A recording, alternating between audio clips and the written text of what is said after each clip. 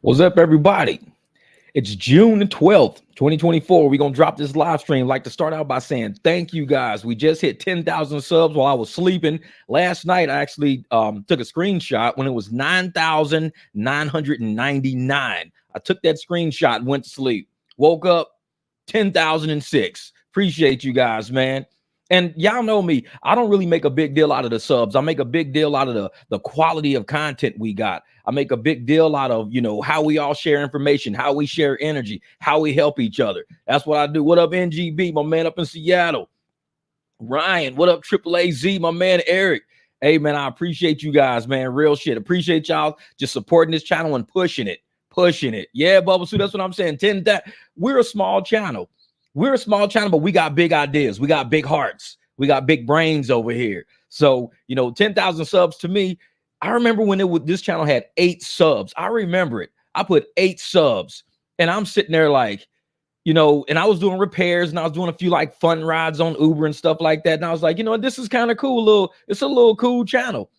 10,000 subs. This is crazy. All rock. I'm all right. I just had to drop a live stream today, man, just to let people know I appreciate everybody. And I know that the content I do and the way I do it, the delivery, it's not like a normal rideshare channel. It's not like a gig channel. We know what the gig channels are. Team Righteous. And when I started making my content, you used to hear all the time, oh, you're not professional. This channel's trash. You would hear that all the time. I mean, I probably had like 300-400 subs. You ain't gonna make it. Your mouth was this, yeah, blah, blah. How many people would say that every time I would drop a video? This video don't sound professional. This video's YouTube don't want this kind of shit. This and 10,000 subs, y'all. We made it. 10,000 subs. All those motherfuckers who told me to shut up and my channel wasn't gonna make it and it wasn't gonna go. I cussed too much. 10,000 subs. We hit it. YouTube keeps me in the algorithm. They kind of get a kick out of me. I tell people, my shit's George Carlin style, man. If you ain't watched George Carlin, you don't watch Dave Chappelle, Richard Pryor, Eddie. We have a good time over here, but we still keep it 100. We're like the George Carlin Fox News Network or some shit. I don't know what we are over here, but we drop it, man. We come over here, we drop knowledge. We let people take this information out into the real world. Hopefully they make money. And a lot of people, like I said, they did not like this channel, the way it was set up. And I told motherfuckers from the get-go, I'm okay with that. You ain't got to like me. 7 billion people on this planet. If you don't like me, take your ass on somewhere. We're going to keep it moving. We up to 10,000. So all rock, there it is. Yeah, that's my man Brian over at DoorDash Sucks. And I know he's got a job and he's busy doing stuff now, but that was one of the original OGs right there, man. Brian. He's been on this channel since I think before I even had 1,000. That's how long I've been knowing Brian, man. He says, you don't have your professional hat on. You got to go get the hat, man. You got the subs. Exactly. I went and got the hat and all of a sudden the subs went through the roof. Like, hey, here we go. That's what's up. Exactly, man. Are we live, motherfuckers? Like, is this a real video? Man, I'm back at the house cooking now, but I can jump on later if you want to chat. Cool. Yeah, like I said, I'm gonna only do this live. This is not gonna be a long one. This might be, an hour and a half, 2 hours. Who knows? Because I know I got to get out there. I got some stuff I got to do. What up, Tiger Meg? And a lot of times, when I do my live streams at night, when I know I'm not going nowhere, oh, man, I let it rip. I'll be on here 4 or 5 hours just letting it go, man. And I appreciate people. Thank you, Madman. Salute, King. And I just let it rip. I just, we all share energy with each other. And this has been one of those kind of, podcasts and live streams where drivers actually control the energy of this channel. And I know we got a lot of haters out there and I kick them to the curb. Fuck them. We don't got time for them. I send them to other channels because other channels need them. I need y'all because we are that channel that's going to be like, hey, if we're going to go out there and get our money as independent contractors, we're going to do it. We ain't begging. We ain't sitting around crying and moping about it. We're going to figure out ways to go out there and get it. Like I said, CEO, conquer every obstacle. That's why I wear my CEO shirt, conquer every obstacle. Because if you see something in your way, hey, you got to figure out how to get around it, man. Figure a way how to get around it. Oh, yeah, Seth, I'm with you on that shit. The other gig channels are too superficial for my taste. You think bigger like I do and deliver quality information on a variety of topics that go beyond rideshare. You deserve the follows. I appreciate that, brother. And that's like I changed my name, you know what I'm saying? Because I didn't want gig work in my name. I just didn't. Because I think bigger than gig work. Yeah, we do gigs to make money, but we're business people. We're not gig people. When you think of a gig, you think of something quick and instantaneous and something that, it's like a side gig. Oh, I got a side gig. This is what we do to make a living. We got houses with pools and shit in the backyard. Side job, if that's what side jobs get you, if you don't invest yourself fully into it, a side job ain't gonna get you that. Side job don't get you a fucking front yard full of cars and trucks and shit. A side job, you gotta take this shit serious. You gotta do this. And I know we have fun while we doing it. But when I'm out there getting that money, I'm not fucking around. You got people out there happy to get $15 an hour. Yeah, 15. Fuck that. We're worth 40, 50, 60 an hour. That's what we're worth. We're in the community doing good work. We're using our vehicles that we got to repair and maintain. We're using our bodies that get beat up from sitting in these seats all day. $15 an hour, I can make more than that working at KFC. So I'm not trying to make KFC money if I'm in these streets with $30, $40, $50,000 cars. I'm not doing that. So I'm one of those channels that keep it 100 with people. To me, this ain't a side gig. This is what we do. This is my life. If you look at this as a side gig and you're willing to put your life on the line for a side gig, but yet you go to a W-2 who will let your ass go next week, no warning whatsoever, you give your life to those kind of people. This is what we do out here in these streets for ourselves. We on our own time, our own dime, take breaks when we want to. We live in life out here, meeting people, chopping it up. I done walked into bars with people eating chicken fingers, playing darts and shit. What job pays you to walk into a bar to play darts? I'll go gambling with people and shit like that. What job pays you for that? This is what we do around here. This is what we do. W-2 don't do this shit. So I love it. I love it. Say we out here on vacation, buying cars and condos, going, real shit. We had Triple AZ was out there last week on a cruise ship. He was out in Turks and Caicos sending shirts and shit. I was like, this motherfucker out there kicking it. That's what we do. We say when we want to go on vacation, where we want to go vacate. Side gigs don't do that. A side gig is some shit you got when you work in a W-2 and you might want to go somewhere and paint a curb. I'm going to go paint a curb for somebody for $25. You ain't really putting your life on the line for $25. But you out here, you got people sitting behind you in your cars in the middle of the night. You driving through, 60, 70 miles an hour of traffic at all times of the day. This ain't no side gig, man. This is life out here. And for the people that view it as a side gig, this channel is probably not for you because you're going to get booted out the room real quick. We're here to make money. We're here to invest this money, take this money and do something else with it. We call it life. So what you call a side gig, like you might call a W-2 great. I might not, because I've had W-2s my whole life and they've never made me happy. You're always looking for a different one that treats you better. I met a lady the other day. So I pick her up from the airport. It's one of my private rides. Pick her up from the airport. I'm like, quick, $30. She Zelled me $30 real quick. Get her up to her house. She was like, yeah, I was at this company for over 10 years. Working with this company for 10 years. I just had my last job for the past couple of months. I feel better than I've ever felt working for the past couple of months at this company than I did at 10 years at my other job.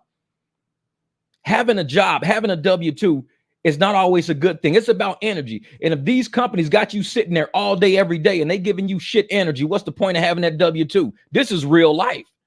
I don't want to wake up going to a shithole every day with my life. This is my real life. This is my real existence. Like this is in my soul. When I walk into your front door, you treat me like shit for a paycheck. I got to go because this is my real life. You're not going to treat me like shit. That's why I love independent contracting. Because if you try to treat me like shit, I can kick you out my car. I run it. Well, how you going to get money? Because somebody else is going to treat me better. At a W-2, you got to keep dealing with that shit for years and years and years. Ride share, I can kick a motherfucker out. Like, well, I can let you out this quick trip right here. We right over here. Shit. Look at that. Bought a 2013 Escalade ESV Premium. Doing pretty good with private rides. Yeah. Oh, and last night in our WhatsApp group, man, the Hum WhatsApp group, we were dying laughing. So this dude, he said somebody was talking about he was like, man, Hum's, he was doing pickups at this concert. It was like, man, Hum's a scam. And I was like, man, you got to start bouncing back on these fools, man. He was like, oh, I'll just let it go. I'll just let it go. Y'all know me. I'd have been like, motherfucker, your mom's a scam. I would have went off on their ass. Like, motherfucker, Hum's a scam. Like, yo, mom's a scam, motherfucker. Get up out of my face with that bullshit. And so we was laughing about it and everything. And I was like, I'm going to make a shirt. Because everybody be talking about, yeah, man, you guys got to stop doing them private rides, man. You can't be doing them private rides, man. Private rides. I say, you know what? Your mom does private rides. I tell a motherfucker, that motherfucker, your mom do private rides. Get the fuck out of here. Boy, we be cracking up. And I was like, and I'm like, what if their mom really is an Uber driver and she really does private rides? I mean, I think that'll be a cool shirt. Your mom does private rides. Your mom does cash rides. They be like, what is she, a prostitute? No, she's an Uber driver. She does cash rides. Exactly. Drop them in Maryville. Hey, young boy, this is how we do, man. This is about energy, brother. And that's why I love this channel. This is an energetic channel. It's mental energy, gives you physical energy, gives you the financial energy to go out there and trust yourself. Yeah, no, see, hey, Christian, he was out there. We were dying laughing last night on that fucking, man. We were cracked. I was in the parking lot crying, laughing. Y'all had me rolling last night. That shit was funny. He said, your mom does private rides. Exactly. We ain't ride share. We're livery service. That's right. Livery. We got a livery permit, not a ride share permit. We got a livery permit. And this channel elevates the mentality of what we do as a business, because anytime somebody wants to cheapen you and diminish your value, they're going to call you some shit that cheapens you and diminishes your value, so they don't got to pay you a lot. They call you an Uber driver. They call you, oh, well, you want to be a chauffeur if you want to make real money. Like, motherfucker, I'm just an independent contractor. I make pretty good money. I don't have to go get my chauffeur's license and all that shit to make good money. You got to view yourself as being worth that if you want to go get that. They're going to keep mentally beating you down to make you don't think you worth a lot. Oh, this is all you do. This is all you do. How many times do we used to hear that shit on everybody's rideshare channel? This is all you do. This is all you do. You don't see that shit that much no more, because all those people that used to talk that shit got fired from their W-2s and now they're all drivers now. I said that a long time ago. I said, everybody talking shit about rideshare gonna one day be a rideshare driver. Watch. Sure enough, motherfuckers all became rideshare drivers. They was getting laid off, fired, furloughed, all this shit. And guess what they do? Come straight to rideshare. The shit they was talking shit, hating and everything else. This is what they do now. Exactly. This is rideshare is the longest job I've ever had. Man, it's the most versatile job I've ever had. Because with rideshare, do you know how many mechanic jobs I've gotten just from doing rideshare? There's no other job that'll allow you to do that. I mean, people get in my car, they tell me about this, tell me about that. Next thing you know, I'm doing repairs on their cars. I'm getting money from that. I got money from the private ride. They're now my new private client. I'm like, this is expensive. Independent contracting is very expensive. If you ain't nothing but an app driver and that's all you do is wake up and turn the app on at 6 a.m, turn it off at 7 p.m. and that's all you do with your life, oh, you a fucking pigeon. You ain't going nowhere. You're not doing much with that lifestyle. They're going to burn you out. When your car burns out, guess what they're going to do? They're going to rent you one that's going to be way too much for you to afford. Because if you don't got to spare $2,000 a month right now, how you going to afford a $2,000 car? Because you got to pay that $2,000. You got to pay that $400-$500 a week.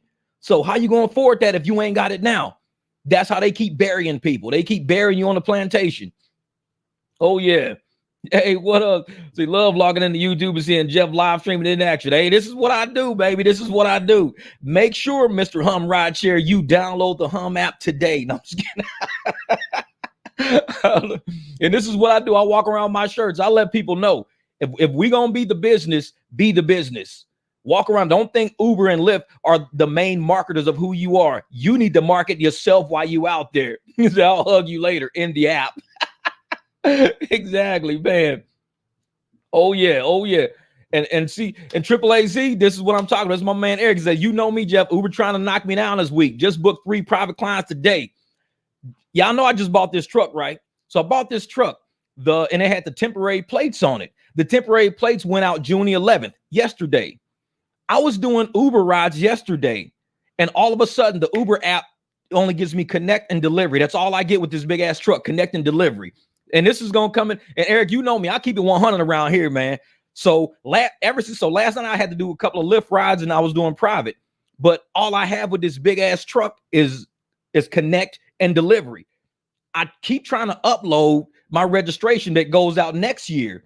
It won't take my registration. It keeps saying this vehicle not allowed on Uber. It says that shit. So I contacted, I got a whole video about the screen, showing the screens and everything, what I was going through last night with support. So I'm talking support or whatever. So I'm like, well, it won't. And the support is like, yeah, we can see it's been, it kicked you out several times. It rejected you several times. I'm like, yeah, it's rejected me probably about 10 times of me trying to upload my new shit. So it won't let me drive. Now it's funny because it allows me to do connect and delivery. So how can a car that's not registered, no registration at all, allow me to do connect and delivery? It allows me to do connect and delivery, but it won't allow me to do rides. But it's saying I don't have any registration. So how can I do delivery with no registration? This is what the people can't tell me. I'm like, they fucking with me. They know we're out here doing cash rides. They know we out here making this fucking money the right way. So the moment it went out, now that I have to re-upload the new insurance, not the temporary 30-day shit, but the new shit, they won't let me register my truck on Uber now. But I can do delivery on Uber. I can do connect and deliver packages on Uber. So how you gonna let me do packages and food on your app if you're saying my truck doesn't have legit registration? This is how their system is. This shit don't make no sense. It's got registration. I got it in the truck. Goes out in 2025 next year. But they're saying your registration is expired. If it's expired, why are you allowing me to do delivery? Y'all playing games with me, motherfucker. I'm not stupid. I'm pretty sharp. So if my shit was not registered, they would just not let me get on the app at all. It would say, nope, you can't use that car. You got to use another car. They're just saying you can't do rides. You can only do delivery and connect. You have expired registration. So you guys allow expired registration to drive around on your app? You gonna insure me with expired registration? You gonna insure me for that? I'm telling you, man. They even allowed to do deliveries even with expired. Exactly. So I'm sitting there like they're playing a game with me because I'm not stupid. I say my name. I got my trucks. I've seen my license plates online. I don't hide shit I do from these people. I don't. I ain't got no reason to hide. I'm a contractor. I drive for Hum. I drive for Lyft. I drive rides. If I download rides, I do Uber. I do private rides. I'm an independent contractor. I'm not an employee of Uber. So Uber can't say, well, we're kind of upset that, I'm not exclusively Uber because I'm not your exclusive employee. You don't just send me rides. You send everybody rides. You put rides out there. These are offers. And I was talking about Robin today about that. These are offers out there. What up, Sanders Bear? So when you put a proposal out in the open, you put an offer out in the open, and I say, you know what? I'm going to go talk to this person about this offer that I saw them have. I'll accept it. I'll go to them. I'll say, hey, I see you looking for a ride. How do I know that? Because it's a hot lead. They're going to do it. They're going to say, I need a ride on some app from somebody. I just need a ride. I don't care how I get there. I just want to get there. I got Hum. I could do manual rides. So I can show up and I can say, this is an app you haven't heard about. It's still an app. It's an option you have. Uber is not your only option. Lyft is not your only option. I'm an independent contractor and I have all these options on the table for you. I'm the waiter showing up with the menu. So I show up to your table with the menu. I open the menu. You want steak, you want shrimp, or you want a burger? Which one you want? Actually, I thought I could only have steak because they didn't tell me they had shrimp and hamburgers. They only said they had steak. That's it. Nope, actually, we got shrimp and hamburgers too. I got Hum. So what you want to do? I'll take shrimp. Cool. So you'll take Hum. Let's go then. Let's go.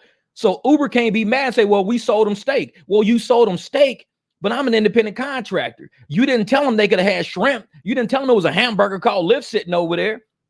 You just said, this is how much the steak costs. And they was like, shit, I guess I'll eat steak then. Don't really want it, but I ain't got no other option. Actually, you do, because I'm an independent contractor. I'm your waiter showing up. Here are all your options. And if they say, well, I just want to stay on Uber. I'd rather have the steak. Now I'm in the mood for steak. I don't want to. Cool. Fuck it then. You can have steak. I don't sell steak. I'm going to send you another waiter. How about that? I'll cancel and I'll drive the fuck off so they can have their steak. Now, if they say, you know what? I actually want some shrimp. Cool. I'll cancel the steak, pick up shrimp. Uber and Lyft can't be mad about that because we're independent contractors. They can't limit competition, coerce people, threaten people, prohibit people from presenting options on the table. Because if you prevent options, that's like going to Google and Google says the only thing we're going to show you is Uber. We're not showing any other ride share. Google will be in violation of the Sherman Antitrust Act. They have to show all the options. Everything that's out there, they have to show it. If they purposely shadow ban or block somebody, They could be fined for that. You can't do that. That's illegal. Not immoral, not unethical, not bad business practice. It is illegal, like against the law, illegal. So when you present somebody from work, you prevent somebody from having a job, having the ability to say, I'm not your employee. You don't own me. You don't own the words coming out of my mouth. You don't own the car I got. You don't own me. I have a right to talk to this person in front of me and say, you have options. Did you know that? No, I didn't. I thought I had to use Uber. They want you to think you have to use Uber. That's how they retain you as a client. They want you to think you need the vaccine to get past the virus. They want you to think that shit. So when they sell you a narrative, they want you to believe in that narrative. When I give you an option, now you know the narrative is not the only way. You can do this without the vaccine. I can? Yeah, you can. You didn't know? No, I didn't know that. Yeah, you don't need that shot. Well, they said I was going to die if I didn't have it. Yeah, they said if you didn't take Uber, you was going to get left on the curb too, didn't you? You're not going to get left on the curb. I got hum. Man, Uber is so expensive. $113 to lead a concert. Tell you what, $80 and I could do it on hum. You have an option now. They don't want you. They don't want you to know about the option. They can't tell you the option doesn't exist. Uber and Lyft both want you to tell people there is no other option. I have to be an Uber driver. I have to be a Lyft driver. Doubt it. You're an independent contractor. You're not their employee. You're not. They even tell you to your face in the addendum, you're not an agent for us. You don't sell our products. You don't sell our services. You don't sell our app. You engage with us as the app. Just like I engage with Hum, I engage with Lyft, I engage with riders. I engage when I leave the house. Nobody hired me. I hired myself to go out and engage people today. So Uber and Lyft can't deactivate you and prohibit you from going out and making money. If they do that, they're in violation of a law. Oh, it's not just a bad business practice. No, it's illegal. Why do you think they're always in court with their terms of services? Their terms of services are unconstitutional. If they were constitutional, they wouldn't always be in court about the shit. These are unconstitutional terms of services. That's why they got Tony West from the Justice Department sitting there, because he's saying these are the loopholes we can do. Why do you think they would go for a Justice Department? The head of the Justice Department works for Uber. You don't just hire fucking Michael Jordan to play on your team unless you want to win a championship. You don't put Michael Jordan on your team to keep the bench warm. You don't put LeBron on your team to keep the bench warm. You trying to win a championship. You go get Tony West because you want to take over this shit. That's what you're doing. You want to make sure the law only applies to people outside of your company, because we got Jordan on our team. We winning this shit. Every case that comes to us, we winning it. Why? Because you know your terms of services are shit. Nobody else out there looking to hire Tony West except a company who knows they're on the other side of the legal field. They're on the defensive side. They're not plaintiffs. You don't ever see Uber being plaintiffs.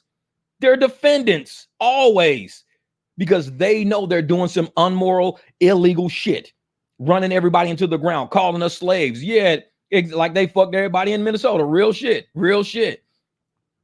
Yo, yeah, they're tech companies. There it is, man. Their tech companies say so when the passengers pay. I just use them Monday and Tuesday. Exactly. That's all they are.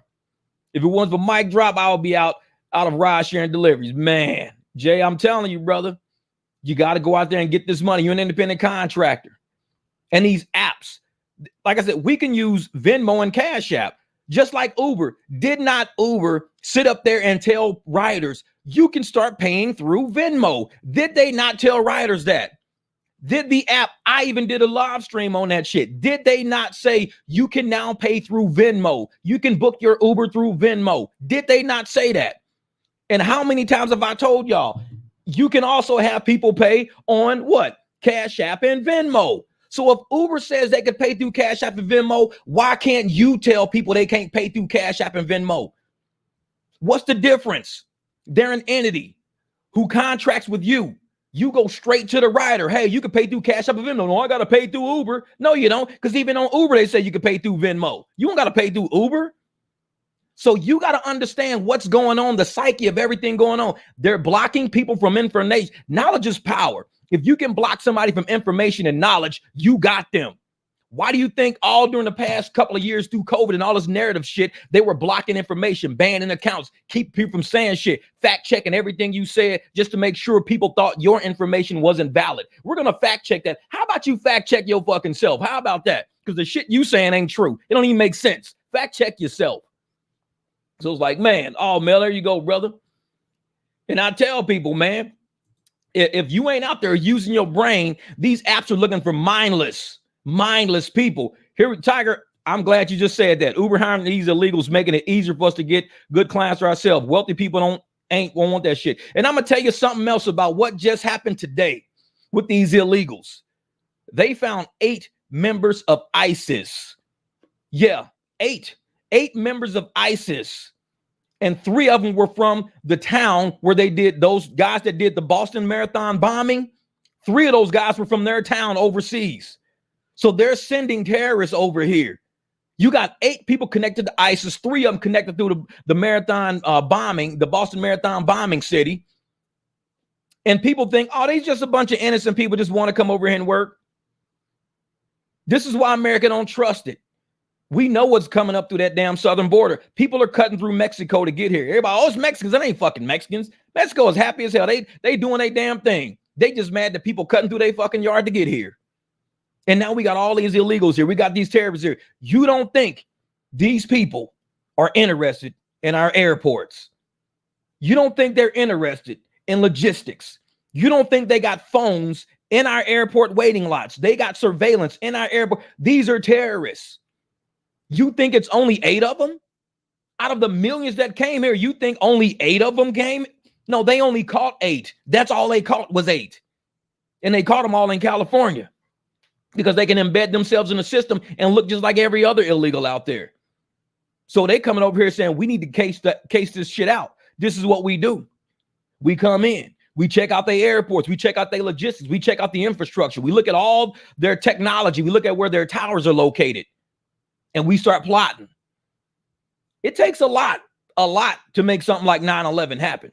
That shit didn't happen like in a weekend. They planned this. They plotted something like that. You don't think these people over here plotting and planning right now?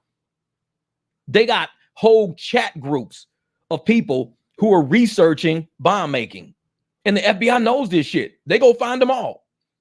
And I'm sitting there looking at all these people like, yeah, these illegals are great. They're going to come over and help our economy out. I'm like, wow, are you like a corporate exec? Because, I mean, as far as like the average everyday working American, all it's doing is watering down our dollars. It's watering down our systems. That's all it's doing. You got all these luxury hotels full of people, and yet all of our tax dollars are paying for luxury hotel rooms. Why don't our tax dollars pay rent for the Americans that are paying the taxes? You could always say, hey, man, instead of charging people $600-$700 extra a month in rent, why don't we just give every American an extra $600-$800 that they paying anyway out of their taxes and give it back to them so they can afford rent? They don't do that, though. They give it to people who ain't even paying taxes. That's the shit that fucks me up every time. So I hate to break it to you. This has been going on since the 70s. Bro, I was born in 73. You think I gave a shit if I was a 1-year-old? I hate to break it to you, motherfucker. I was born in 73. You think I give a shit as a 1-year-old? I'm trying to eat fucking baby food. You think I give a shit? It's like hell. Thanks, Banks, man. Appreciate that, brother. And I love how people say, man, this has been going on since the 70s. You know what? Murder has been going on since the beginning of fucking time. That don't mean it's not important. Oh, man, people been killing people since the beginning of time. We've been having wars since the beginning of time. We need to stop talking about war, man. This shit's been happening since, I mean, Christians was fighting Christians overseas in the Bible and shit. We need to stop talking about that, man. But see, that's the thing, Paul. There's nothing you could say on this chat right now that we don't already know about. Really, we talk about history a lot. You're new to this channel because I ain't never seen your name. So we talk about history on this channel a lot. So the shit you're talking about, we've already talked about on another podcast or another live stream. We just ain't talking about it right now. So like I tell people, this is senior class. You coming in with freshman ideas. We've already talked about this shit in the freshman course. You got to go back in my live streams. It's like you can't bring it up on today's June the 12th live stream on shit we talked about last November. It's like, man, I'm telling you, man. Hate to break it to you, it's been going on since the 1700s. Exactly. People have been immigrating and migrating way before that. How the fuck do you think this country was even founded? It's like, man, you think we know people have been coming over to this country from other countries since this country was even founded. We know that much. And you always been happening since the 70s, man. Bruh, Moses parted the Red Sea to get motherfuckers from point A to point B. This has been happening for longer than what you even say, but we already discussed that already. We talked about this, and there's things that we're talking about now that we're discussing now. And that's what we don't dig back into freshman courses. We're at senior level now. We're talking senior level shit. You know, back in the Garden of Eden, motherfuckers walk right past the cherry tree. I know it for real. Exactly. This country is built on migration. Real shit. This whole planet. Because people had to migrate, you know, for resources, just like birds migrate, just like animals migrate. People migrate for a million reasons. And you had Vikings that were migrating up north, coming down through Canada, coming through North America. They came through America from the north. Yeah, Vikings were here way before a lot of people even assumed they were here. Vikings were here before, you know, the pilgrims and shit came over here. There were already people here already. I mean, you can look back in history. You can look up the Clovis people, Clovis, the Clovis people. The Clovis people were here on this planet, on this soil before anybody was. Native Americans, anybody. The Clovis people came through the Bering Strait. They populated America. They went straight down through South America. Look up the Clovis people. They're the people who were before the Aztecs, the Mayans, Incans, all of them. Trust me, I know some serious shit. So we ain't gonna go back to the 1970s. We'll go fucking farther than that. It's like, man, what up, Lisa? What's good? What's good? What up, my man? L Brown, what's good? Hey, that's right. Hey, we had 10,000. We had 10,000 a day, man. So we hit that 10,000 subs, and that kind of made my day, actually, because and what was funny was last year, I said, well, by the end of 2024, I should probably be at about 10,000 subs. I said that last year. I said, I'm going to be at 10,000 subs by the end of 2024. We're in the dead center, almost the exact middle of 2024. And we're at 10,000 subs already. And I get that shit to a lot of the people on this channel. It's not like I told y'all, it's not just me. I just host the channel. The energy, the comments, the examples of reality, that all comes from y'all. Because a lot of the reality that we post on this channel is not from the things I do. It's from the shit people email me, from the stories that I see in the chat, from everything else. This is where the reality of this channel comes from. And a lot of people who are not believers, they're doubters in what we do. They come to this channel and they see what we do. They go to other channels and they, oh man, I don't know how I'm gonna make it through, man. I got to go back to a W-2, man. So they go, and when I see somebody leave rideshare and they go back to a W-2, it's not, I'm going to tell you, my sons are going to work W-2s. Nothing wrong with it. But I see that as the water goes downhill, taking the easy way out shit. I see that. Thank you, Miss Lisa. Woo, woo. This is where's the 10K sub cake at? So when they go get a W-2, that's water going downhill. That's the easy way out. If you're a true entrepreneur, you're a true independent contractor, if you're truly that person, you're going to figure out how to make money in an independent way versus saying, I'm going to go back and build somebody else's dream. I'm going back to somebody's company and I'm going to build that. No, you're going to stay building your dream. CEO, conquer every obstacle. CEO, you got to stay CEO. You don't go, well, I was CEO. I was conquering every obstacle till they started giving me shit rides. Now I'm going to go back and just be an agent. I'm going to go work for somebody else's CEO. Stay a CEO. Conquer every obstacle. How do we do that shit on this channel? Private rides, friends and family, networking on Facebook, Instagram, TikTok, YouTube. This is how we do it. We stay CEO. We don't drop down and say, I'm going to give up my position. No, water runs downhill. Everybody over here, 300. We rocks. We solid with it. So we're not going to sit up and say, you know what? I'm having a really, really hard time in rideshare and gig work. So I'm going to go.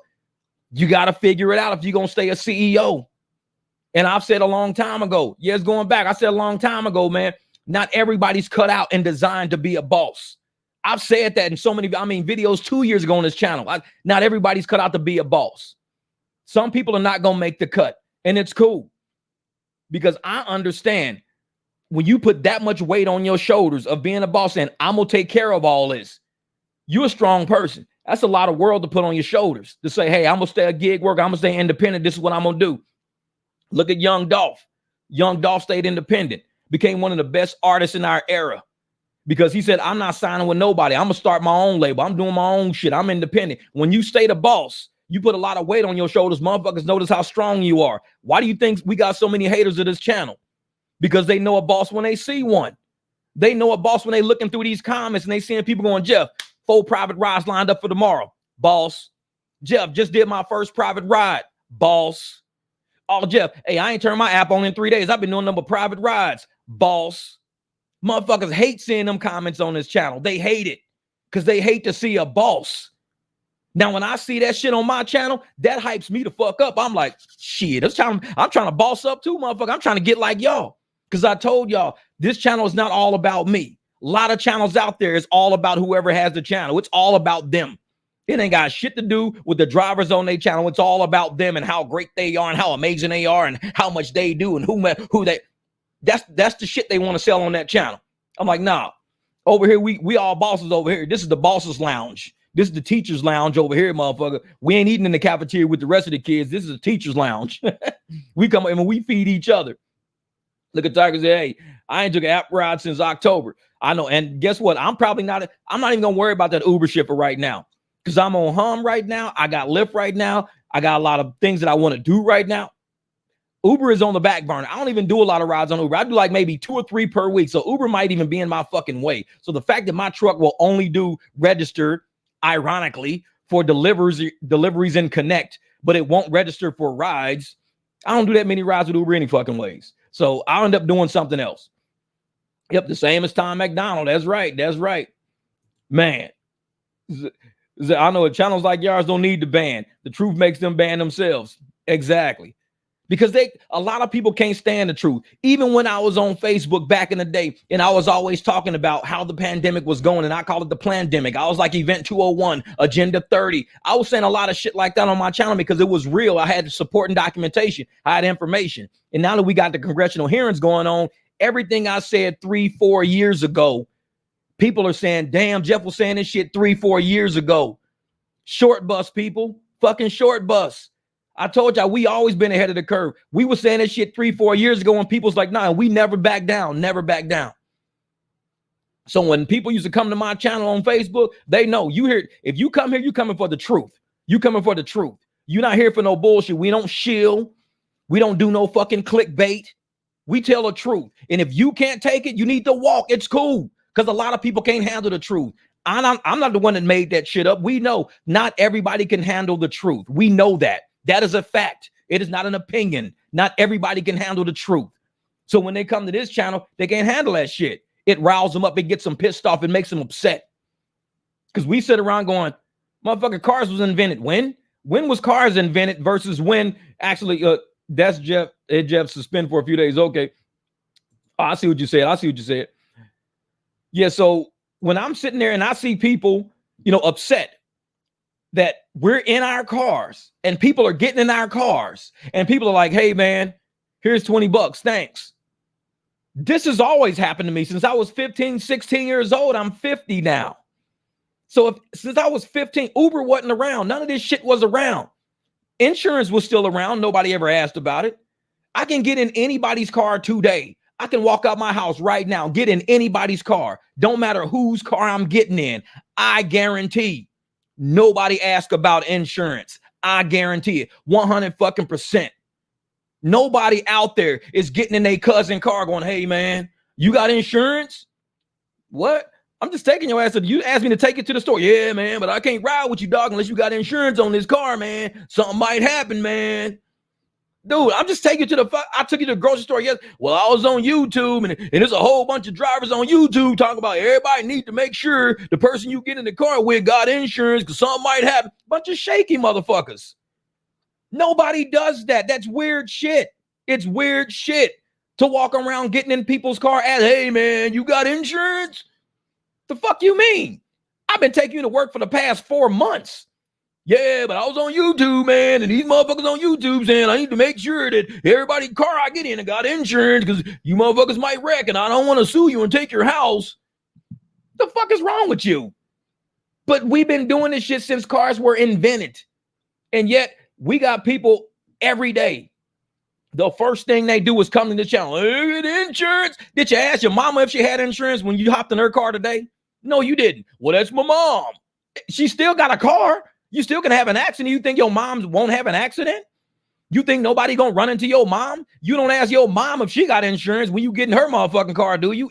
Mom, is your insurance lapsed? Did you make the payment? Because if you didn't make the payment and your insurance lapsed, I might want to call my friend to take me. I need to make sure you got insurance. Ain't nobody asking if your insurance is lapsed or not. These are weird fucking people. So I'm like, no. If you don't trust yourself and trust your driving ability, if you don't trust it yourself, you probably shouldn't be driving. If you don't trust your helicopter flying abilities, you shouldn't be flying a helicopter. If you don't trust your plane flying, your boat driving, your fucking skateboarding abilities, you shouldn't be skateboarding. And I'm one of those people that ride a motorcycle. Last 26 years, I've been on a bike. I've had 4 wrecks. None of them involved a car. And none of them, I never hit a car. It was me fucking around on the bike. One of them, my very first one, I slid in some water into a fucking bush on a Ninja 250. I fucking stood that motherfucker up and got back on it and drove off. I didn't give a shit. Another one, I was doing a wheelie and the wheelie went too long, so I fucking dropped the bike and took off. I know why I wreck. I know how to drive. I know when to fuck up. So out of the 26 years of riding motorcycles, for me to name all 4 of my accidents and knowing exactly how they acted, none of them happened in traffic. I never got hit by a car. I don't ride in curb lane to get hit by a fucking car. Every motorcycle wreck you see is in the curb lane, and it's always T-boning a fucking car that didn't see them. Common sense. I've been doing this shit for a long time. So when people ask me, well, how come you don't wreck, Jeff? Because I know how to drive. I know it's more than me using my turn signals. I know it's about other cars out there. I know I can't tailgate no fucking body. I got to give everybody some distance. I got to pay attention to all the signs. I got to look at cars pulling out, cars pulling ahead.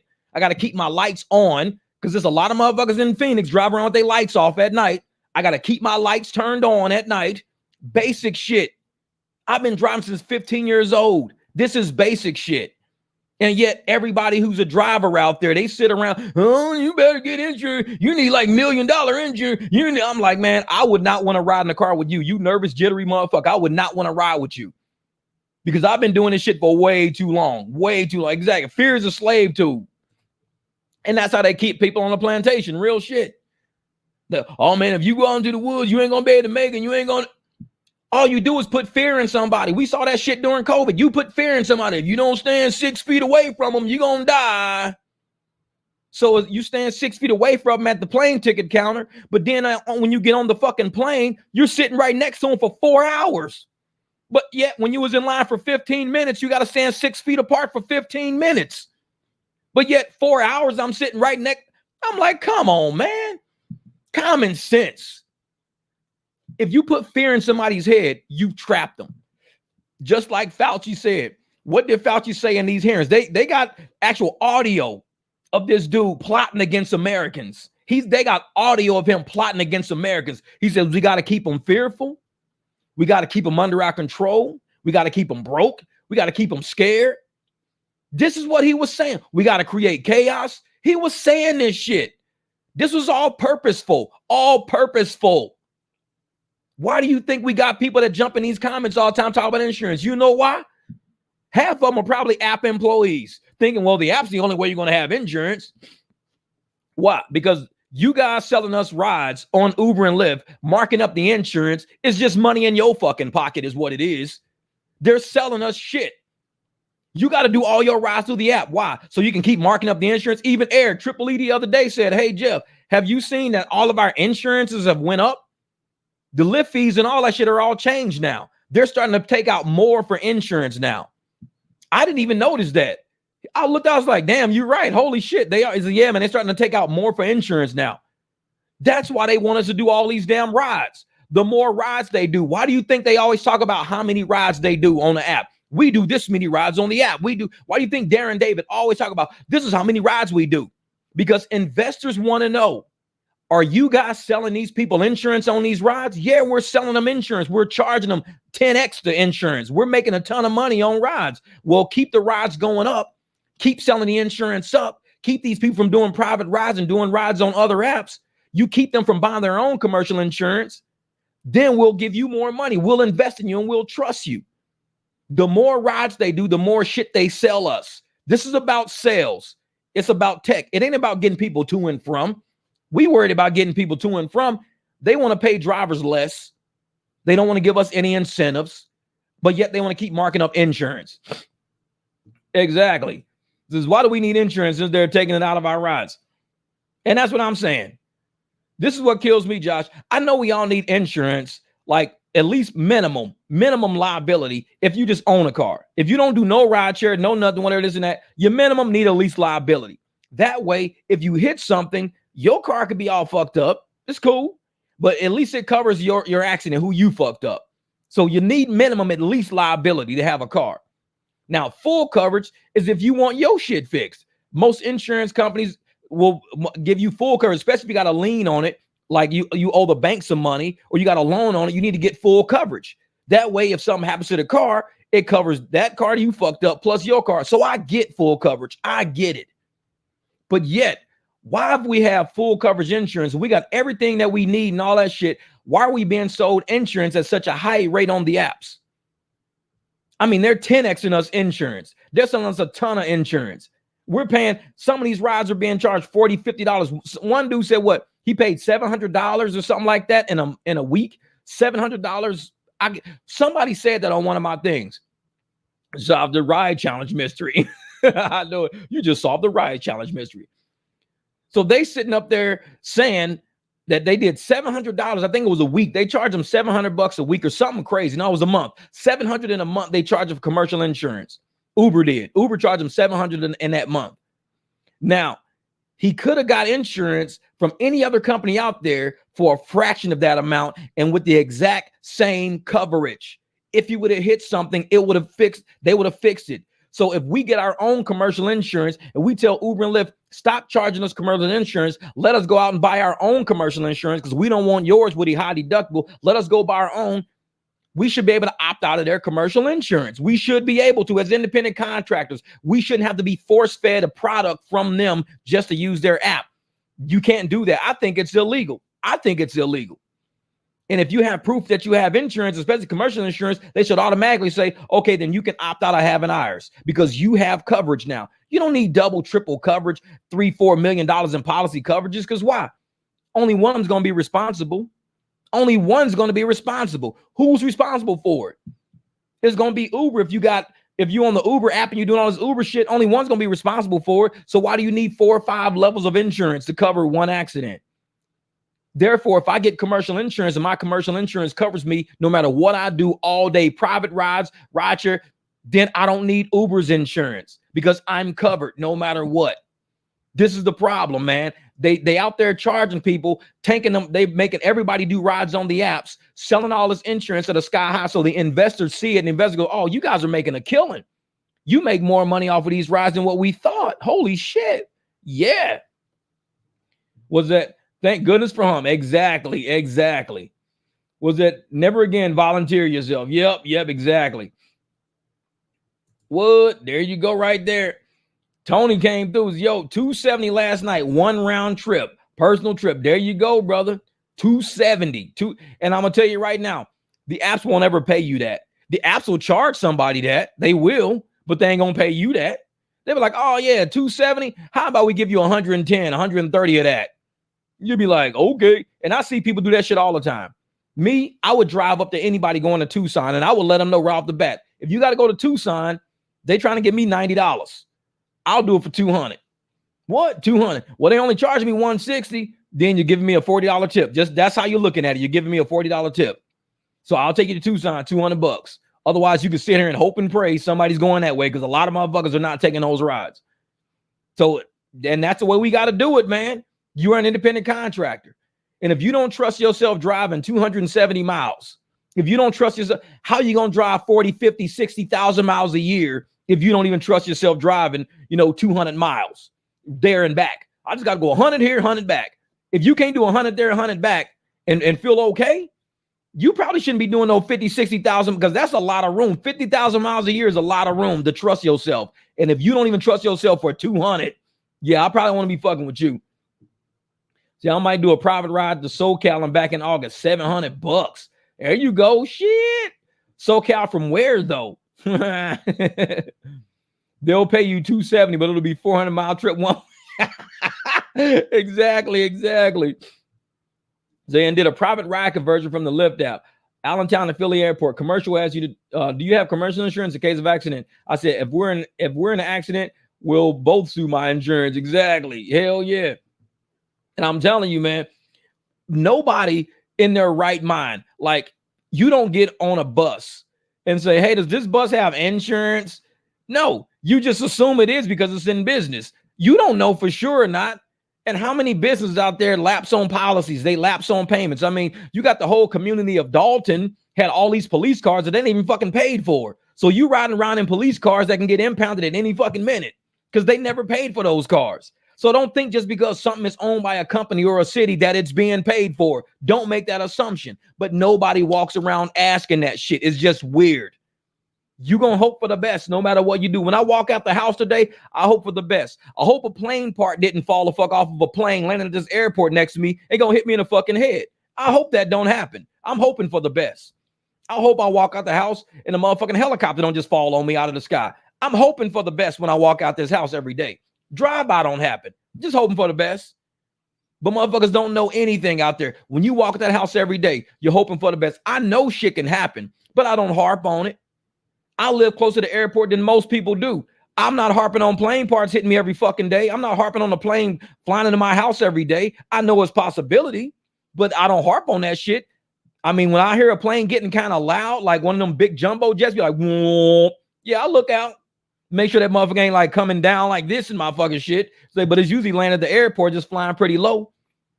But you don't worry every day. Oh, man, I got to move my house. I need to insure my house, man. I can't. But that's what these dudes do when we talk about private rides. First thing they do, well, you got to have insurance, because you don't know it can only be like a 1 mile. It could be 1 mile, could be 100 miles, could be 1,000,000 miles, and I don't have an accident. Do I look like I'm fucking worried about it? I'm more worried about being the safest driver I can be. I'm worried about not driving in the curb lane so I get run the fuck over on the curb. So somebody pull out, smash into me or something like that. I pay attention out in traffic. That's the best I can do. A piece of paper is not going to solve my problem. It's really not. An insurance company is not going to teach you how to drive your car. They're not. They don't call you every day. Hey, man, you want to come take a driver's course? Want me to help you to learn how to drive? That shit is fucking piece of paper. You need to be the best driver you can be out there. Take care of yourself, the people in your car, the people around you. Don't tailgate. You know how many motherfuckers have rode in my car? Riders have rode. Says, man, I love the way you drive, dude. You can drive all. Likewise, I say, dude, you drive the speed limit. You're not going super slow. You don't put on your turn signal, cutting people off. You don't tailgate. I'm like, dude, I drive, man. This is what I'm a professional driver. This is what I do. And people tell me about some of the rides they get. Hey, like, man, we was damn near getting rear-ended by everybody out there. The lady wouldn't even drive. She wouldn't even hit the damn gas pedal. We like, lady, the speed limit is like 55. She's going like 40. I'm like, yeah, because people don't pay attention. This is hope for the best should be a t-shirt, man. I just hope for the best. Exactly. I just hope for the best. I hope a plane don't fucking fall on me when I walk out the house. I just hope for the best. Yeah, insurance is in the business to take your money, not pay out money. They ain't your partner or friend. Exactly. Which is why they're leaving places like California, why they leave places like Florida, because they can't take in enough money to pay shit out. They're there to take your money because they want to create a company, a business that's profitable. Insurance is not a nonprofit. Insurance is profitable. So they go out there and they say, we're going to get as much money as we can get out of these people so we can live the lifestyles we want to live. We want to go out there and buy cars. We want to buy boats. We want to take trips with our founders and shit. Charge insurance premiums to do it. So they charge premiums and they live these lifestyles on our premiums. Now, when it comes time for them to pay some shit, they don't want to pay nothing. Wait, what am I paying you for? Well, just like this one guy, he said that he had he got an insurance policy. Check this shit out. Had an insurance policy. The amount of the insurance policy on his sale paperwork versus his bank loan or something like that was a 60-cent difference. 60 cents. It was something saying from 30, and instead of saying 30, it said 90. It was a 60-cent difference on the paperwork. Years had passed. It was a 60-cent paperwork. Insurance says, we're not covering your claim. He was paying premiums, though. He was paying all these premiums. Why ain't you paying my claim?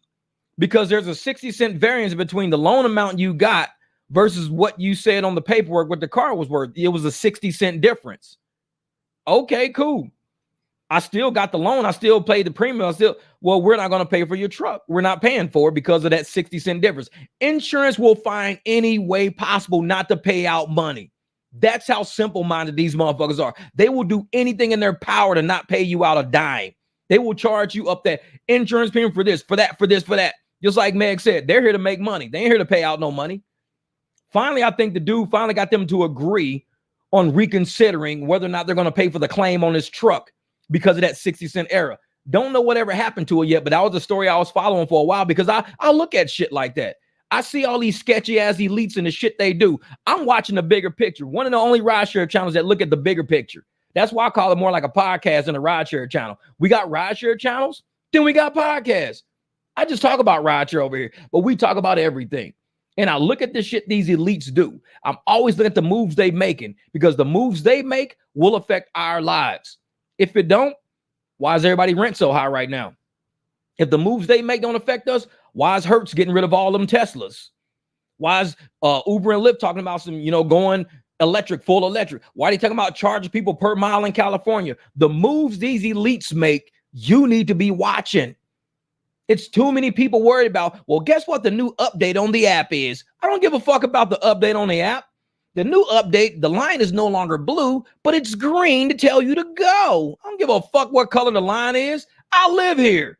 I drive a car. I know when to go. When the traffic light is green, I go. Fuck the app. Because the app, well, when they change the line to green, that means that's the direction you go in. I know the direction because this is not a one-way street. I know I got to go east, so I go east. I don't need an app to tell me that shit. So I don't really promote the apps and all the new updates and all the new bells and the whistles and the dings and the chings and the wings and the flame. Fuck all that. What I do is say, hey, go out there, get your money. If the price don't look fucking right, cruise up. Let this person know, listen, I'm an independent contractor. This is how we going to do it. What up, husband? I'm an independent contractor. This is how we going to do it. They trying to give me $13 for this ride. Normally I do this ride for $25 all day. I pay $25. Shit, they're charging me $33. Cool, let's do it for $25. $25 it is. See, and they gonna probably give you fucking $30 just because you were so nice. It's like, well, shit, I was gonna pay $33 anyways. Give them $30, fuck it. They gonna take care of you anyways. That's the kind of channel this is. I don't give a shit about these updates. I'm more worried about what's in court. What's in court is the contractor status, the employer status, the moves these elites are making. So I stay on that edge of the spectrum. I don't sit up and play that bullshit. Oh, let me tell you about the app today. The app says in order to be on the tier, you can now be at 80%. I don't give a fuck about no percent. My phone says no tier, none. What up, Alicia? It's my girl down in Douglas. What's good? What's good? She out there getting it in. She's like, hey, hi, husband. It's got a little square. I don't see what that square looks like. StreamYard don't show me what the square is. Oh, cool. Thank you, my man, Alpha John down in San Diego. That's my brother. Thank you. Hey, $10 for 10,000. That's what I'm talking about. I appreciate that, brother. $10 super chat for the 10,000 subs, my man. Man, me and you, man, me and John, we've been like, what? You've been on the channel since I've been around about 3,000, 4,000. You've been here for a long time, man. Long time. I made John a shirt a long time ago. Said there's 3 type of holes in San Diego. You got sinkholes, you got potholes, and you got assholes. 3 kind of holes in San Diego. That shit was funny as hell. I love that shirt. That shit's funny. I love that. It's like, he came up with the idea. I was like, I'll make it. I don't give a shit. That's what's up. That's what's up. So I was at 100, but got 20 offended by the truth. Oh, yeah. Just look at that. Was at 100, but 20 got offended by the truth. Yeah, shit dropped quick as hell. Quick as a went straight down to the ground, man. Thank you. Thank you. Man, that's Alpha John right there. But like I said, this is one of those channels, man. We look at what the elites are doing. And a lot of channels are so locked in. They're so locked in a rideshare. Rideshare is a tool in your toolbox. That's all it is. It's a tool in your toolbox of how you're going to pay for your house, how you're going to pay for your car. That's all rideshare is. You are an independent contractor. You don't have to do rideshare. You could do private rides, which is not really rideshare. It's more like a private ride service. Rideshare is kind of like, you're using an app and you're just sharing your fucking car all day with just random ass people all day. That, to me, that's rideshare. Just sharing your car with random people all day. Now, for me, I'd rather do private rides. Private rides are more like I'll share my car, but it was people I trust. The app don't vet everybody because, like I said, some people can show up in the car who just bought that account off of Uber. They just bought it off of Facebook Marketplace or some shit. So they don't always vet the people who actually have the app because they don't have the ability to vet the people that have the app. They don't have that ability. With Uber, you could be showing them to pick up Shelly and Kevin walks out the house because they don't have the ability to stop guests from getting in the car. They don't vet everybody. As a private driver, it's not really ride share. It's you doing private rides. When you take your family to the store, do you call that ride share? No, you're taking your cousin to the store. Hey man, can you take him to the store? Oh, bro, I'm not doing no ride share today. Man, you sitting here playing GTA, motherfucker. I just said take me to the store. Man, that's ride share, dog. That's ride share. The fuck you mean? It's you taking me. You always took me to the. Well, I was looking at the internet, man, and on the internet they said if I share my car, it's considered ride share, especially if you're gonna give me money for it, and I don't got commercial insurance. Man, I'm gonna unplug this motherfucking TV if you don't take me to the store. All right, whatever, man. And this is what it is. Oh, thank you. My man, Gilly G. Alicia, thank you. Gilly G, my brother. Oh, man. Hey, if I tell people, if we were all like a closer network, and it was funny because I was talking the other day about possibly having a bunch of drivers, like we all meet up at one central location and just spend like a few hours, man, just like a random Saturday, just kicking it, just fucking kicking it. Not talking no shit about rideshare to that deep, just trying to help each other, make it through this next wave of fuckery that we know the apps are coming down the pipe with. Because they got to replace every Tesla battery with a Jeff Watts. Exactly. Hey, like I said, I'm gonna have a Tesla, but my license plate gonna say not Watts. That's what we're gonna say on my fucking license plate, not Watts. But I want to meet up with everybody. And if we all could just meet up and just talk about real life shit, starting businesses, starting companies, using our private ride money to flip our money, using rideshare money to flip our money, doing shit like that, we can actually make an impact in each other's lives in a community standpoint. Because I'm gonna tell you right now, if you're a person that like to cook, you already own a truck or SUV or something like that. All you need is a trailer and a motherfucking generator and a barbecue grill. That's it. You can make a ton of money selling food on the side of the road. Do you know how many of these food trucks I stopped at over the past year? I stop at food trucks more than I stop at fast food restaurants because food trucks are a part of our community now. It's somebody's family member who took it upon themselves to take that risk and to say, you know what? I'm going to start me a food truck service. I'm going to go buy me a trailer. I'm going to buy me a truck. And I'm like, I'm glad you took that risk. You didn't go at a W-2 and build somebody else's dream. You trying to build your dream. So I'm going to support your food truck. I don't know you, but I know what you're doing. I see you, motherfucker. That's what it is. I see you, motherfucker. It's like, I don't even know you, but I know this food truck don't belong to McDonald's. This food truck don't belong to Wendy's. It don't belong to Jack in the Box. This food truck belongs to somebody who put their money up and their courage up and said, I'm going to make some tacos and some fucking burritos. I'm going to make some cups with some tahini and all that shit. I'm going to do. Hey, guess what? I'm going to fucking support you. I don't even need to know you. I know what you're doing. I'm going to support that because I want your kids to sit back one day and go, man, mom really made a lot of money with that food truck. I think I'm going to do the same thing. So if I can help build your dream, you can help build your kids' dream. So when I'm out supporting all these food trucks and all these independent communities, that's me taking Uber and Lyft money, me taking private ride money. I don't get no money. No, I'm getting money out of ride share. And I'm taking it all to the community that I live in, supporting the kids in my community who going to end up owning these houses one day. They're going to end up having kids in these houses one day. They're going to have all of these stores around here going to be hopefully run by them one day. When you support your community, you looking deeper into it. Uber and Lyft don't give a fuck about it. All they see that says is one giant plantation. And how can we hold these people down enough to keep doing rides for us? How can we do that? How can we get them to rent a car from us? That's what they look at us as. We're not people. They don't see us sitting on our patios. They don't see us cutting our grass to make this place look nice for anybody just passing through. Oh, this is a nice neighborhood. We push all of our trash cans as far back as we can so this don't look like a dump around here and shit like that.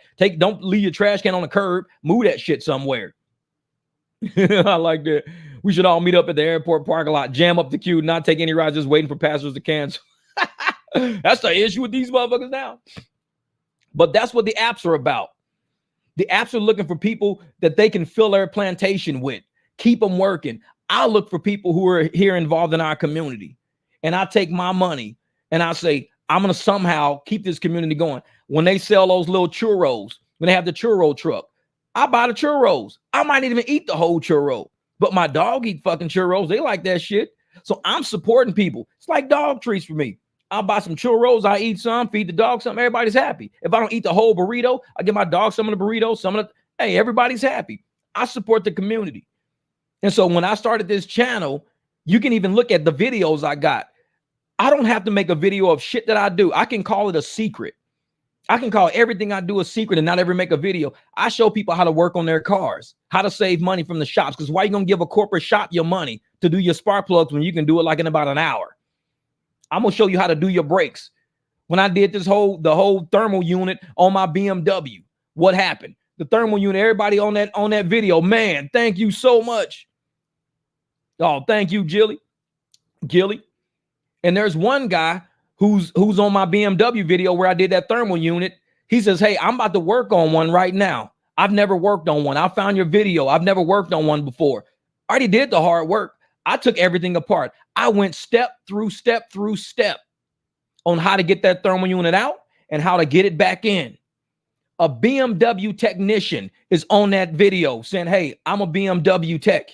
I got to do one of these. I looked it up. A BMW technician is looking at a driver for advice on how to repair one of these expensive ass. And you know how much you're going to be paid for that? You know how much?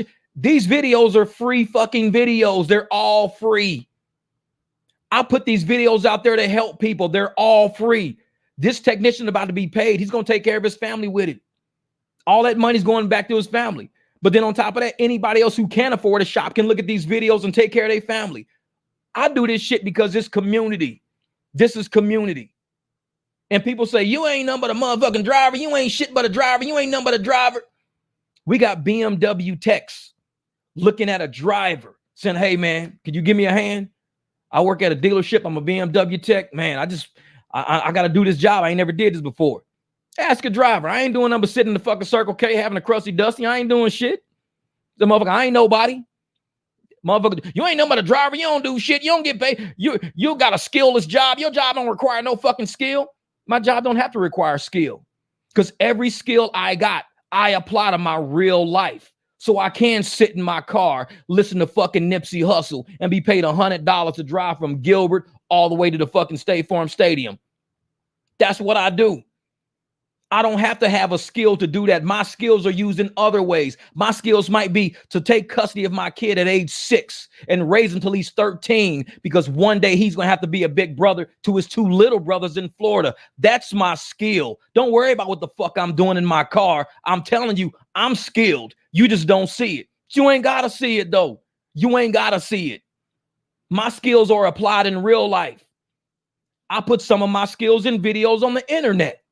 So when people look at us, y'all just drivers, y'all ain't got no skills. Get a job with a real skill. Motherfucker, my life has a real skill. Fuck a job with a real skill. I deserve a job with 0 skill so I can run it like a business. Somebody's got to do the back end work on this. Somebody's got to do repair on these big ass fucking cars. Somebody's got to do financials behind it.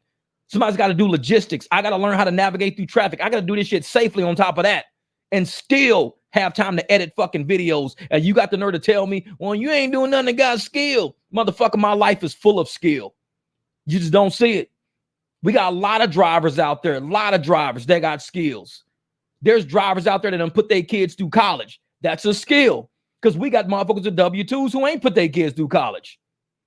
We got drivers out there who now can take time to go to their kids' functions every day to show them this is what it feels like to be family. For me to show up at all your school events, show up at your sport events. This is what it feels like to be family.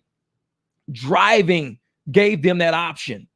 A W-2 would tell them, sorry, you can't go to your kid's recital. We got a report due. Sorry, you can't go to your kid's football game. We got a report due. A W-2 don't teach you how to be family. A W-2 is a fucking plantation. It's a concept. It's a construct. To walk away from the fucking matrix and to realize that you exist in a real world. You can apply your skills in a real world setting. And all these W-2 brain motherfuckers, you don't got real skill. I don't see you in the matrix like us. We all got W-2s. We in the matrix. We got skills. Navigate this fucking universe without a W-2. That's a skill. See if you can go out, buy you a food truck, buy you a trailer, buy you a truck, and just stand on your 2 feet for 9, 10, 11, 12 hours cooking fucking burritos all day for people passing by. That's a skill. You ain't doing nothing but cooking. I cook every day. You ain't doing nothing but driving. I drive every day. There ain't no skill. What's your skill? Well, I file files in the paperwork at my office. I put the A's in front of the B's behind the C's behind the D's behind the E's. Okay, then I file everything in date order. January the 1st come from January the 2nd. Then I put January the 3rd and I put January the 4th. I'm like, okay, that's a skill. I mean, my kid does that shit in 3rd grade. He puts shit in alphabetical order. That's a skill. You get paid for that? The real skill is making it in this fucking universe. That's the real skill. And when I see drivers, I see motherfuckers waking up every single day. Rent paid, light paid, car paid, insurance paid, gas in the car, clothes on your back, food in your stomach, kids on the way to school. I see all the skills I need to see to say, hey, man, I'll fuck with you. I like you. I'll fuck with you. I seen the skills I want to see. It's the ones that W-2s. They walk around. Man, I need to go get me a fucking payday loan, man. My check gonna be short.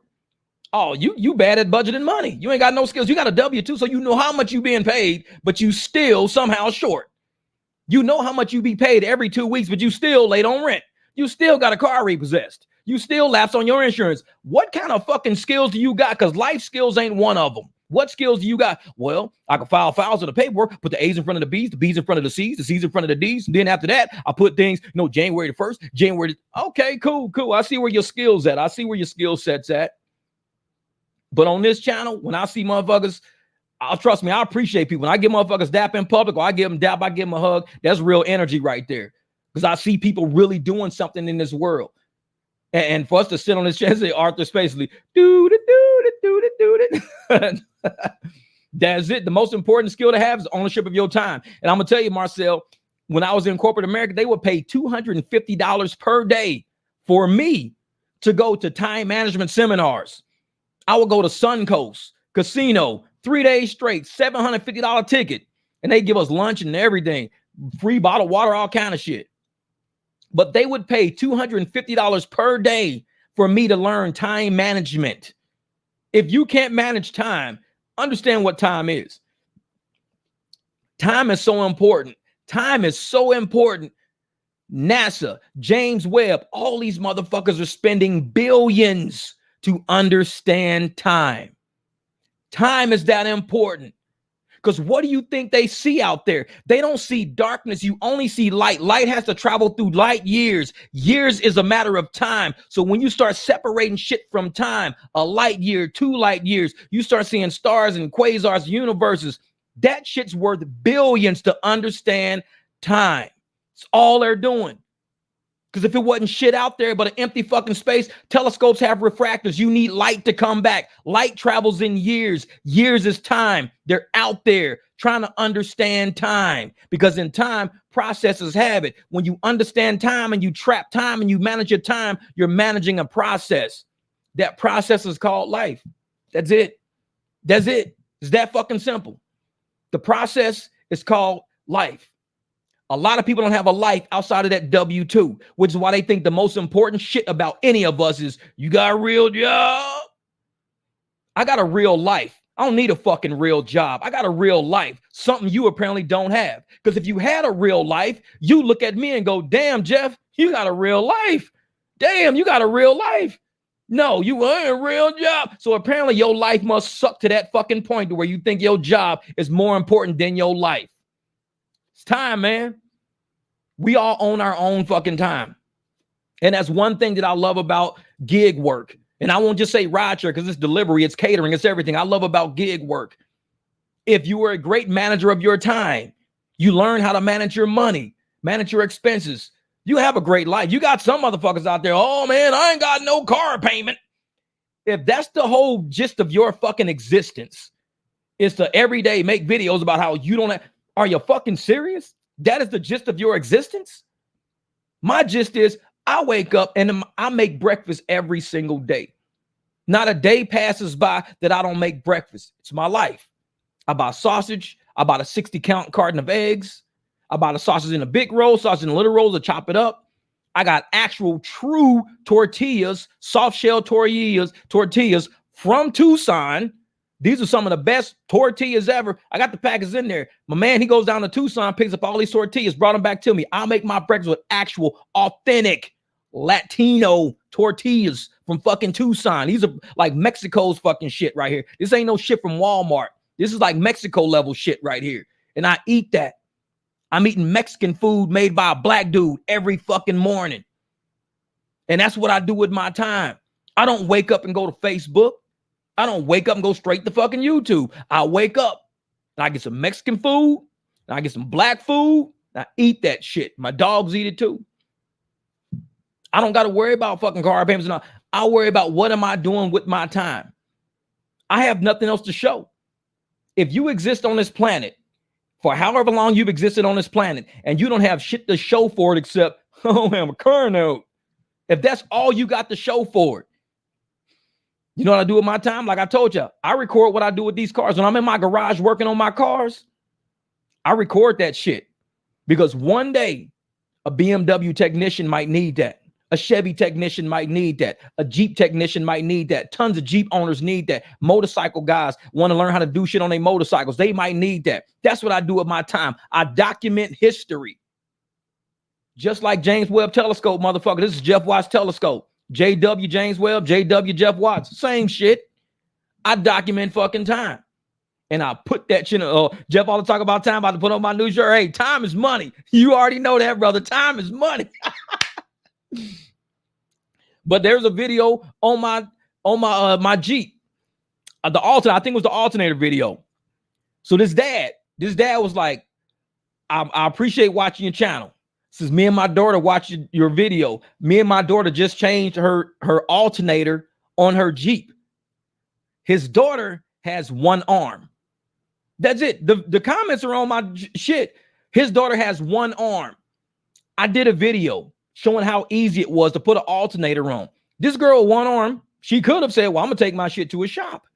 I'm going to take it to a shop. I got one arm.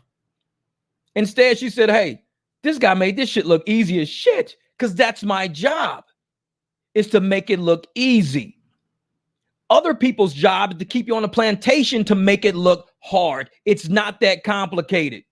Making $1 is not that complicated. Negotiating a ride is not that complicated. Putting on an alternator is not that complicated. But they're going to make it look complicated to trap you into paying them for their time. You use your time. You save money. You make money. If you look in the description of my video, my channel, what does it say? This channel is dedicated to help you either save money or make money. It's been like that since I made this channel. This is here to make you save money or make. I didn't just make that shit up today and go change it. It's always said that. This channel is here to either help you make money or save money. That's it. Because money will buy you some time. It's all it's going to do is buy you some time. That's why I tell people, stack your fucking profits. You stack your profits, you're going to buy your time. What up, Jamil? My man. Oh, he just finished with his private rides. There it is. Oh, yeah, man. Hey, I've been working on a swimming pool for like 2 days straight. I had to take the whole pump apart. There was a hole in one of the impellers. So I had to repair that hole, put it off because the sprayer was barely dripping out. There was no pressure building up. So I had to fix the swimming pool. Now the pool works so the skimmer can suck up all the shit now. I'm like, good. Because it was like the pool was getting fucked up. I was like, I got to go out there and fix this shit. I'm driving too much. I'm dicking around too much. Let me fix this pool. Went out there and fixed the pool. I might go swimming today. I don't have to swim through leaves and fucking twigs and shit like I'm swimming in a fucking lagoon now. My shit actually works. Like, man, look at that. You see the guy that changes rear shocks, adjusts his feet. Yeah, no arms. Man, right there. Big time right there. And we got people, I gotta go back to a W-2, man. I can't do this. This is too hard. You got motherfuckers changing rear shocks with no arms, using their feet only. I can't drive rideshare, man. This ain't no money in rideshare. This is, you're probably right. There is no money in rideshare, but there's money in logistics. Rideshare is trying to control you by telling you it's too hard to make money unless you guys do it our way. If you don't do it our way, you're not going to make money. We're going to give you insurance. We're going to fucking not pay you shit. It's going to be too hard. So either do it our way or go back to a W-2. Well, I'm going back to a W-2. This motherfucker changing rear shocks with no hands, with his feet. What do you think a private ride is? What do you think a negotiation is? What do you think cash rides is? That's us changing rear shocks with our fucking feet because a lot of people don't think it can be done. These motherfuckers rather go back to a W. I can't make it, man. I can't. This is too hard. I'm going back to a W. This is too hard. Motherfucker, you need to learn how to change your rear shocks with your feet. Get your ass out there. State your price. Let these motherfuckers know how much it's worth. That's what this channel does. Too many people see an obstacle. CEO, conquer every obstacle. That dude changing his struts. CEO, That CEO shit right there. Conquer every obstacle. If you can't do that, you running downhill. You think life is going to be that easy? Life is only easy for people on a plantation because you ain't got to pay for the buildings.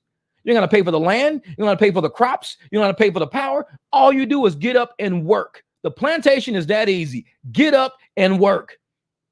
Get your ass beat every once in a while. Now it's stressful because if you want freedom, then living on a plantation is hard. But you had those people that were scared to leave a plantation. But there's people that wanted freedom. There's people who said, I would want to change these rear struts with my fucking feet if I have to. There are people that say that. Those people want freedom. For the ones that don't, they will stay on the apps. Oh, I got 100% AR. I'm not giving this up. This is comfortable.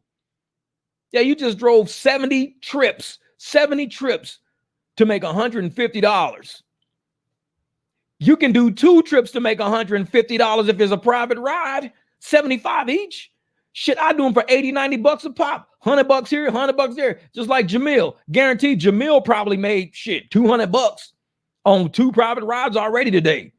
But these motherfuckers driving 70 rides, $150 challenge. Ooh, I did that whole 70. That's not a challenge. There is no challenge to wake up and pick cotton. There is no fucking challenge. It's your job as a slave. You want a challenge. Wake up and get off the fucking plantation. Now we talking about a real life challenge. Get off the plantation. Ain't no challenge to wake up, man. I'm going to try to pick 4 bales of cotton a day. Woo, watch this shit, Jimmy. There ain't no fucking challenge. It's your job. They got you doing 70 fucking rides for 150 bucks. That's your job. That's not no challenge. The challenge is how well are you going to make it on this fucking planet with the time you got? Who you going to inspire, not what you going to acquire. Ooh, I acquired a car with no car payment. It's like, okay, cool. But who you going to inspire? Because once you get to that level where you don't have nothing to pay for, what's left? I got all this money. Look at all this money. And what have I told people? I said, imagine if I put you on an island with no stores, no other people, but I gave you $4 million and said, you got to live on this island for a year and do something with this $4 million. You have no stores, no people, no Wi-Fi, no internet, but you got $4 million. Money has no value. You have to apply value to it. If you gave me a Lamborghini for free, how much money did it cost me for that Lamborghini? I didn't need money because you gave it to me for free. Therefore, I don't have to apply value to the money. You gave me a free Lamborghini.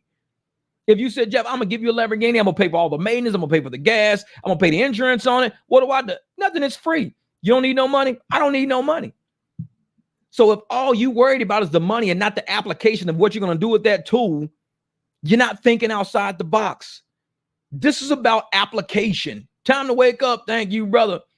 10 for 10. Congrats, my brother. Congrats on the 10K subs. You're one of the hardest working people out there, and it shows. The only thing bigger than your work ethic is your giant heart, my friend. Much love and respect. Thank you. Time to wake up. Real shit, brother. Real shit. Thank you. And that's one of my guys right there, man. Like I said, a lot of channels out there don't know. I know people who don't even have channels. I'm like close to a lot of drivers in this whole community. I told motherfuckers, you don't need to have a channel because I don't clout chase. You need to have a heart. You need to have fucking work ethic. You need to have like a reason to exist. And I fuck with you. A lot of channels out there don't fuck. Well, you don't have enough subs for me to fuck with. I don't care. You don't even need a channel. Just keep it real. Keep it 100 and I'll fuck with you. This is somebody I fuck with. I love Time to Wake Up. That's my dog right there. And that dude right there, man, he will have us crying, laughing. We got to do our late night live streams again because we need you to end our night sometimes with tears rolling down our fucking faces. Can't nobody fucking breathe and shit, fucking sweating running out our head. We cracking up laughing and shit. That's Time to Wake Up. Every fucking live stream, late night live stream, this dude will have you in tears. The shit he be saying, man. Man, that's my guy right there. I love him, man. The problem here is these teachers and part-timers that have no clue how to run a business, and they're plantation-minded people that used to W-2 told what to do. Yeah, Jamil, I'm going to tell you right now, it's the indoctrination of who we are. Every time people say, hey, man, you need more money, go get a second job. What does that mean? Hey, if you want to live a dream, go build somebody else's dream, and they're going to help you build your dream. No, they not. How you going to go tell slaves, hey, man, if you ever want to have a lot of land like this, If you ever want to have a big ass fucking plantation mansion like that, pick a whole bunch of cotton from me and you're going to get it. What? I ain't never heard. This is indoctrination. It's tricking people to think I'm going to teach you the greatest way to pick fucking cotton, the greatest way to pick cucumbers and corn and shit. You can tend cattle, sheep, pigs. I'm going to teach you all of this shit. And one day you're going to have it all too. The carrot and the stick. You'll never get it. You're a slave. It's indoctrination. And that's what they're doing with our educational system. The same shit. They sitting up there telling you, if you keep doing this and keep working for other people, one day you're going to have it too. Doubt it. You got to have that courage to wake up one day and say, you know what? I'm ready to go. See, I'm listening, but I'm already making my blunt. I love it. I love it. Smoke on, smoke on. Oh, yeah, that's it. Time to wake up and zig as crump. So you got to have to the point where you're willing to wake up and walk off a plantation, wake up and go do something different than what you're indoctrinated to do. Because if everybody does what we're indoctrinated, the elites will always stay elite. There will never be education. In order to get educated, you got to be willing to take a boundary. Break that boundary. What do you think the James Webb Telescope is doing? It's educating people. Scientists are saying we need to rewrite what we understand about astrology. But they're experts. You're only an expert in the shit you know, not in everything. And there's a lot of shit you don't know. So if I'm sitting up there going, okay, we're going to put up the James Webb Telescope so we can get some more information out there. That means somebody has to push beyond the boundaries of what we already know, of what we're already indoctrinated to know. Somebody's got to push past that boundary. What does this channel do? What do I always say? We're on the front edge, man. We on the front edge. We push so many boundaries on this channel. And we got so many people say, oh, man, I wouldn't do that, man. Of course you wouldn't, because you're not us. It's a lot of shit you wouldn't do because you're not us. But you can sit back, watch us do it. And every single time, 2-3 months later, what do these same people do? Oh, guess what I'm doing now? Yeah, you doing the shit we was doing 3 months ago. Short bus. Everybody's always going to see us doing something different. And the moment they see us doing something different, what do they say? Yeah, you guys shouldn't be doing that. No, you shouldn't be doing it. You're indoctrinated not to do that. You shouldn't be doing it. You can't be just declining rides. You're going to get deactivated. You keep declining rides. Can't just be canceling rides. You're going to deactivate just canceling rides. They say that shit all the time. I know some out there who's canceled so many rides, so many, they're not deactivated yet, but they say, well, we're not going to let you do any airport rides. Wait a minute. So you're not going to deactivate me for canceling. You're not going to deactivate me because I told you what they need to do. They need to stack rides. If the app stacks rides, that's how they sell insurance. So you're not going to deactivate me, but you're going to deactivate my entry into an airport. You're going to deactivate my entry into a certain region, but you're keeping my account active so you can say we have active accounts. We have active drivers. We have drivers still making money out there. So that's what you're going to end up doing. Say nobody is on base at Camp Pendleton. Okay, I see what you mean. The short bus, that's real shit. It's real shit. The short bus. They have them on your own. Don't be on. I love it. I love it. And see, and this is what it is. And we say they'll deactivate somebody. So they're going to deactivate a driver from going to a certain region only, but not deactivate his whole account from driving. Does that even make fucking sense? That's kind of how they did me.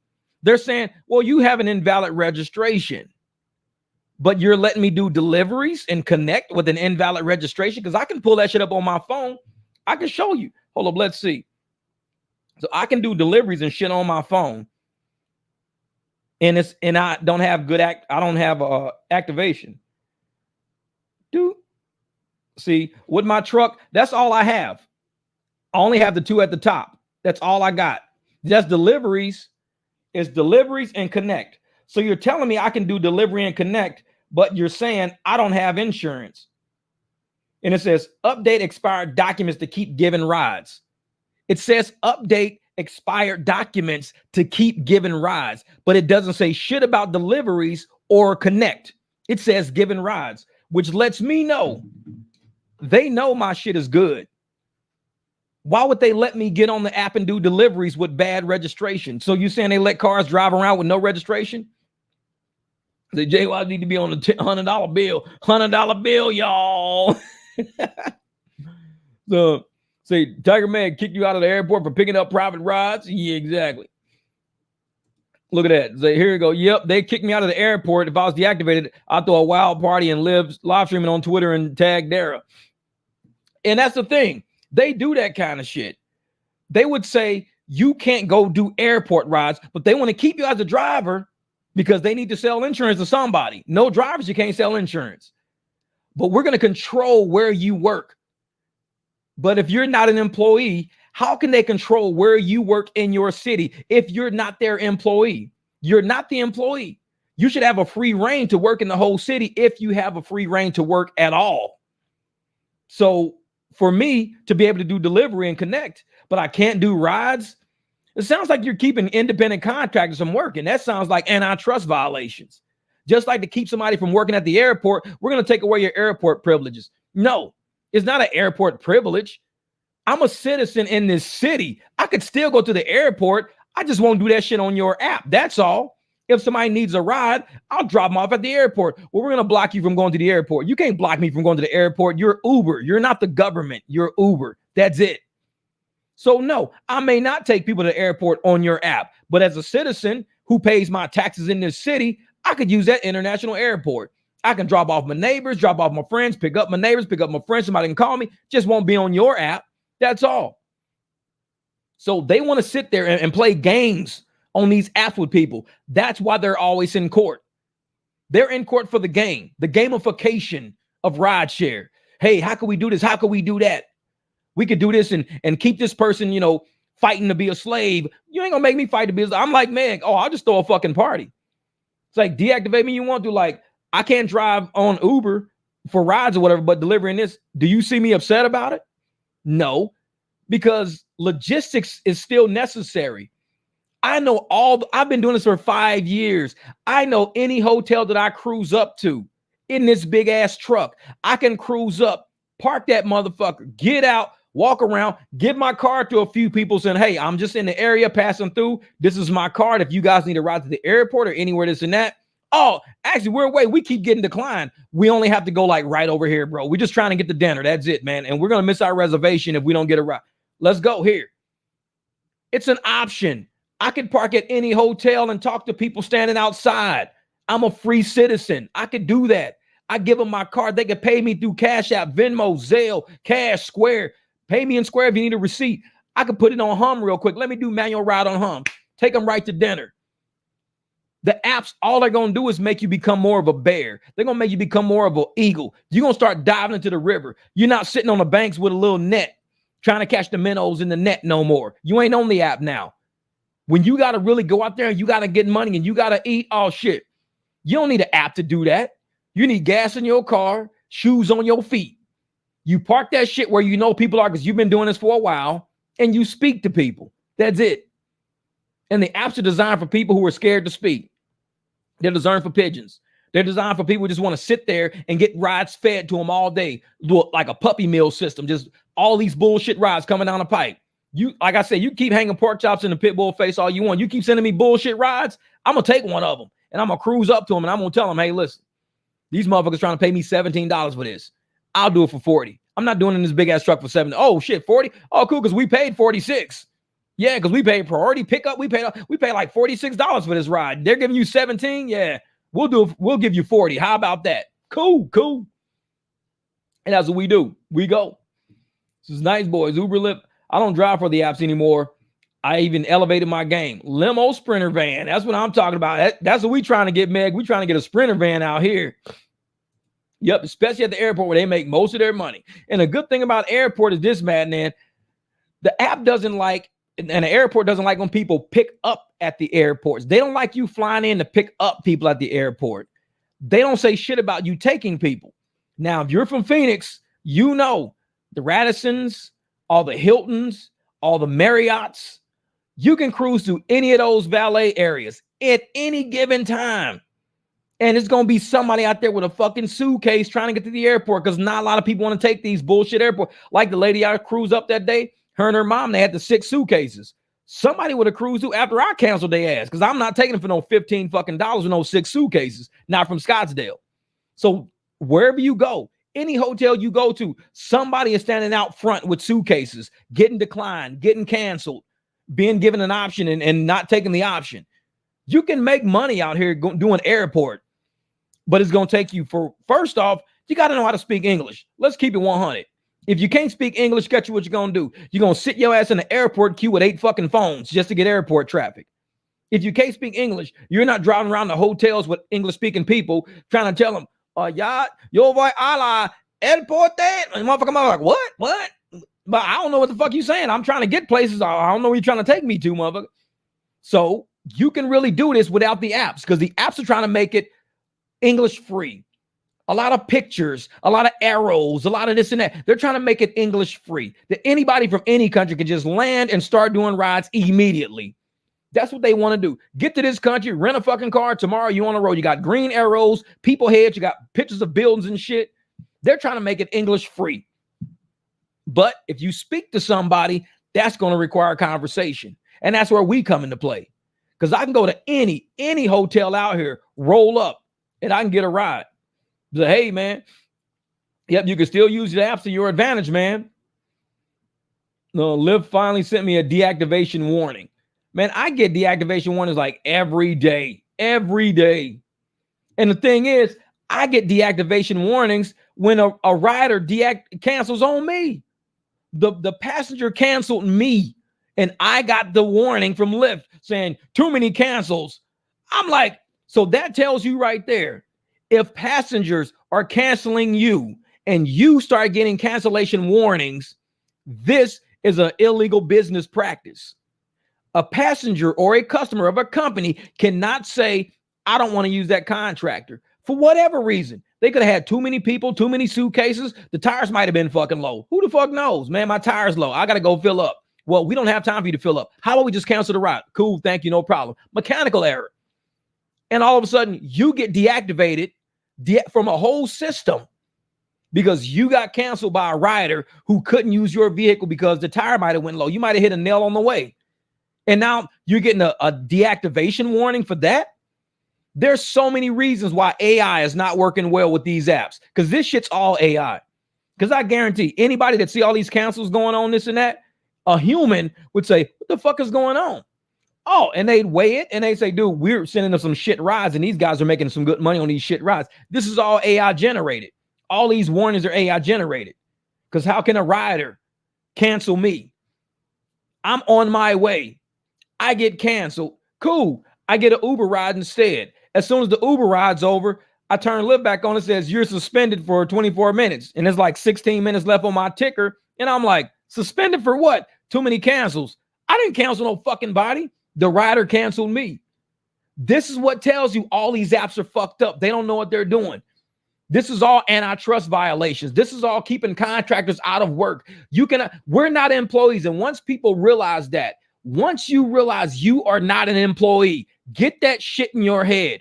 The apps do not want you to be their employee. They tell you to your face, we do not want you as our employee. We want you to have free will to do what you want to do. Cool. But yet on the back end, we're going to prevent you from working when we want to prevent you from work. Well, then you're not allowing me to be an independent contractor. Because if you sit up there and tell me that you're going to keep me 91% canceled, damn. If you're going to tell me that I'm an independent contractor, but I don't have the authority to independently agree, disagree, cancel, rescind contracts, then I am not an independent contractor. I am a controlled opposition. I'm a controlled contractor, not an independent contractor. You have to give people the independence. And I'm one of those people that I believe if I'm going to be independent, it's just like an app that's independent. The app can send a ride to anybody out there it wants to. It won't just send the rides to the people I say send rides and say, hey, you know what? Send a ride to somebody who's 5'5", blonde hair. She got to have on this type of t-shirt. No, now you're doing what I tell you to do. So therefore, I'm having you employ or hire somebody who's specific.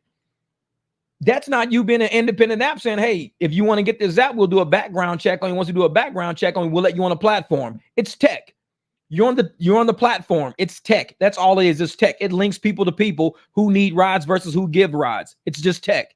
You're not a boss of anybody on this tech. You're not a boss of a rider. You're not a boss of a driver. You're just the technology, the bridge in the middle.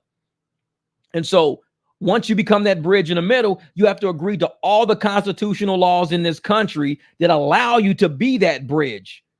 Once you start violating constitutional laws, you're not operating that bridge as a intentional corporation under corporate law should be operating. Now you're going to court. Now you're getting sued by Massachusetts, by California, by Minnesota, by New York. Now you're going to court because that bridge you put there is an illegal bridge between people who need rides versus people who are doing rides. It's an illegal bridge now. If you're a company, an employment company, and these are your employees, that bridge doesn't exist as tech. That bridge, the tech bridge is only tech between riders and drivers. The company itself is a corporation that employs people who are employees. That's a whole nother set of fucking topics. They have a set of different laws to go by. So it's like, I'm one of those people that believe in law. Then I say, if we're going to do this shit the legal way, let's talk about legal shit. And we use this channel a lot for that. We discuss a lot of legal things on this channel. And then you get the employees from the apps, and you get the pigeons over here, and they all, yeah, well, it's illegal to cancel a ride. And it's not illegal. So you telling me it's illegal for me to cancel a ride if I don't want to do it? Then that means I could go to jail.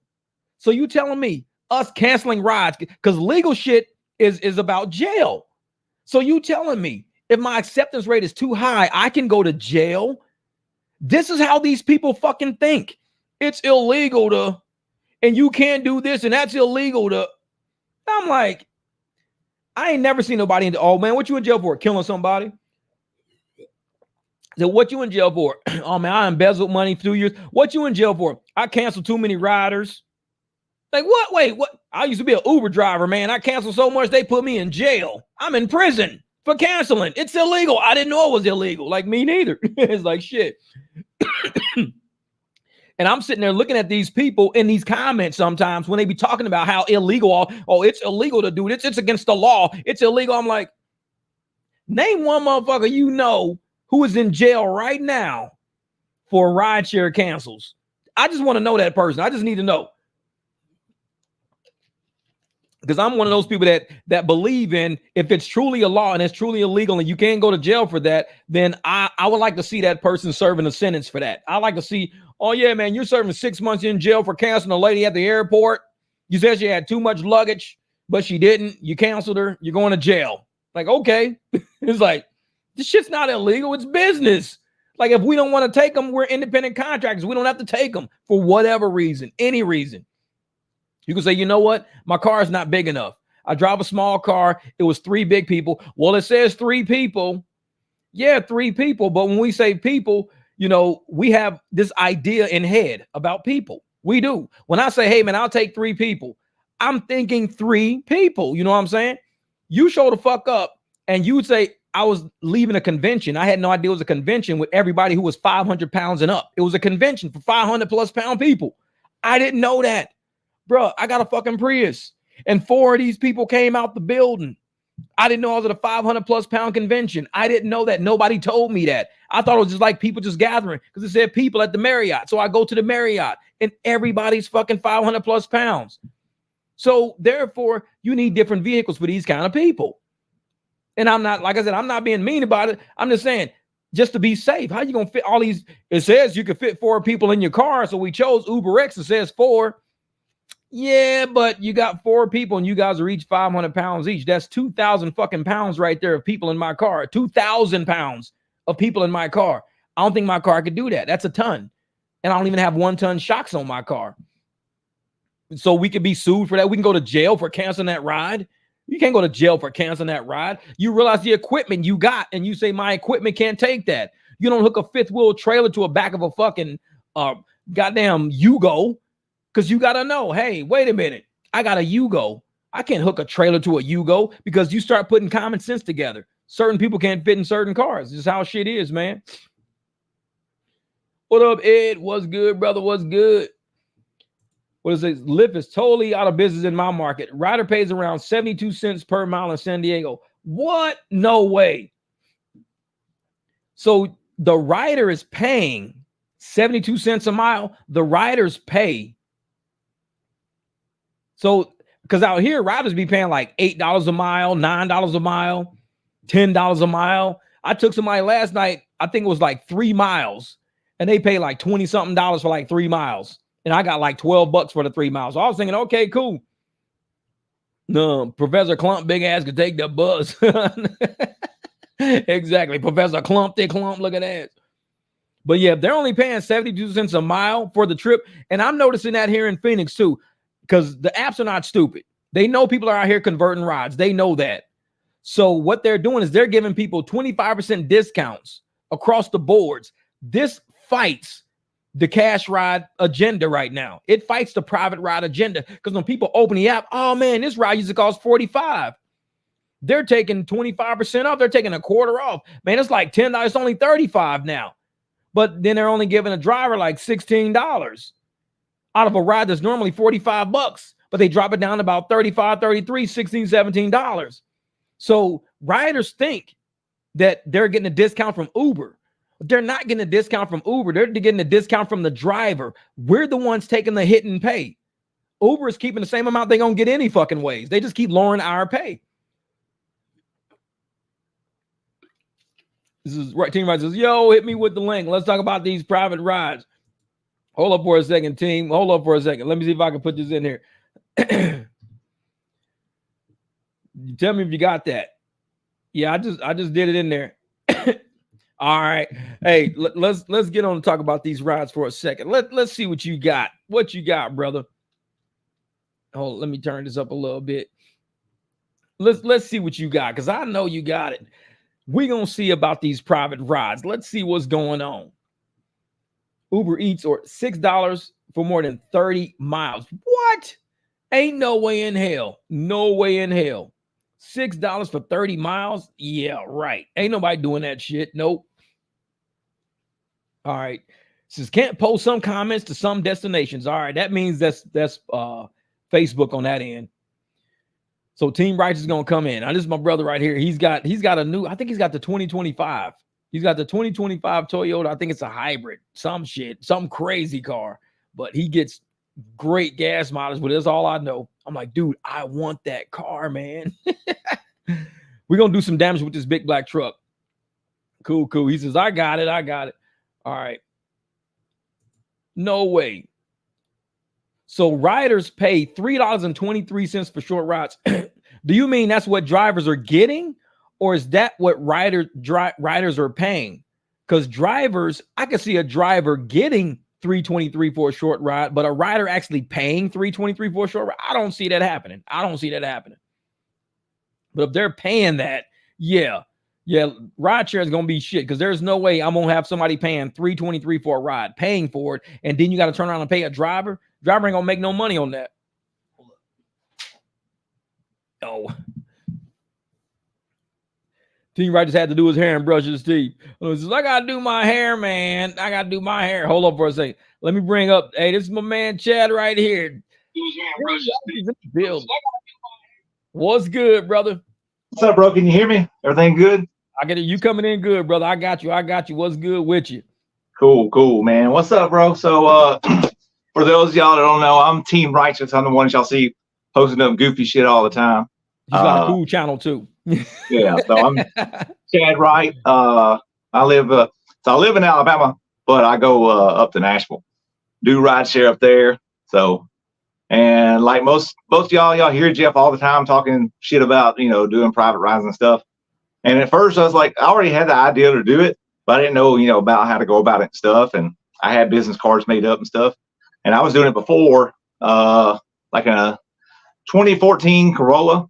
Is what I was driving before. It was actually so I used to have a motorcycle shop. Me and you talked about that before. So I used to have a motorcycle shop, and in the past, I, was working on bikes. Well, me and the business partner I had, we kind of passed up on that there. Like things just didn't work out for me and him. Well, one of my customers is like one of the last bikes I worked on. He had, he had a motorcycle I worked on. While I was talking, and he had brought it back by there. And I brought it back to him whenever I left the shop. I said, man, I get a chance to work on your bike and stuff. I said, but I'm, probably going to have to look into doing something else. I said, tell me, about this rideshare stuff or whatever. So he'd been doing it for like 7 years and everything. So I was using his car and he just rented it to me. And I was paying him $50 for every day that I used it. I got to keep the car all the time at my house. So I didn't have to pay him for it, like being at the house and stuff like that there. But if I used it up there in Nashville, I had to pay him $50. So I was spending like around $800 a month. The unfortunate part was if I used it more, I had to pay more. Yeah. So I kept the maintenance up on it. He covered the insurance on it, covered the car payment on it that he was paying for it, everything like that was there. But I was like, man, I said, I had people at first ask me the same thing, hey, can you give me a ride here or there? I'm like, you gotta do it through the app, because I didn't know any better. I was new. I've only been doing this. I've only been doing this since like October, so I didn't know any better. I was like, I know you gotta do it with the app and everything. And then but by the time like December comes, so I went from October to December, and I was like started catching on pretty quick. I was like, man, I got to be able to make money some other way. And I'm not sure when I started following your channel. Like I said, I know you was around 4,000 or 5,000 subscribers back then, though, because you were. It was like probably about a month or so before you started arguing with the professor, which I see y'all are like buds now and stuff too. So that seems yeah. But so I went from that, and like I got business cards up. They weren't as nice as these are now because I didn't have a nice car to put on there. It was just somebody else's car, and I didn't want to promote his car because I knew it wasn't going to last forever. Yeah. And so, but I mean, they were pretty much the same though. But anyway, I started handing them out and stuff. And then, every now and then I'd get a hit. Somebody would hit me up or whatever, say, hey, I need a ride here or there. So it's an extra $20, extra $40 a day or whatever. But anyways, like I started figuring that stuff out there out. And then by the time I got this car, like I had to get my own car made with my own. What you got now? The 2025? What so you got now? 2025 Toyota Camry. Just got the windows tinted. This just yesterday, or I dropped it off Monday, picked it up yesterday, and so it's got the panoramic glass in it too. The XSCs and XLEs, they got the panoramic glass, so it's got glass from front to back, like up top. Yeah, and they're tinted from the factory, but they don't block no sun out hardly, and like it's scorching hot in there. And I'm like, so I can't open it up none during the day at all. And I told my tent guy that or whatever. He said, man, I got something for you. He said, we got this ceramic tent. So he didn't do ceramic all the way around it. A lot of people do. Because I see people posting about them. I got ceramic tent. And I asked him about it. And he said, it's good stuff. And he said, but it's not necessary. And he said, it costs a lot of money. He said, it costs almost double, what it costs for a regular tent. And he said, now it does, block out heat better. He said, but he said, you ain't gonna have that issue, with this other tent. He said, it's just as good as stuff. It's just that. So anyway, so up top, he put ceramic up there. And I was out today I had the top open. I left it open last night, or not like open, but it's got a canopy that goes below it. So I had that there open. I left it open all last night. I didn't leave the house till like 12 o'clock. So it's middle of the day, 95 degrees, and I go out and get in the car, and it's still hot, but it wasn't as hot. Not blazing hot, yeah. But once I start riding though, and I got the air conditioner going and stuff, like it's cool in the car. Like now I can just leave it open all the time. So a buddy of mine, he's the sales manager at the dealership, and he's got one just like it, except for his is white instead of the ocean gem color. So for those of y'all wondering, so this is what my car looks like. And that's my business cards too. That thing like a Lexus, man. They put the Lexus body on that, man. Yeah. That is sick. That's sick. That's the Lexus body. I like that. Oh, and that's my car there too. Righteous Rides. So it's off of my last name. So my name is Chad Wright. So actually come from an ex-girlfriend of mine. She came up with the name Team Righteous like years ago, and I was like, I kind of like that. And I stuck with it. Yeah. And it was something that kind of she started up, but and she knows it now too that it's still there. Like she knows that I'm using it. We've actually talked about it since then. We just don't talk. She want to cut her the money. She want to cut her the money. That's what it is. That's what she'll talk. She wait to blow up. Let me get my 10%. She's like, Uber. She's trying to get a fee. She gonna wait till you go to court. She gonna be like, hey man, listen. Yeah, she's like, my internet name used to be Team Righteous or whatever is where it kind of started from. It was like just our Wi-Fi name is what it was. Yeah, so, but anyways, so he got in the car today though, and he's like, man, I stuck my hand up to the glass. He said, you can't even feel no heat coming through there. He's like, that's definitely makes a difference. And it's only a little bit darker. So factory is Arizona, we need stuff like that. Yeah, so factory is 23% on the glass. He checked it with a meter, and he said he got it down to like 16 to 17%, like in different spots. So it's not, it's not that much darker than what it was. but it's like blocking out so much heat, which is like super important. So that way, you need I'm riding around the car, and that's what he told me. He said, man, Nashville's, it's a city that people can like look up and see skyscrapers and stuff. He said, and you don't want it at nighttime either to be too dark. He said, because then all thing you can see is just a reflection of all the lights inside the car. I'm like, yeah. But yeah, so this last weekend, Nashville Country Music, CMA Fest. It's the biggest thing ever in the city or whatever, and it's super busy. Is what everybody's saying it's going to be. But everybody that's in town has left. They either left or they just ain't going out because they don't want to deal with it. So everything's at the Titans football stadium where the Tennessee Titans play at. And like, so there's a concert there. There's stuff down on Broadway, like 3 to 4 blocks, and that's it. And like all the rides are just garbage, $4 or $5 rides like normal. It was like a regular. No, so they don't even have surge or nothing like that going. So all the rides are like dirt cheap. At the time, yeah. Through most of the night, yes. Like anywhere you go to, like you got to sit there and basically cherry pick until you get something. And there's nothing that you can even flip. I mean, you get a $4 ride on X or whatever. What are you going to flip it for? Because they only paid $8. I mean, what do you? I'll do it for $6. I mean, they don't get shit. I'll do it for $10 because you're gonna give me a $2 tip anyways. Right.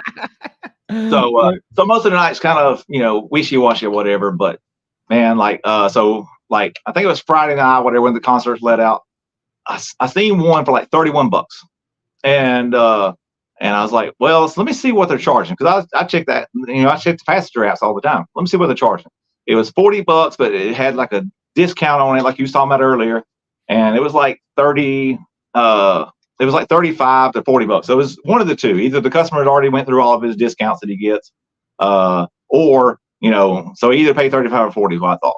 But I just asked him, I say, man, because I'm like, if I get paid 31 and if he paid 35, there's nowhere to flip anything. And it's not bad. It's like 20-minute drive. So it's not terrible to pay at all for the. If you're making $30 in 20 minutes, that's good. That's about what, 90 bucks an hour.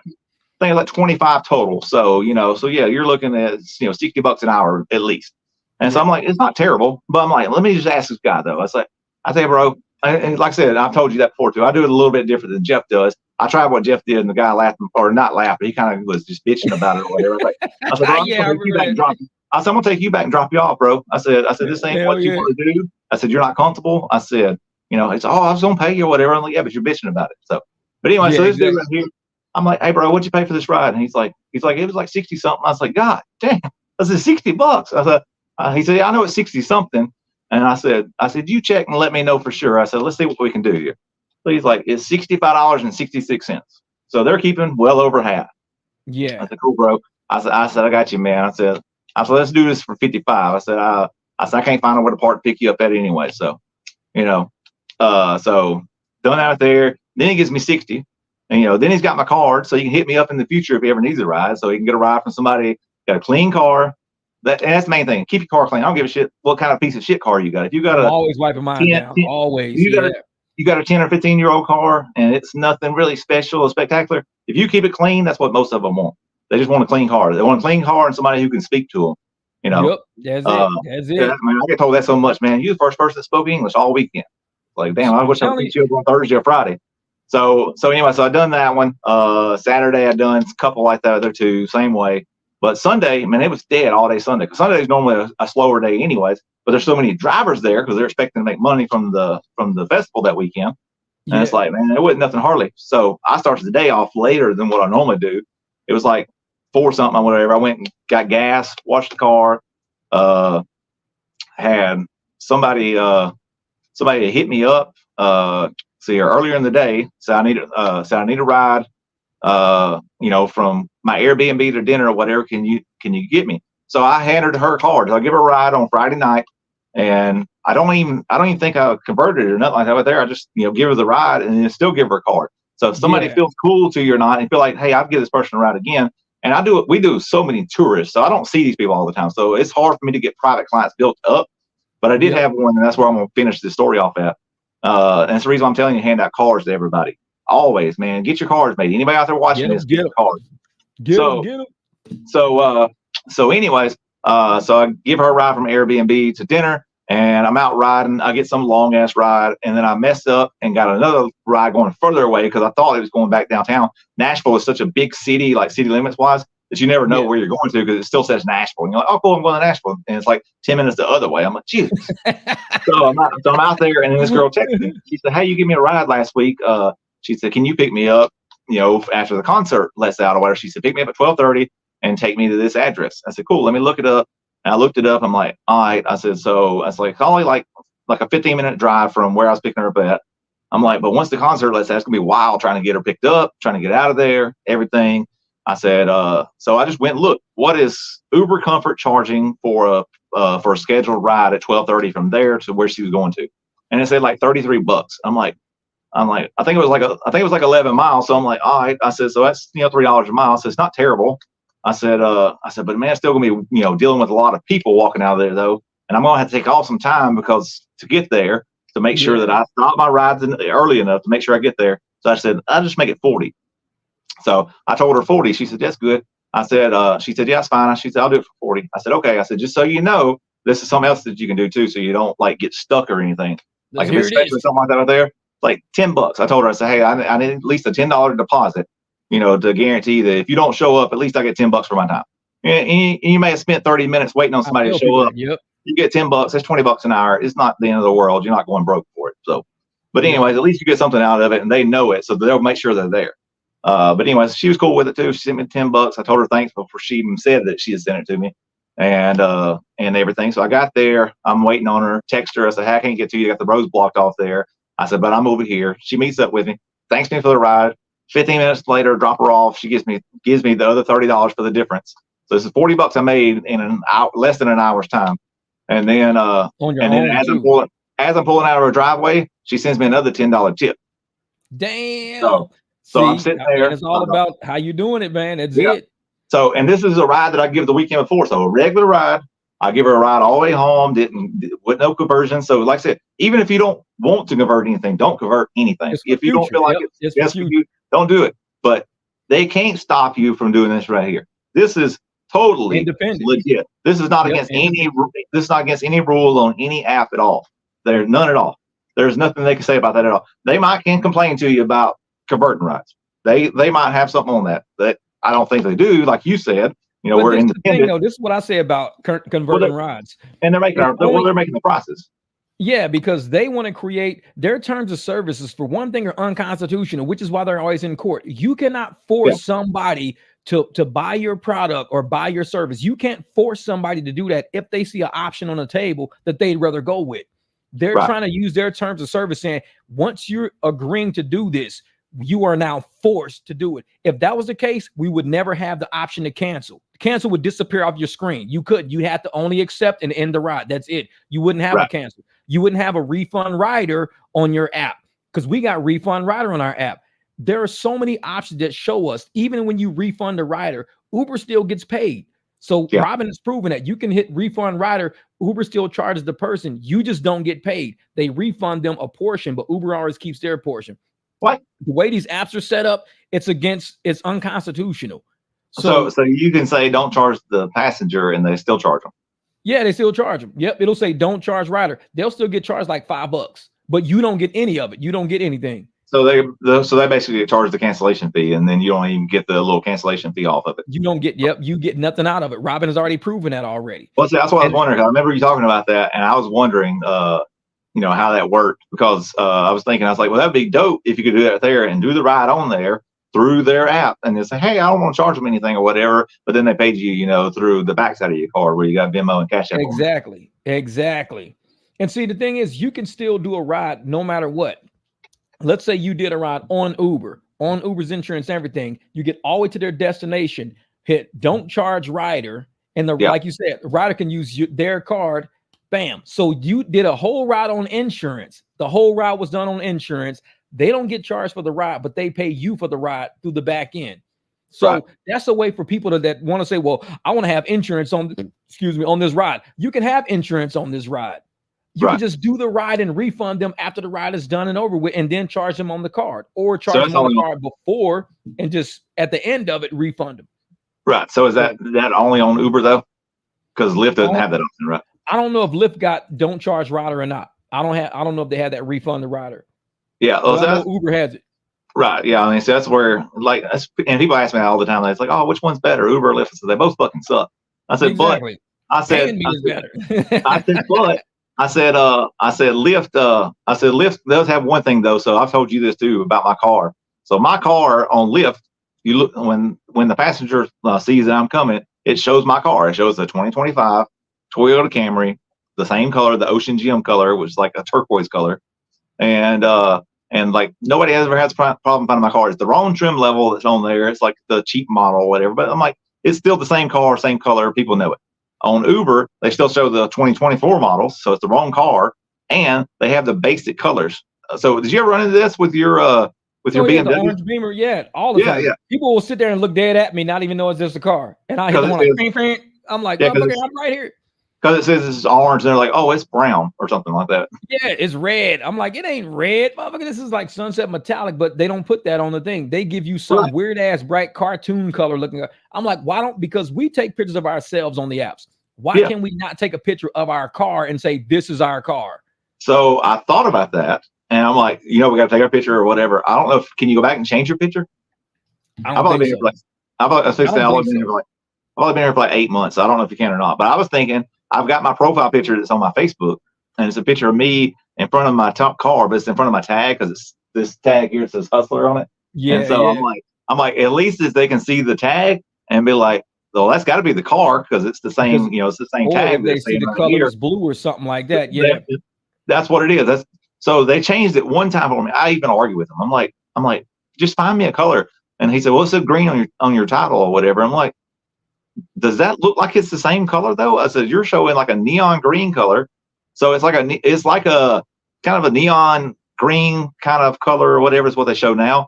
I had them change it to light green one time and it looked like a highlighter green, like Oregon Duck colors. And then I have them change it to like dark blue, but they won't change anything unless I tell them to. Like they won't choose a color because I'm like, Yeah, why can't y'all just make it work like Lyft does? Like, how come y'all's exactly. Just make technology it. is their technology? I mean, they got billions of dollars and and they're a technologies company. Yet they're Yeah, using last year's model car and colors from the 1990s or whatever. Like, yeah, it's just basic colors. This all thing is yeah. black, white, gray. So, That's Uber shit. Yeah, and then but Nice Boys Win said, if you choose to keep the ride and get paid on the back end, couldn't that leave you open for deactivation? I say no for this reason. When you refund a rider, you're not refunding the rider the fees. I think you're just refunding them the driver's portion of pay. That's what I think. Because like I right, said, when Robin did it, they still got charged whatever Uber was charging them for fees and everything. They just right, didn't get charged the rider portion. So right, how could the app be upset that they didn't collect your payment, that you collected your own payment outside of their system? You gave the ride on the app, you didn't cancel a ride, anything. All you did was refund it. There is right. no, like I said, the way they got these terms of service worked out, a lot of people have no idea what's going on with these apps. You, They're so you ambiguous, which is why they're always in court asking for clarifications. Right. You'd have to test it out with yourself. Like you'd have to test it with Yeah. yourself and somebody else that be in an Yep. area that you're going to get the ride and stuff and do something like that there and just see on both ends, that way you can see it. Because if you do that there, when you hit that button that says, what the people pay or whatever, it's probably not going to show you anything as well. Oh, they didn't pay anything. Yeah. It's just canceled. So, Yep. And that's the uh, thing, man. You're one of those guys, like just like with Time to Wake Up out in Colorado. You guys, you do a lot with getting private rides converted, and that's what I like because there's so many doubters out there on how much money we're making doing conversions, how we feel safer with people that we know and that we trust. Straight hustlers, man. That's what we do. And we do it over, and there's so many doubters that are, well, you need to just do a challenge. You can get an extra $200 off of a challenge. I can get an extra $200 off of 2 rides. Why don't you do 70? I'm not I doing get, those 70 rides. I get like, it's usually right around like $70. I can't ever hit the one on Lyft at all, no matter how low I hit it. Like I might get it every now and then on Lyft. But Yeah, Uber's easier to hit on me. Our area Uber is better than Lyft is. Uh, yeah, but I use both though because every now and then Lyft, pay a little. I think Lyft pays a little bit better on longer rides than Uber does. Uber tries to keep more of the cut once it goes outside of like 10 minutes, 10-15 minutes. Uber starts taking a bigger cut. But yeah, so when I went to get my card sent, dropped it off on Monday, picked it up on Tuesday. So I called an Uber from the tent place to the rental car place, and then I called one back. Neither one of them, no business cards, Now, one of them, the first driver, he said he's got his own business doing something else and everything else. And he said, I got business cards. He said, every now and then somebody ever asks for one. He said, I'll just scratch the stuff off about my business and, hand them that right there. I'm like, man, just get these right here. I handed him one. So here's mine. Here's how, with it, man. I said, here's how it looks. Man, both of so well, the first guy was in a Prius. It was clean, but it was just a Prius with hubcaps on it. So it was like an LE model. But it's clean though. That's why I said it's an airport car. It's airport, man. I say Prius is for airport. Oh yeah, be great. So but yeah, he was a cool dude though. We talked everything. But then the guy yesterday that gave me the ride back to the tent place, same thing. I kind of got to talking to him, and they don't have upfront fares there either in Huntsville. So I told both of them, I was like, man, I don't even know if I'd want to come here. I said, because I would at least want to know where I'm going to. I said, I don't care if it does pay more. They may make more per trip. I'm pretty sure they do. But like you don't know where you're going. Private makes more. I'm a big component on private pays more because even though absolutely. Because absolutely. And I tell people, you don't even have to charge double. Yeah, through the app. And that's the thing. I look at the app so different now than I ever have. I do not look at the upfront prices as what I'm going to get. I look at, I want this much per mile. If I'm not getting at least this much per mile, I'm going to convert this ride. That's just the way I look at it now. If I do a black SUV, I won't convert because I know I'm going to get $3-4 a mile. I'm not worried about it. I do a black, sometimes I got to convert. Any XL Comfort is almost like 100% conversion. I'm doing it. It's like, no, because I know what I want per ride with the vehicle I got, with the experience I got. I am not looking at app prices no more. And it's like, I look at it as linking riders with drivers, people who need something versus people who got something. That's all I look at the apps for. It's a bridge. It's when we're going to close that gap, but I need to get to this person, do my pitch. If they want it, we'll do the ride. If they won't, because I'm not about to be sitting around messing around with $1.19 a mile, $1.67 a mile. I'm not messing with that. I'm not doing it. So I don't know what the second guy got. I know the first guy. So I went through Uber X on both days. Because the only thing they got up there is just X and XL. That's all the choices you got. And so I went through X both days. Like the first guy, I know what he got because we talked about it. Like we sit there and talked a little bit more about it stuff. And he got like $8. I paid 10 because I got a discount. It was like would have been 15, but they charged me like $10 that day and give him 8. The second day was like $11, and he was in an expedition, not an expedition, Explorer. So it's like a bigger Explorer, but it's not quite as big as your ride, but it still holds 6, holds 6 people and stuff. I'm like, man, I'm sitting there thinking, what the hell are you doing on X or on X though? But I'm like, he was right down the road. Like whenever it clicked on there, but he was like a minute away from me. And so it was like probably 12 to 15 minutes at the most for the ride. And if he got $8 or $9, I said, it's really not terrible, Yeah, because that's about $32 an hour. Because 15 goes into 60 like 4 times, 8. It is when you get 20 miles a gallon versus my 40 miles a gallon. But still, true. He didn't have no business being on X though, So he chose that ride. To him, it was good enough, And like I said, it's not terrible. It's just that I know, like with you though, it's got to drink it up. But I told him, man, you got a nice ass car. He's got bottled waters back there and everything ready to go, like in all the cup holders. It's super clean, everything. I said, man, you got to get your cars, man. I said, you can do private rides in this thing right here. This is nice. So, and I handed both of my cars. I got to run about anywhere between $80 to $100 an hour. I run it. If I'm on the apps, I'm $180 an hour.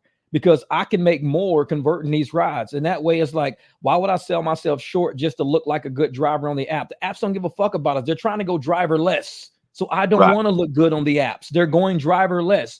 All these people, I don't want the apps to think this about me. The apps are AI. They don't think shit about you. It's AI. They got text running everything. They don't think you're amazing. They don't think you're great. Thank you so much for being a great driver. You don't think I'm great. You're saying a canned response. You don't know shit about me. I probably don't even take showers. You don't know that about me. You done 1,500 trips. Here's your little thing. With exactly. The they don't care about me. They care about the profits I make. They care about keeping the slave on the plantation. That's all they care about. So they're going to try to butter you up to make you think they care. If you cared, you pay me. That's how you show a business you care. You pay them.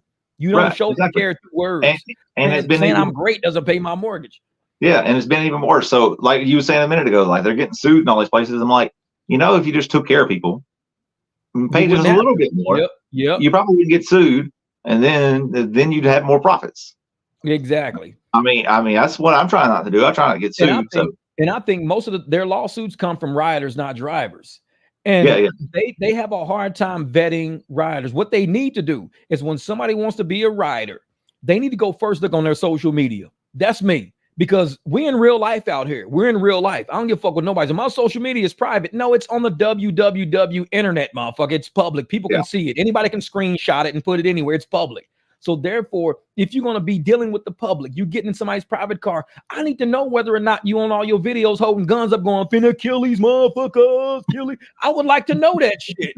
Right. So I need you to vet that. If motherfuckers say, hey, you know what? We probably shouldn't let this dude be an Uber rider. Why not? Because look at all his videos. I'm finna kill this motherfucker when he picked me up. I'm like, dude, I don't want him in my car. I'm sorry. Man, that's my private life, dude. It's just art, though. That wasn't real. Man, shit, motherfucker. I can see Picasso. I'm finna paint this motherfucker and kill Da Vinci when I catch him. Fuck Beethoven. Like, wait a minute. Like, I ain't know classic was this is classic art, man. These motherfuckers cussing and killing each other. Bro, it's been a couple weeks ago.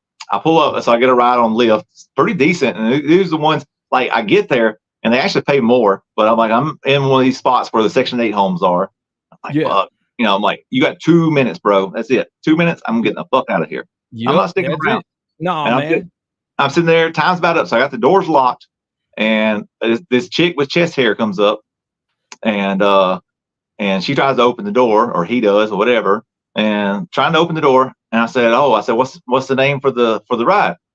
Oh, my boyfriend ordered a ride. I said, okay, well, what's his name? And she's like, well, I left my phone inside or whatever. I gotta go get it. I said, cool. I said, you go get it. I said, I'll be here waiting for you, which I wasn't going to be, but it didn't matter anyways. It's literally, as soon as she turned around, the ride got canceled. I was fixing to get fucking robbed. Wow. So, I looked down at my phone because I was fixing to hit cancel anyways and drive off. I didn't even have to, like, they canceled it right there on the spot because I wouldn't let her in. See? So, yep. And that's what it is, man. You got to be alert to what's going on. Yeah. So here's another thing too I started doing. So usually, like if you got somebody that's, you know, that you don't want to give a ride no more, you just give them 1 star. But I'm like, so people that I pick up, you know, for their girlfriend orders a ride for them or whatever, I'm not going to leave the girlfriend 1 star. I'm just going to leave them 3. That way, I still don't have to give them the ride. But it's not like the worst thing ever. Like, you didn't fucking just piss them off. Yeah. But I'm like, you just want to be matched up no more. Yeah, I don't want to give them a ride no more. Because, like, get your own fucking app, like, bro. If you're going to get some pussy, you can afford to spend $10 yourself. Get it exactly. But I get it. I ain't hating the game though. Like, I've had girls pay for stuff for me too though before in the past. I'm gonna tell you right now, I'm all about it. Any girl that lets a broke dude fuck them, you gonna fuck around and have a kid with this broke dude. You can't bitch about child support at that point. So I'll put it on a girl. Stop fucking with these broke dudes. Yeah. You ever heard of Amiri King? I think I've heard of Amiri King. Yeah, fucking like white dudes talking about Silverados and all that shit. This dude, like, he's always talking about like child support shit because he's like raised his own like 3 daughters and stuff like on his own. And he's like, man, I don't need no fucking help. He said, I don't want no help. I don't need no help. He said, if I did, he said, then why would I need to be raising them myself? He said, y'all want to go out there and bitch about it, just like you said. He said, you're going to let some broke ass motherfucker nut up in you and get you pregnant. And then you're going to be like, well, I need child support. I need this. Not that. It don't make no sense. You let some broke motherfucker nut in you? Like you was getting, you was getting Uber rides for his ass like 9 months ago. And now you're pregnant. Like, motherfucker, he couldn't afford his own Uber ride. Now you want to pay him for a whole kid? Like, quit fucking with these broke motherfuckers. And now when you want him to leave too, when you want him to leave, you got to call a lift to get him to get back up out of there. You got to give him a lift up out of there. Exactly, man. I swear to God, if I had the door, that's the first thing I would tell. I said, I don't care. Say, I better know everybody you fucking with right off the bat, because I don't want to be responsible for his fuck ups. If he wasn't raised right, raised like a man, you know what? I'm gonna check his parents first. Be like, hey, your broke ass son is over here trying to visit my daughter. Fuck that. Keep his eye out now, because I don't want to have those problems. We know the cycle of poverty comes from desperate people. The cycle of poverty comes from people who don't prioritize taking care of themselves, let alone somebody else. That's where the cycle of poverty comes from. Yeah, absolutely. And like I said, you got the hustler shirt on. You know how we roll as independent contractors. We fight to stay out of poverty. That's our enemy. Poverty is our enemy. Control is our enemy. When people want power over you, being on the plantation, that's your whole enemy institution. And if you're not fighting against that, I'm not fucking with you. I'm fighting against poverty, or I'm not fucking with you, period. I'm not complacent in poverty. It ain't happening. And you can either make a way or you can make excuses. One of the two. That's up to you. That's it, man. You know? Make a way and make excuses. And then you tell some people that shit too. They're like, oh, well, you know, money don't buy happiness. Money don't buy happiness. You know what else don't buy happiness? Fucking being broke. You ever seen somebody fucking broke? Like, ooh, I'm fucking happy. No. See, money don't buy happiness, but it keeps you at least with a roof over your head so you can be miserable. And if I'm gonna be miserable, I want to be comfortable miserable. I want to wake up in the morning pissed off that I got to do some engine work, but it's in my house. It's in a refrigerator that got food in it. I'm like, I can't be. When you're broke, it's going to be very hard to be enjoyable. When you're broke, you have to have a pastime. Usually broke people, their pastime is making more kids. Real shit. They ain't got no other, because everything else costs money. But if broke dudes fucking broke girls, but you get paid to make kids. You can afford to. Yeah, you get paid to make kids. The government pays you to make kids. That's more voters. Exactly. You got to get them in line. If you can talk, if you can talk people into having more kids, and you be like, I'm gonna give you money if you have more kids, but you got to kick that motherfucker out. But then we know them kids are going to raise up. Yep. And they're going to black family. Yeah. They're going to vote for us. Oh yeah, and I said that's the destruction of the black family, and everybody discusses it. You know, when it started back in the 60s, 70s, when they started trying to incarcerate more black men, saying, you know, if you allow a black man to live in your house, we can't give you money, so you gotta, live alone, be a single mom, and we're gonna give you Section 8, we're gonna give you food stamps and stuff like that. It was orchestrated. It was completely orchestrated, and that's how you decimate a whole community. You cut the strength out of it. You cut the leaders out of it.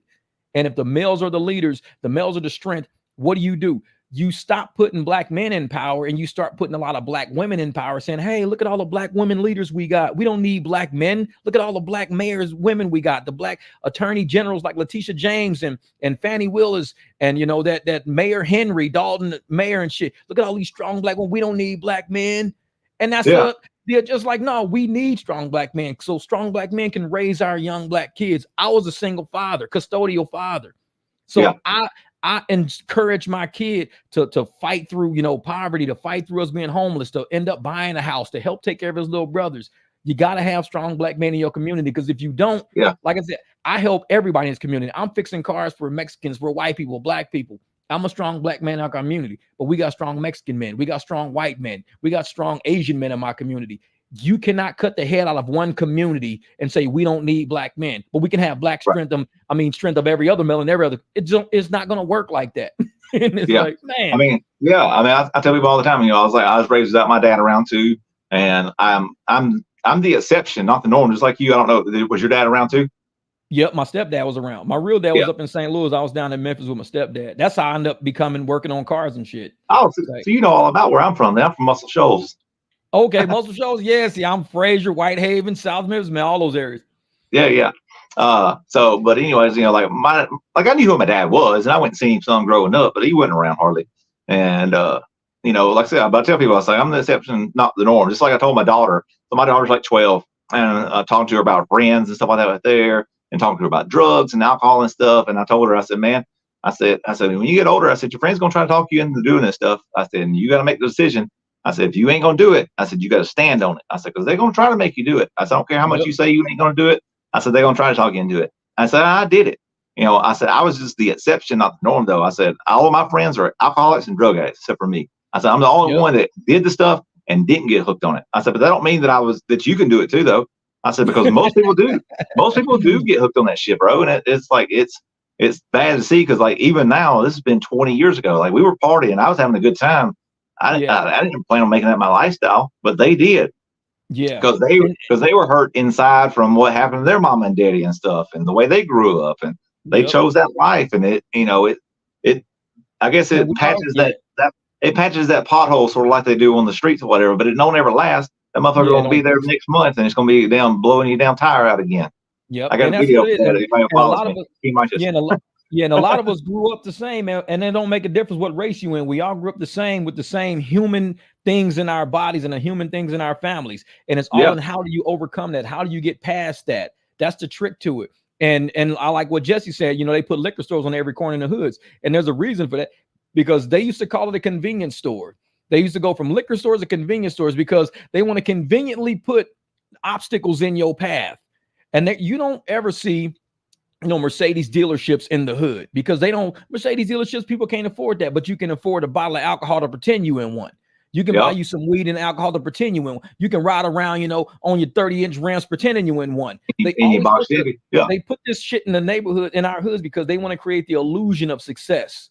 Oh, popping bottles, popping bottles. You don't see all these motherfuckers walking around, rich people really walking around talking about some popping bottle. No, they're buying companies, they buying stocks, they fucking doing trades, they doing options. That's really now rap about shit like that. That's what Nipsey Hussle was rapping about, though. That's why I love listening to Nipsey. He was the only one that was really talking about investing money, putting up money, buying the same neighbor. He bought the block that used to kick him off the block. He bought that block with his money. And he says, I'm tired of y'all kicking me off this fucking block, saying I can't sell my shirts, saying I can't sell my music. So I'm coming back and I'm buying it. He came back, bought the block, and made all those motherfuckers pay him rent. That's what this shit's really about. And it's like when I tell people, when you have that much power in your soul, when you can see a vision and saying, this is what I want to do with my existence, this is what I want to do with my life. You listen to Nipsey enough, and you will start seeing all the industry around you. I mean, this dude, he done been to prison. People done shot at him, gang violence, this and that. But guess what? He rose above all of that shit and said, this is how you get out of that. If y'all really want to get out of this, like you said, all of the choices and decisions you got to make. If you really want to get out of this, there's a way to do it. Listen to the steps in my music. What's the story on him? Like, so I never knew who he was, like as a rapper. So like, what was his story though? Like, so that's the story that he was telling after he got out of it. But what happened to him? Like, how did he get shot? Well, he got shot by haters, man. People out there that didn't like seeing him rise up. I mean, a lot of people were saying it was some of the people in this circle, like Big U and all them guys like that, was mad at him because he was doing his own thing. He wasn't getting clearance for making as much money and doing his thing. I don't think Big U had nothing to do with it, honestly. It's the guy named Big U, and Big U helps people because he's big in gangs. He protects people, keeps people out of your pocket because, it's a real world out there. And when you somebody like Nipsey and you still in the hood, even though you wealthy and you in the hood, people gonna come after you. So Big U was just like a form of protection. It was like his big brother and everything. But I remember seeing Nipsey in Vegas back in the 90s, and he was like a little skinny kid with braids and shit. And everybody's like, who is this little skinny ass kid in a white t-shirt walking around as like a little Crenshaw hat? And nobody knew who he was. But it's like, oh, that's Nipsey Hussle. He's a young up and coming rapper. Never knew one day I would be at the point I'm at, riding around, listening to the music, being inspired by that little kid I saw in Vegas walking the fucking streets. That little kid had so much in his soul, in his brain, even back then, when you listen to his music back then, he was over the hood. Somehow his energy was put into that body. His energy was put into a young black body in the middle of a neighborhood, but his energy was so universal. This guy was talking about crypto before crypto even came out. He's talking about the giants are going to crumble. We're going to eliminate the middleman. All these small people are going to start rising up. He talked about all of this a long time ago. The giants are going to crumble. We eliminating the middleman. We coming straight. We doing everything direct. We stand independent. Nipsey, he was already on shit. He was, like I said, there's a lot of motherfuckers short bus. Nipsey was so far ahead of the curve. It makes every rapper seem like they short bus. Yeah. He was, and I'm going to go back. I'm going to have to go listen to some of it though. Like I said, I've never even listened to it. I guess it was probably after my era, which I know you're older than I am, but I grew up, 90s, 2000 stuff. I was born in 84, so I'm like I 11 years younger than you. So but yeah. And that's the thing about Nipsey is like when you listen to it, I don't listen to it in a sense of trying to be impressed. I listen to a level of comprehension, like let me understand what this man is going through. And as you're starting to listen to what he's going through the same shit he's going through oppression. People putting, pressure on him to get shit down and keep him from being as successful as he's got energy in his body that wants to grow, that wants to succeed. And he's fighting that. His energy is fighting all that shit around him. The hood don't want to see him grow up. Haters don't want to see him go. Oh, yeah. Nobody like crabs in a bucket.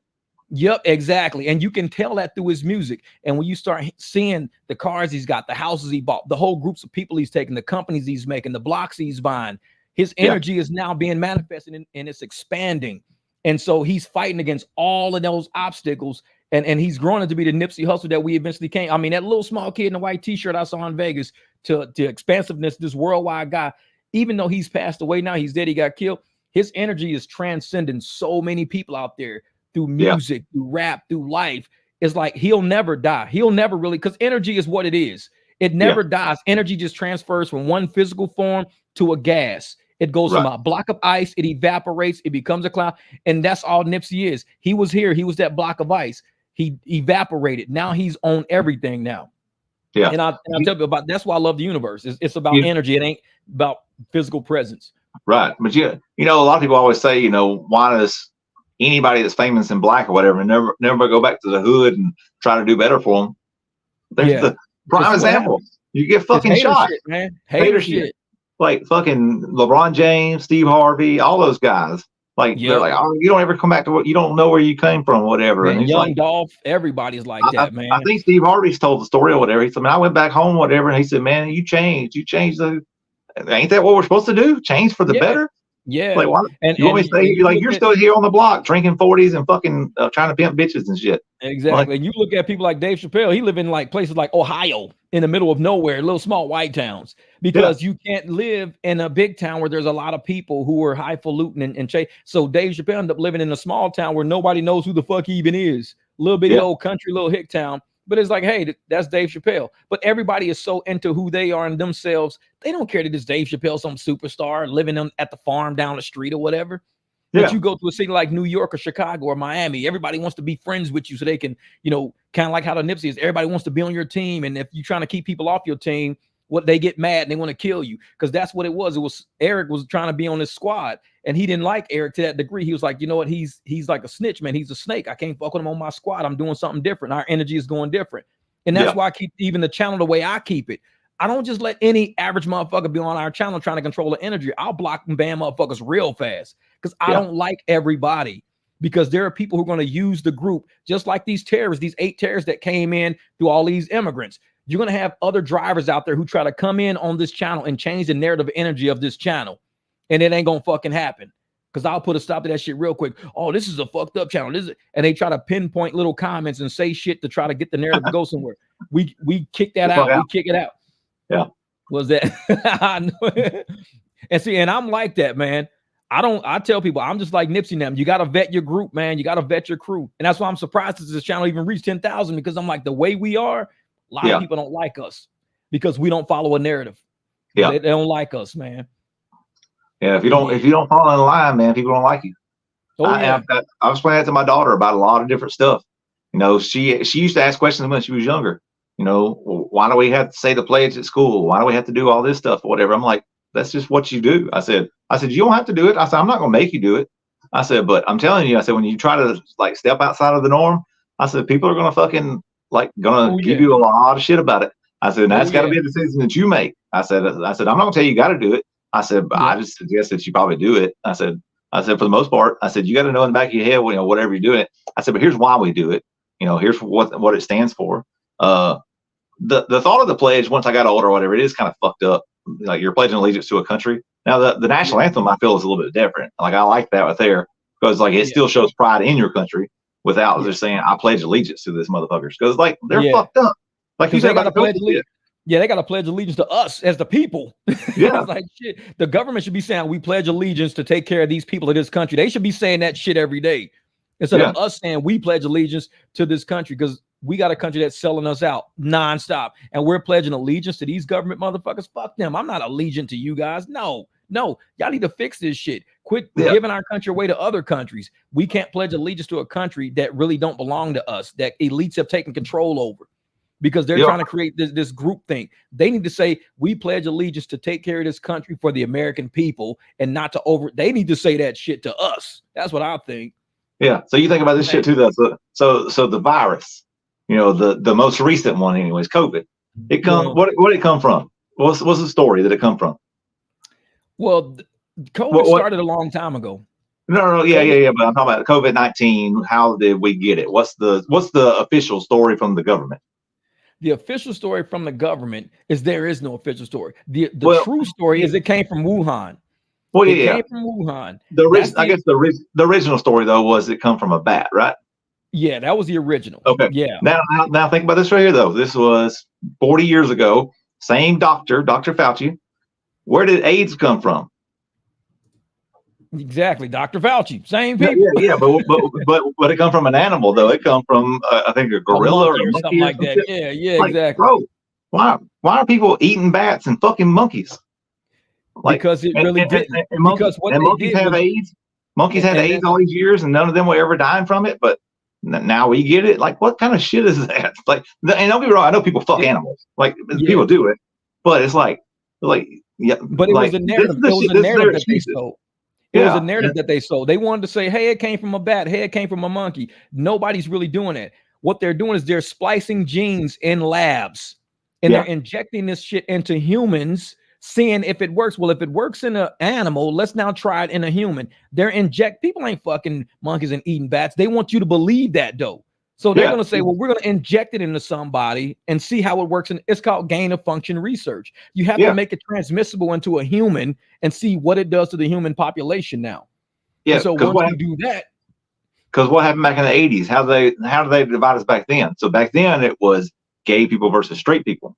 Yep, exactly. It was, and I'm thinking, how can a virus only attack based on sexual orientation, not on a human anatomy? Like, COVID is going after black people. So if you're black, you better hurry up. It's like, no, it's not true. Then they say, well, COVID is actually going after, then the AIDS is going after gay people. It's like, no, it's about a certain population that they're going to inject this virus in to see how it reacts. Gain of function research. It has to gain a function.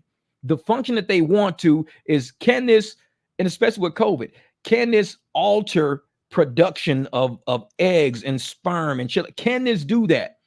Because if we can do that, we can manipulate the population. That's all it's about. How can we manipulate the population? We have to first say, oh, it's a virus that'll kill you, or it's a virus that'll do this and do that. So come take this injection. Let us inject you with this stuff, and it'll fix it. And it didn't fix it. What it did was make everybody impotent, pretty much. They get the same shit in mosquitoes. The whole thing is though with AIDS though, like there is not a cure yet, but of course there's something to help you to live, because Magic Johnson's lived for a long time. I actually don't. Nobody even knows what the fuck it is though, like, which is surprising compared to COVID. Everybody knows that COVID was the vaccine they had or whatever, the Moderna and all that bullshit that they give you, whatever. Like, there was a cure for that or whatever, but which wasn't a cure. But it was like, back then or whatever, it's like forever. Like they never had a cure for AIDS. It's kind of like they fucked up. Like, whoops. Yeah, and the thing is about that's a little bit over the top. And see, and Nipsey Hussle talks about Dr. Sebi. Dr. Sebi actually had a cure for certain cancers, AIDS, stuff like that. He had cures, but they were all natural. Dr. Sebi had all this. Nipsey Hussle discussed all of this. And what happened to Dr. Sebi? They killed him because he was actually showing people like how he was curing people from ailments that they already had. And so once they took away Dr. Sebi, they took away that hope that everybody had, because now all of this technology, everything that he was about, died when he died. So they could keep their agenda moving forward. Guaranteed, if he would have still been alive during COVID, he would have told everybody right off the bat, this shit is man-made. This is not what they say it is, y'all. Don't get that shot. The thing was, man, there was doctors that was coming out and saying whatever, and then they like blackballed them and everything else to shut them down. Joe Rogan was injecting up with horse dewormer. Well, if it's fucking working, who gives a shit? Exactly. And I'm gonna tell you, everything that they sell at the veterinarians usually works in humans any fucking ways. Yeah. Oh yeah, you go to the doctor and get form of medicine. You go to the vet and they're like, hey, you need to go get a prescription filled for your dog. You go to the damn Walmart, to the same places you get your shit filled up at. Yeah, they put the same shit. They put the same shit in there. It's just a lesser dose because they're this big. Exactly. And the thing is about that whole horse dewormer shit, that HCQ actually won Nobel Prizes for treatments in humans. So it won Nobel Prizes for treatments in humans, but then they want to say horse dewormer.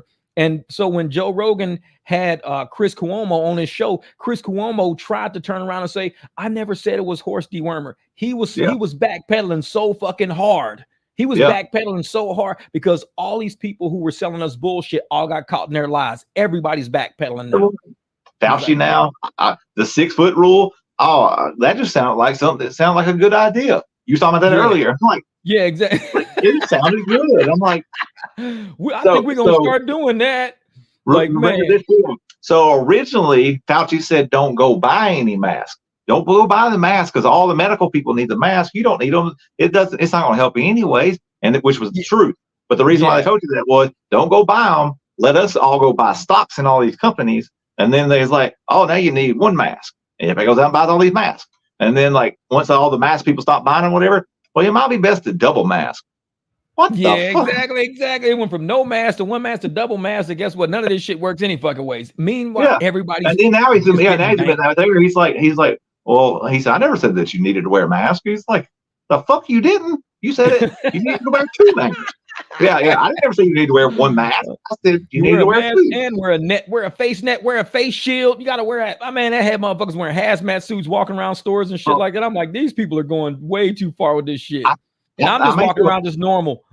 I may still have one or two. I think my daughter had these like in the 3rd grade or something. She had to wear like a face shield. So she would wear a face mask or a face shield. And so I'm like, I asked her what she wanted to do.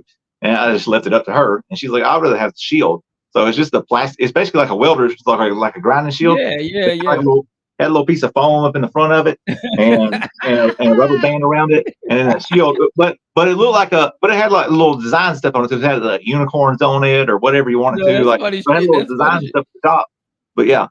So and see, what I thought it was all this shit. What I was telling everybody what it was a visual. If you can't sell the visual, people aren't going to believe it. So masks were the visual to help sell it. All these face shields were the visuals to sell it. Seeing people standing 6 feet apart, seeing lines in the grocery store saying walk down the aisle this way, but the next aisle you can come back this way. I'm like, it was all about controlled visuals and narratives to sell people, to make them really think this shit was that. Oh, it's so serious. We need lines on the Walmart floor saying this aisle traffic is this way. The next aisle traffic, the wrong way on purpose.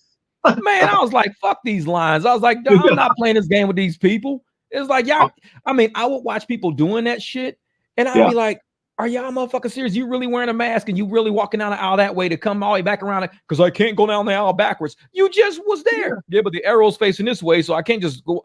I'm like, these fucking people, man. It was crazy shit. And now when you make these people think about that now, they feel bad. A lot of people feel bad because they now realize how stupid they look. And they feel bad. Like it's hard to even be friends with some people who was really hardcore with that shit. It's hard to be friends with them because now you know you are way more intelligent than they are. And it's kind of hard to sit next to a stupid person and say, we're best friends. You're stupid. I can't be your best friend. Like, there's no way we can be best friends. You're an idiot, and I'm smarter than you. I can prove I'm smarter than you. Let's start pulling up some old ass fucking posts and shit. This is what you said. This is what I said. I'm not your friend. I'm your guide. I'll take you off my buddy, bitch. Buddy, exactly. Bitch. I'm gonna block you. I know it. So motherfuckers like, there's no fucking way we're good friends. Like, you're an idiot now. It's like, I have to drive, with a mask on because when I'm in traffic, I'm just sitting there like, are you fucking sick? There's nobody in the car with you. Are you making yourself sick? Like, do you sleep with a mask? It was people trying to have sex with mask on and shit. I'm like, are you fucking serious? I'm like, look at everything was going around. This is crazy.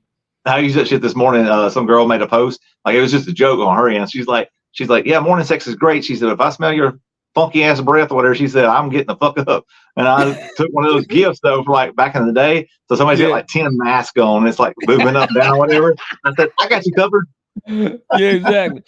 But yeah, I went up to Pennsylvania to sell a motorcycle to a buddy of mine back in 2021. So like it's still kind of going on. And this is in like he lives in Mechanicsburg, so it's like right outside the capital, wherever the fuck the capital of Pennsylvania is. Yeah. But anyway, so I'm there and we go to this restaurant. Like not all of them were that way, but one of them we went to was. And I come in and I say, yeah, me and him was gonna eat or whatever. And it says, we need a table for two. Oh, have you got a mask? And I'm like, the fuck is a mask? Because I'm from Alabama. We don't have to wear a mask. Mask. And she said, well, you got to wear a mask till you go sit down, and then you can take it off when you eat. I said, you know how fucking stupid that sounds? And she said, yeah, I do. And so I'm like, well, at least you'd know. I said, but I really don't have a mask. I said, I don't own a mask. I've never worn one. Like, I've walked out of places. Like, I don't want to do business with you like that. Like especially when it's dumb. You can wear a mask at your table, but if you walk to the bathroom, you have to put your mask back on. I was like, this is the weirdest shit I've ever heard of. I'm like, and I was vocal about it. I was vocal to the point where people just stopped being my friends because I was so vocal about how stupid the shit sounded. And now that we're looking at the congressional hearings, man, people wonder why my Facebook channel. I had like 1,400 people on my Facebook page. I got all the way down to 600. I was getting rid of motherfuckers left and right. Some people just freely just walking away from me because I was making too much sense. And when you make too much sense to people who don't have that much, I mean, it's not a fit for friendship. It's just not a fit for friendship. This is real life shit. You're in a different area there too, though. So more people there were believing that shit than what they were here. People where I was. Now, a lot of them still believed it though. It was still way more people that believed it than they did. But man, it was so bad too. I mean, I knew people that fucking like hated it because like they were having to get injected to keep their jobs and shit. I'm like, bro, I was like, I'm so fucking thankful I don't have a job anymore. And I'm telling you why this is another reason why all these immigrants are here, because it's the replacement theory. So many people are going to be suing the companies that made them get shots. So many people are going to be suing these companies. They will never get to work for these companies again. A lot of companies went out of business already because they know lawsuits are coming down the pipe. They're running from potential lawsuits. These congressional hearings are opening up the doors for a lot of shit they knew was coming. A lot of companies already went out of business because they mandated shots, and they're like, dude, we're going to get the shit suit out of us. Let's take our profits and run now. Let's close shop. So last year, everybody was going out of business. Everybody was just closing shop. Did the apps ever try to make y'all get injected? I don't think so. I don't think they were just trying to do mad shit and stuff like that. I wouldn't even wear no mask in the car. People were so happy to get in my car. Man, thank you so much. I'm like, dude, don't worry about the mask. Thank you. Because I had a CBD store and people would come in like, do I need like go get my mask or whatever? It's like, I ain't fucking got one on. I don't give a shit. It's like, it's your choice to wear what you want. Like, but if you did wear one, I don't care if you wear one. Like, it's your choice to do what you want. That was my thing. Is like, just if the mask works, then why do I need to wear one? Why can't you just wear yours and be happy? Like, if it works. Exactly. It should work, no matter what, because they couldn't make sense of it all. And it was people that were thinking logically. We were being told that we were crazy for having common sense. This is how stupid shit was. We were crazy for having common sense. So now that we know in the congressional hearings, all these people are backpedaling and saying that they were lying and that it wasn't really true. This is why people couldn't be friends no more, because we were called crazy for having common sense.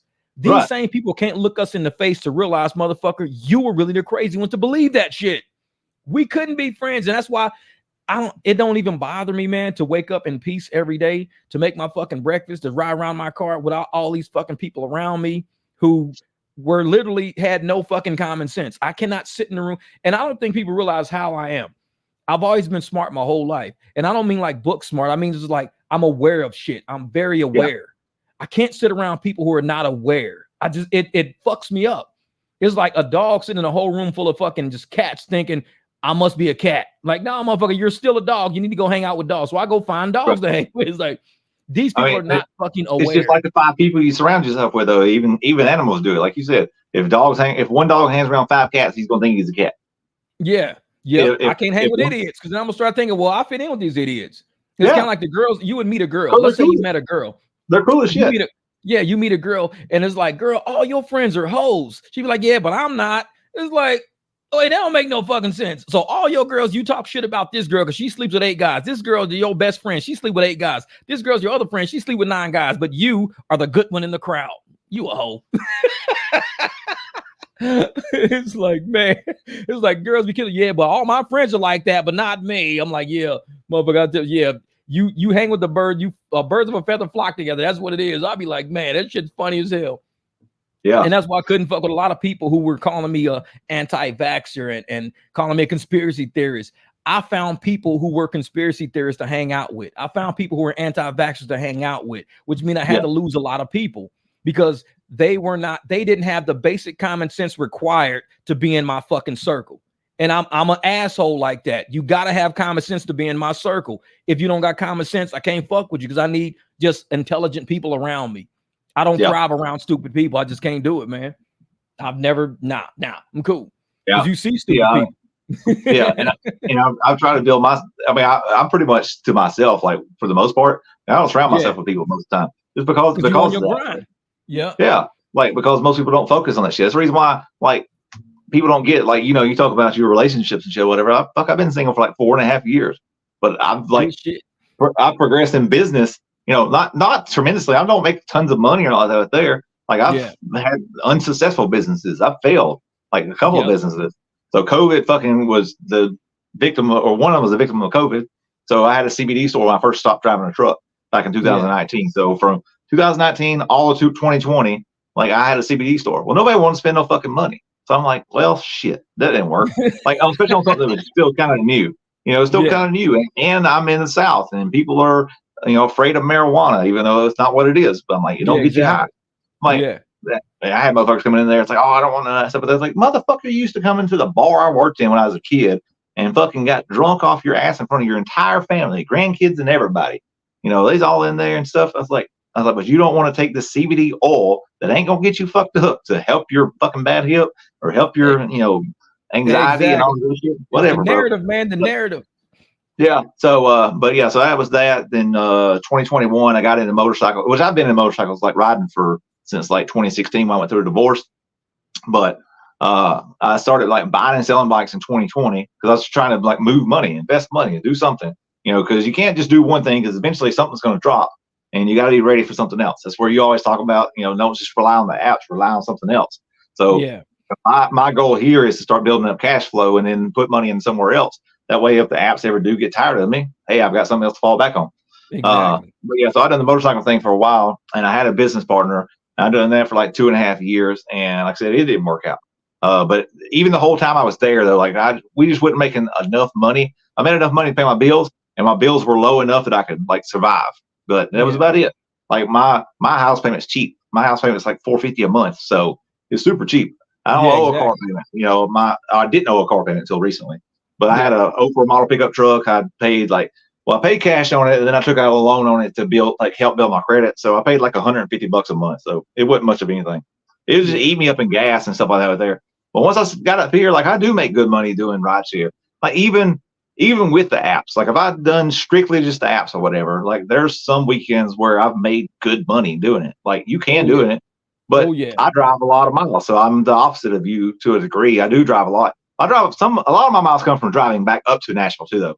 So but when I say I drive 2,000 miles in a week, when I say I drive 2,000 miles in a week, like a good 400 to 500 of it is like driving back and forth to Nashville once, and then because I got a camper up there I stay in, but I drive back and forth once, and then so that's like 400 something miles, and then like I take my daughter to school, and it's 20 miles away. So I go there and back. That's 40 miles there and back. So that's 80 miles a day for 3 days a week. So that's 240 miles right there. Yeah, so there's 600 of my 2,000 for the week. So once I get up there, I drive like 1,400 or so, 1,500 in 4 days. So and I make roughly, it depends, but around $1,500-$1,600 through the apps. If I just strictly stuck to the apps, but if you start, but there's times it gets slow, and then I just don't drive as much either, though. Like if it's slow, I'm not gonna drive just to be driving if I can help. And that's what I think a lot of people are doing. They're just moving just to stay busy. I did tell. So this one guy I started driving with, he's got a Toyota Crown, and he was making good money a couple months ago when it was super busy, and he had a pickup truck. He had like a Silverado with a turbo V6 in it, and it was eating him alive in gas. So he's like, went and bought this car. But I just told him, I said, just so you know, I said, you might be making money now. I said, because wintertime around here, I said, it dies, bro. I said, you'll be lucky to make $200 in a day. I'm like, it just sucks. Like you'll get a ride. You'll get a ride request every 30 minutes. I said, just so you know, I said, don't like start saying, hey, I'm making good money now and I'm paying my car payment and I can go do something else. I was like, you can. I said, just know that it's going to die during the winter. Save that money. So just don't get ahead of yourself. Like you can still make money enough to do it. Like I said, I was doing it 4 days a week and paying that other guy the same amount of money I'm paying for the car now that I'm driving. So like it was fine.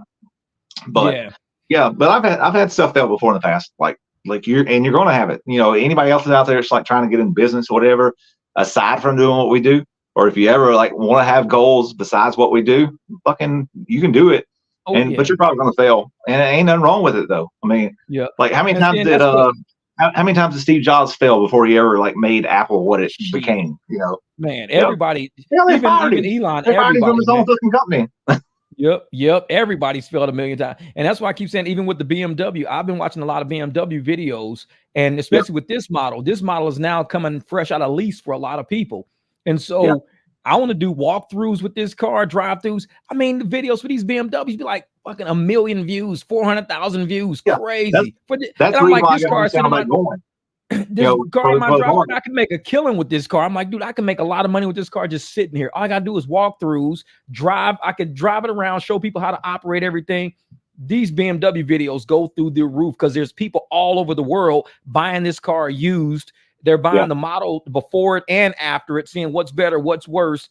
I'm like, this car makes like I said, I got a lot of ideas on the back burner other than just ride share.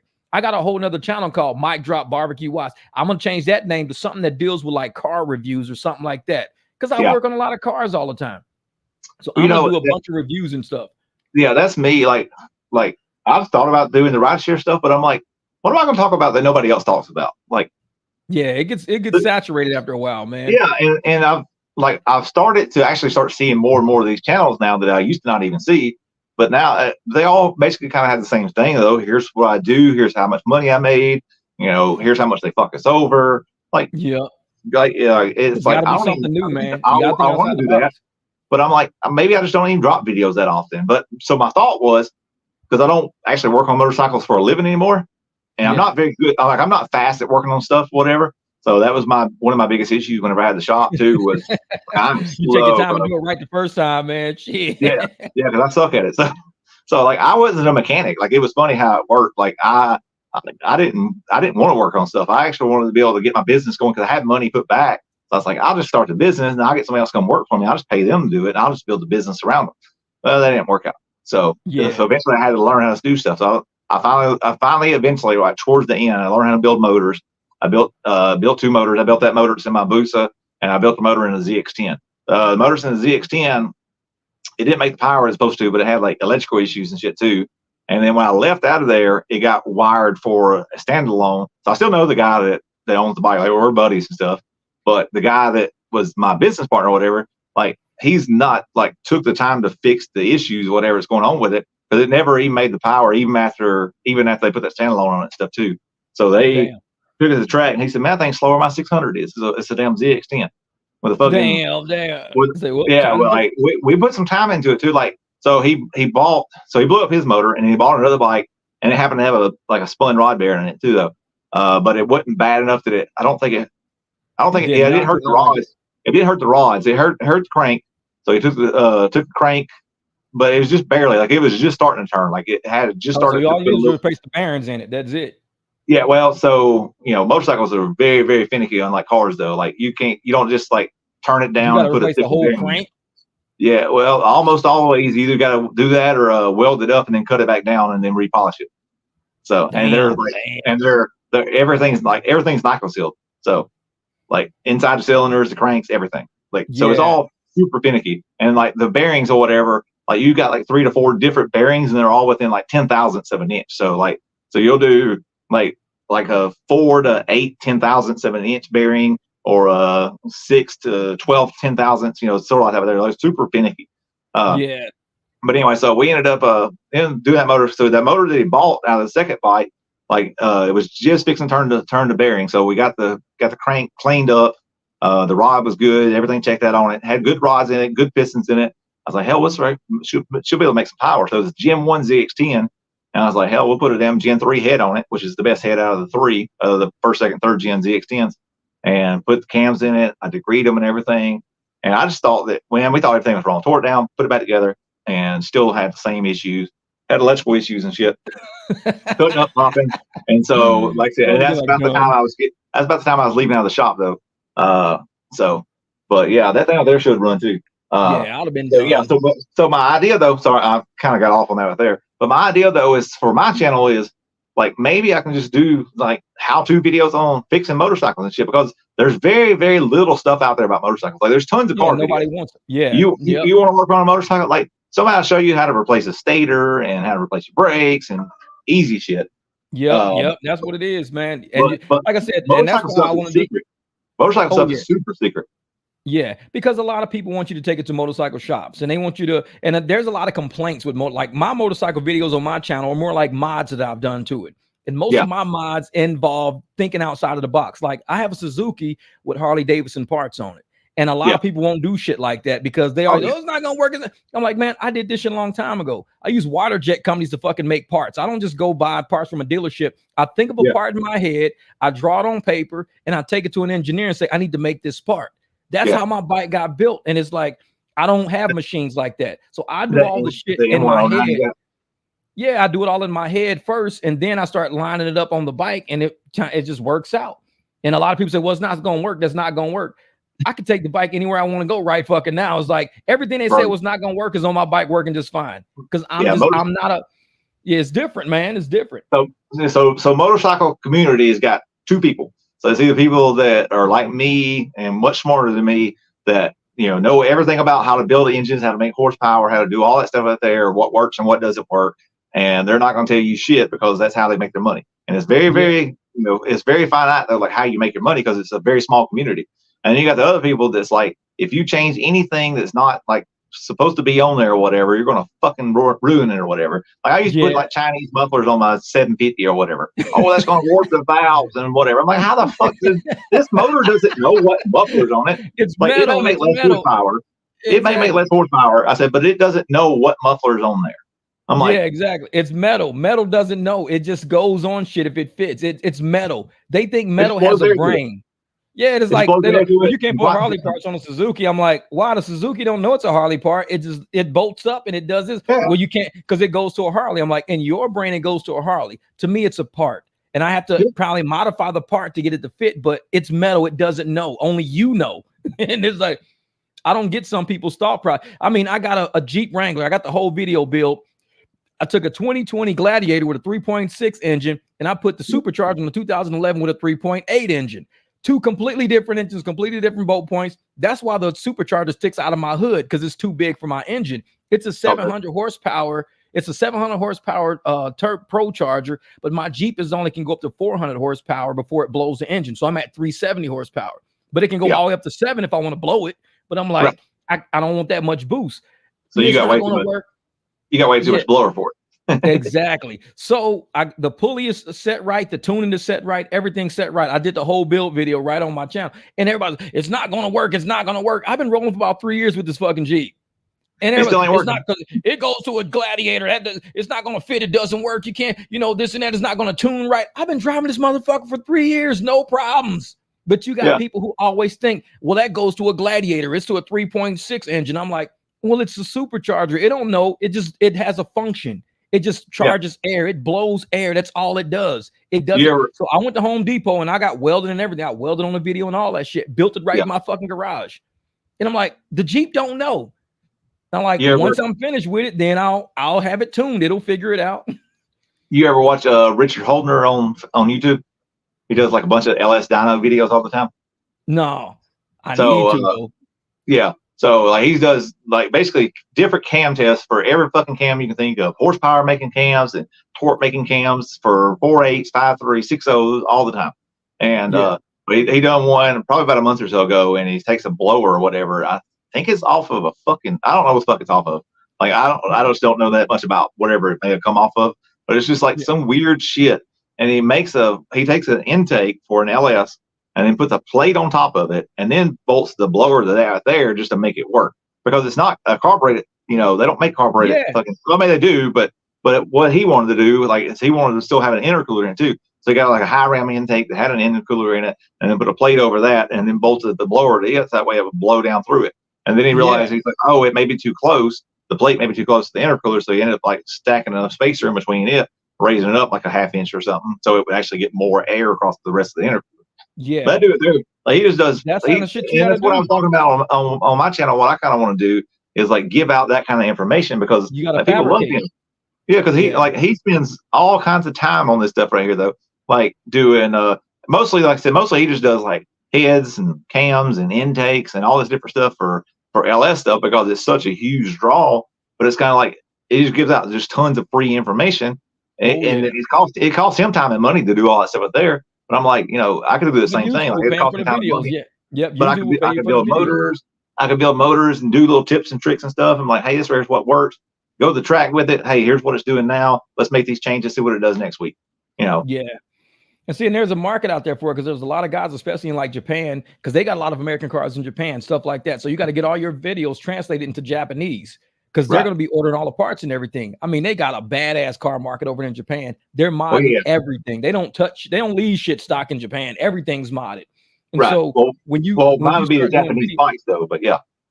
So when you start doing videos like that, you got to make sure you're translating all your shit to so it shows up in their YouTube search, not just in American searches, but in searches over there too. Because all my videos, every video I do, and that's why I say everybody on my channel, you guys are worldwide known, because each one of my videos are between 18 and 25 different languages. There's one time a teacher over and she was my son's kindergarten teacher or first grade teacher. She's in Thailand. She sent me an Instagram message. I even put the Instagram, she says, Jeff, I'm sitting over in Thailand at this shop, and it's like, I see you on the TV screen in Thailand. I screenshot the whole message and put in a video of it. Now I'm like, because I tell people, you don't know where these videos are going to end up. So everybody on my channel is a star. I say So people's names. We're talking. And I mean, we're in 25 countries. Every video I'm on, 18 to 25 countries, every single video. So how do you do it then? Like on YouTube, you just click a button and it does it automatically? No, I actually have a video showing you. I'm gonna have to email you the video, but the video shows you how to do all your videos into foreign languages. So all my videos show up in search engines all over the world, not just in America. Because people used to wonder, how do you get so many views on your video? I can go through there's probably about 30, 40 countries with every video watching on in Indonesia, China will watch a whole lot of my shorts. But Indonesia, they watch a lot of them. Korea, Bangladesh, Hindi, tons of videos in Hindi. Netherlands, Greece, Germany, France. I mean, all my videos are, and I see the whole analytics of everything. So I always say, all you guys are superstars over the world, but you don't even realize. Because I talk about everybody. I'm always got people in videos, and you have no idea who's watching you. Yep. Yeah. But I'll send you the link. I'm gonna send you how to do it, because there's a video shows how to translate your video into multiple languages. And that way, when you're going through it all, you'll be like, oh shit, your videos will shoot through the roof. Like your views will go through the roof automatically. So you do like all your stuff on your phones like I do? I know you use KineMaster. Laptop. I know you use KineMaster like I do. Small, man. But I do all my edits on my phone. So I do all my edits on my phone, but I use my laptop for viewing, for doing YouTube and everything like that. Because I can't use that small ass screen all the time. It's too small. Yeah. So that's what I used to use too, though, the same thing, that KineMaster. I actually used to pay for it because originally it wasn't that much money. And then they was like, because the subscription, I think, was like $25 a month to renew it or whatever. And then last year they was like, oh, it's going to be $150. It was like, well, fuck you. I'll go download something different. And I went and paid $30 for a different app to try it. I really didn't like it as much, but I still could use it.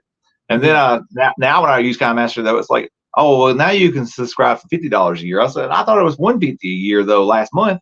Like, you fucking assholes. Well, see, the thing is, I paid for KineMaster, but then everybody started asking me, hey, who do you use to edit your videos, Jeff? Who do you use, like every video, who do you use to edit your videos? So I unpaid for it, so put KineMaster back in the screen again, because won't give you it won't let you see the KineMaster in the screen once you pay for it. It takes it away. I got tired of answering the fucking questions, so I just stopped paying for it. It's the same exact shit. Right. Well, yeah, it's actually started putting back a lot more of the editing features too. Like when you blend videos together, that was one thing I liked though, is because like I did have all that other stuff whenever I did pay for it. Because I would do cool shit, like because when we was out there doing like cash days, like street racing for money in Mexico, like I would like go in between scenes and stuff, and like where there'd be one where it's like throws a bunch of dollar bills on the screen and then wipes it away and it change screens. So and I like KineMaster because it's so easy. It's user friendly. It's very easy to use. Yeah. And the other one I use like the other one I use is the other one I use is LumaFusion. And I've never heard of that one. Yeah, it worked. I paid like $30 for it, just one time. That's a one-time fee. I paid it, and it works. And it's probably a little bit better to one degree, I guess, about the way you can edit videos and stuff.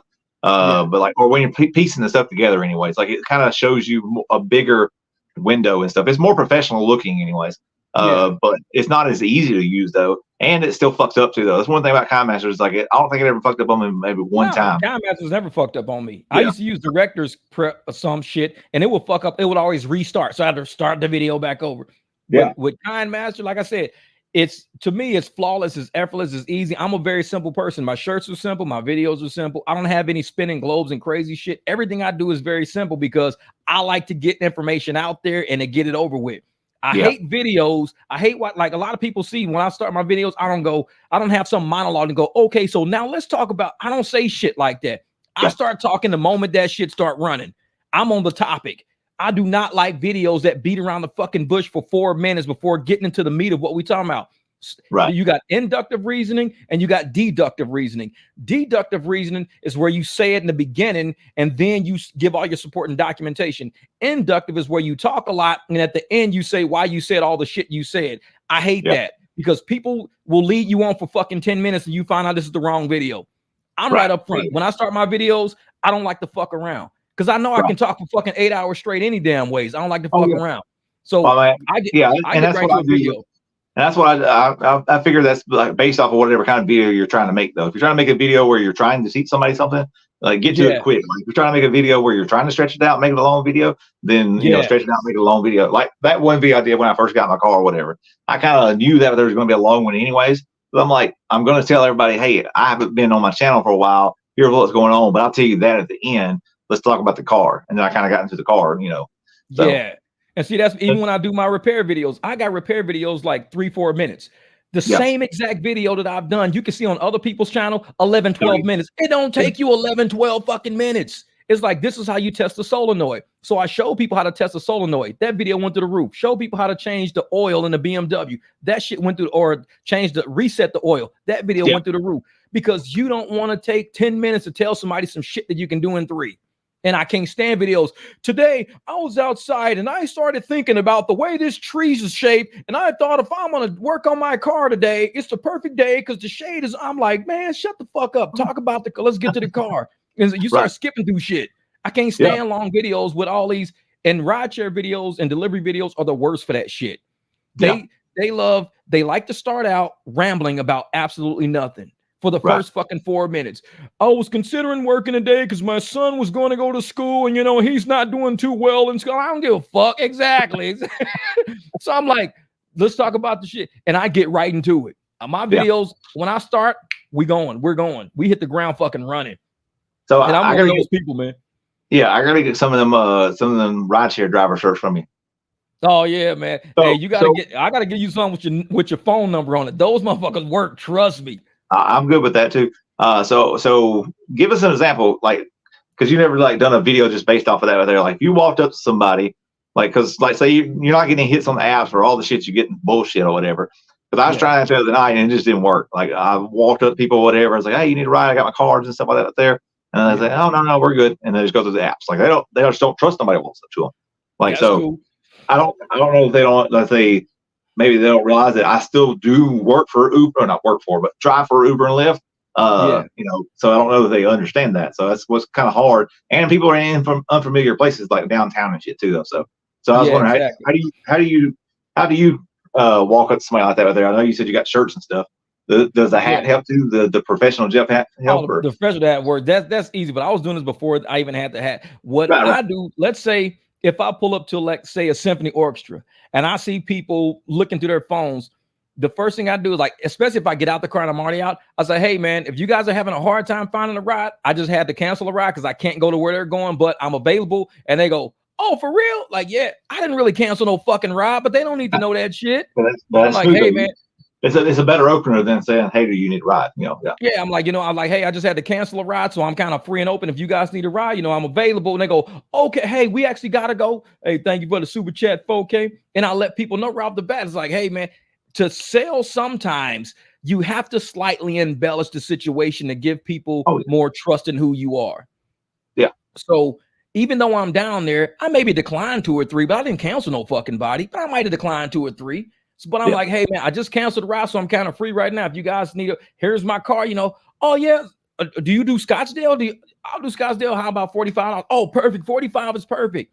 Yeah. And you just, when you get to Scottsdale, kind of cruise to the party area. You see 4 or 5 guys. Hey man, if you guys got 4 or 5, and I always say, I've said it in videos before, pitching to a group is so much easier than pitching to a single person.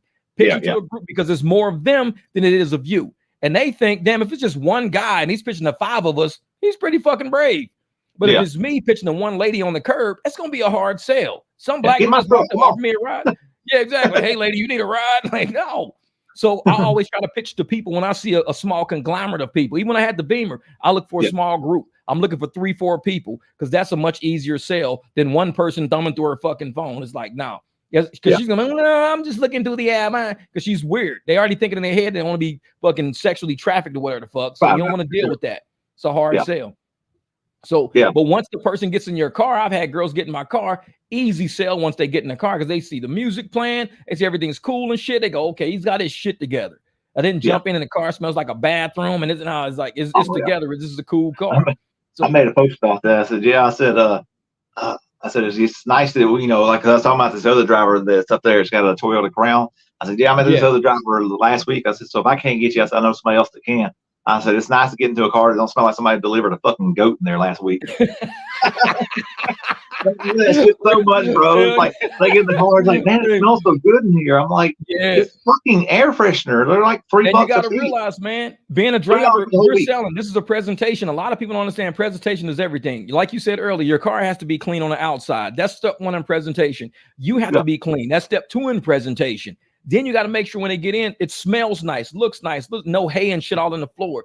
This is all presentation. The sellers and Uber and Lyft are selling us like slaves out there. We're giving the best presentation possible, getting less of the fucking money. And it's like people who have dirty cars can go through Uber and Lyft because there's no sales to do. People with dirty cars with shitty I'll let them deal with Uber and Lyft. When you know you got a product that sits above, you're gonna sell it for what it's worth. Because I know I keep my shit clean. You can even my floors are clean. All my cars got upgraded mats to where I can wipe them down and keep them clean. All the seats are upgraded. You gotta be that presentation, man. Be that presentation. Yeah, it's like the guy I told you about a couple weeks ago. Like I pulled up to the hotel or whatever, and like they was giving me like $15 or whatever it was, and I just told him 25 to go down to where he was going to or whatever. I said, hey man, I'll just give you this right here for 25. And he said, well, what are you talking about? And I kind of explained to him what was going on. I said, look, bro, they're only giving me like $15. I said, I think 25 is more fair. I said, I don't even know what you're paying. I tried to do it your way. And he's like, well, I don't know. He said, I just know I pay the app or whatever, and somebody always comes and picks me up or whatever. I ain't never had nobody picks me up like this right here. And I'm like, I said, well, I'm not like everybody else. I said, but I said, I just want to do what's fair to me. I said, and like I said, I don't even know what you paid. He said, well, I paid like $40. I said, so I said, I can do it for you for 25. I said, but that's, I said, so you get the same ride, same driver, same car, everything else. I said, but, I said, if you don't want to do it, I said, that's fine. I said, I ain't got to give you the ride. He's like, I don't know. He said, I can do it or whatever. He said, well, what do we got to do to cancel? So I went through all the, the steps, whatever, to cancel and everything. Yeah. And then as soon as we pull away, well, man, if you don't like the way, Uber and Lyft does you or whatever, you need to talk to your employer instead of talking to us, the passengers or whatever. And I'm like, well, I said, I don't work for Uber and Lyft. I said, I'm an independent contractor. I work for myself. I said, so I'm trying to negotiate my own deal. I said, I don't think it's fair what I'm getting paid. I said, all thing is that they try to call us independent contractors, but they don't let us negotiate our own deals. I said, so instead, I said, I do and negotiate my own deal. I said, but, I said, you ain't, you got to take the ride. I said, hell, that's up to you. And then he starts trying to explain to me and like lecture me about it or whatever. So I just made it all the way around the block. And I say, hey, man, I'm going to drop you back off right here. I said, obviously this person ain't gonna work for you. Maybe this isn't for you. Maybe you want to be, get somebody else. And then he's like, oh, this is a bitch move or whatever. I said, I'm a bitch for, trying to make money. I said, you want to pay them $40 instead of giving me 25? I said, whatever. And he said, no, I didn't call you a bitch. He said, I said it's a bitch move. And he gets out of the car and leaves the door open. And I'm like, fuck. So I had to get out. That was a bitch move, wasn't it? Yeah. So I had to get out and close the door. But that's like you said, though. I said, some dude's fucking going to come to their fucking funky ass car and going to give him that ride for $40, which he's probably going to request the ride again, actually, and probably get it for fucking 25. Yep. And this is what I tell people, the way I do it, the way I sell rides, because I'm glad everybody made it this far in the live stream, because now I'm going to tell you guys exactly how I do it and why I do it the way I do it. Never put this on video before, so you guys going to hear this shit. The reason why I just say a price, the reason why I do it is psychological. I let them know that I'm going to do this for 40. And they go, oh, well, I only paid 35 for it. I do it like that to make them think they won something. Okay, I'll do it for 35 then. Every time you guys have heard me on my videos in my membership group, you've heard me say a price and people will say, well, I only paid this much for it. Like one guy was like, well, I only paid like 40 for it. Or he said, I paid 43. Okay, we'll do it for 40. Now it turns around, he ended up giving me 55 for it. He gave me 55 because I let him win. You have to let them win. So sometimes you got to be humble. You state your price like you're aggressive. Hey, I'll do it for 40. And they come back, we only paid 35. Okay, I'll do it for 35 then. Back down. When you do the back down, it makes them think, ooh, I won something. I negotiated today. Hey, man, this guy tried to get me for 45 and I got him. I did it for 35. But what they don't know is I was only getting 18 off the fucking app. So I win, they win, everybody fucking wins. And people wonder, just like I said, sales are psychological. You can take up any sales course and they will tell you sales is psychology. You have to not just be like, I said 50, I'm standing on 50, I'm this on 50. No, you got to put yourself sometimes in the buyer's shoes and make the buyer think they won something. You won a negotiation, you won an art. In reality, you just won an extra $20 from what the app was going to fucking pay you. Exactly. Never split the difference. Don't split the difference. And I like what Larry says, don't split it. $5, you know, yeah. I always go for what they said they paid. I drop all the way down to their number right off the bat.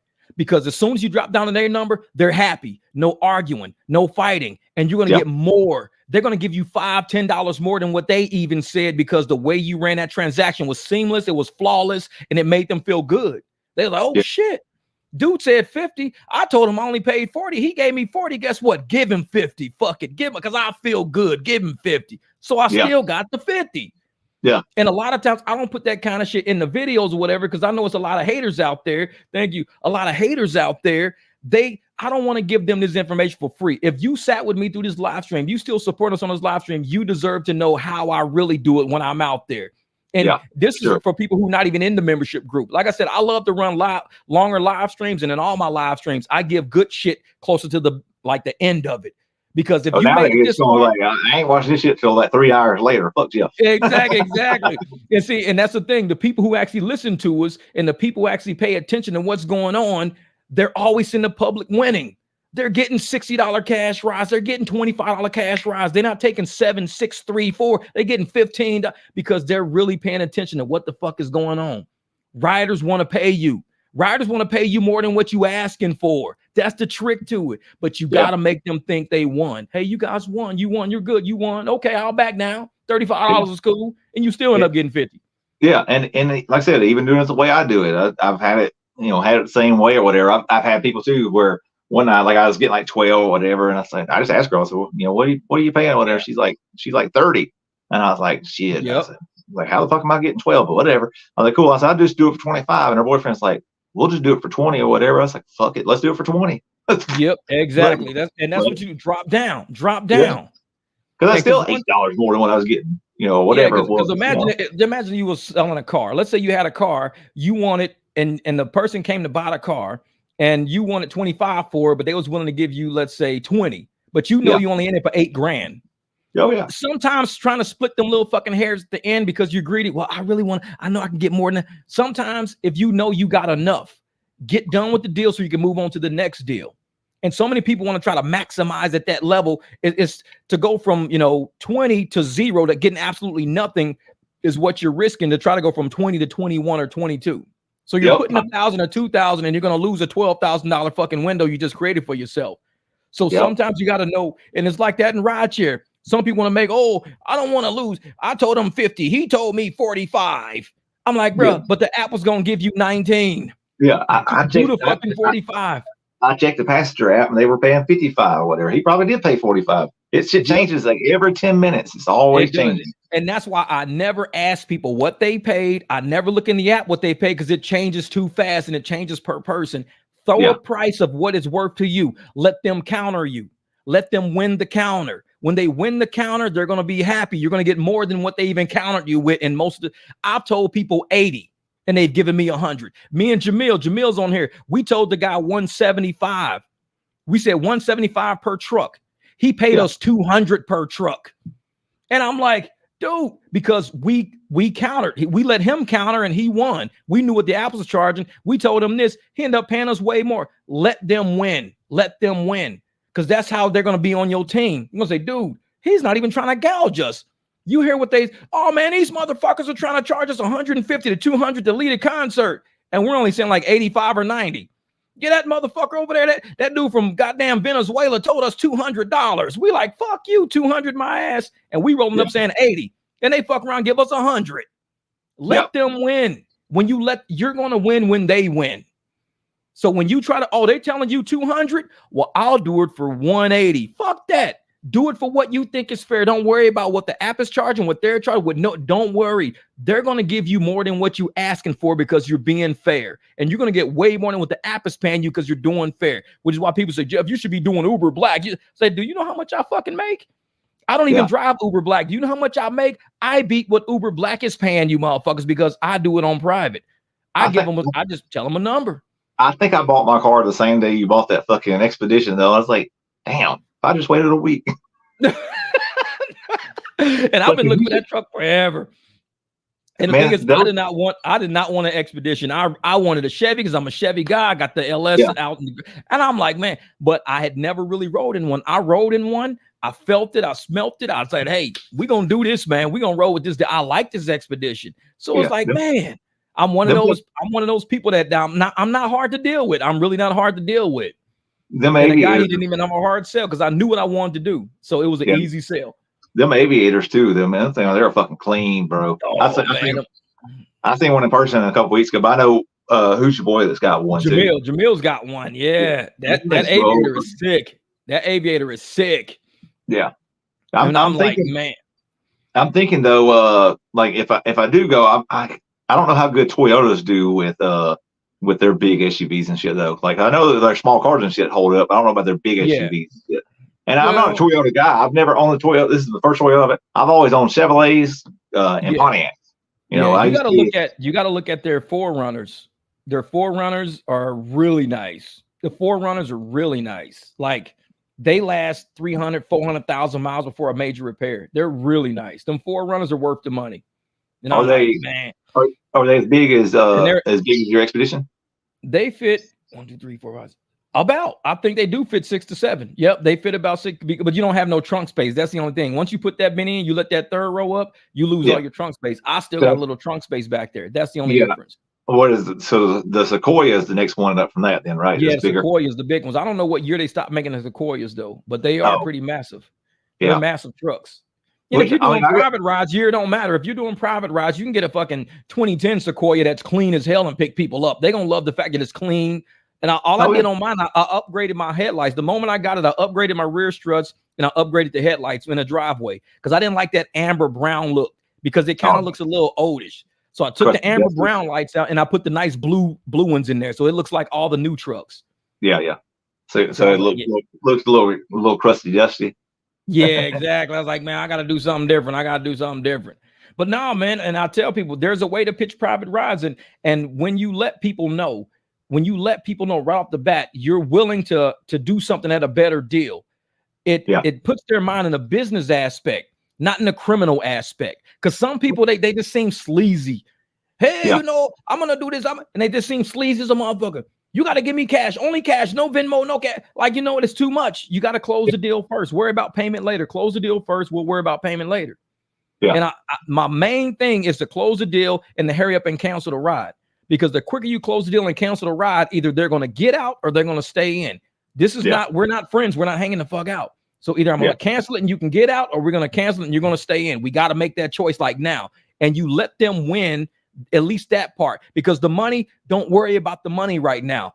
Once you get to where you got to get to, instead of giving you 40, you now have 55. Instead of 80, you now have 100 because you never worried about the money.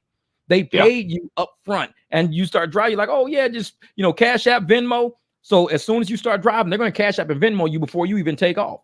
Yeah. And all of a sudden, like the one girl, she did 25 in Venmo and the other girl slid me a $20 bill. Only said like $30.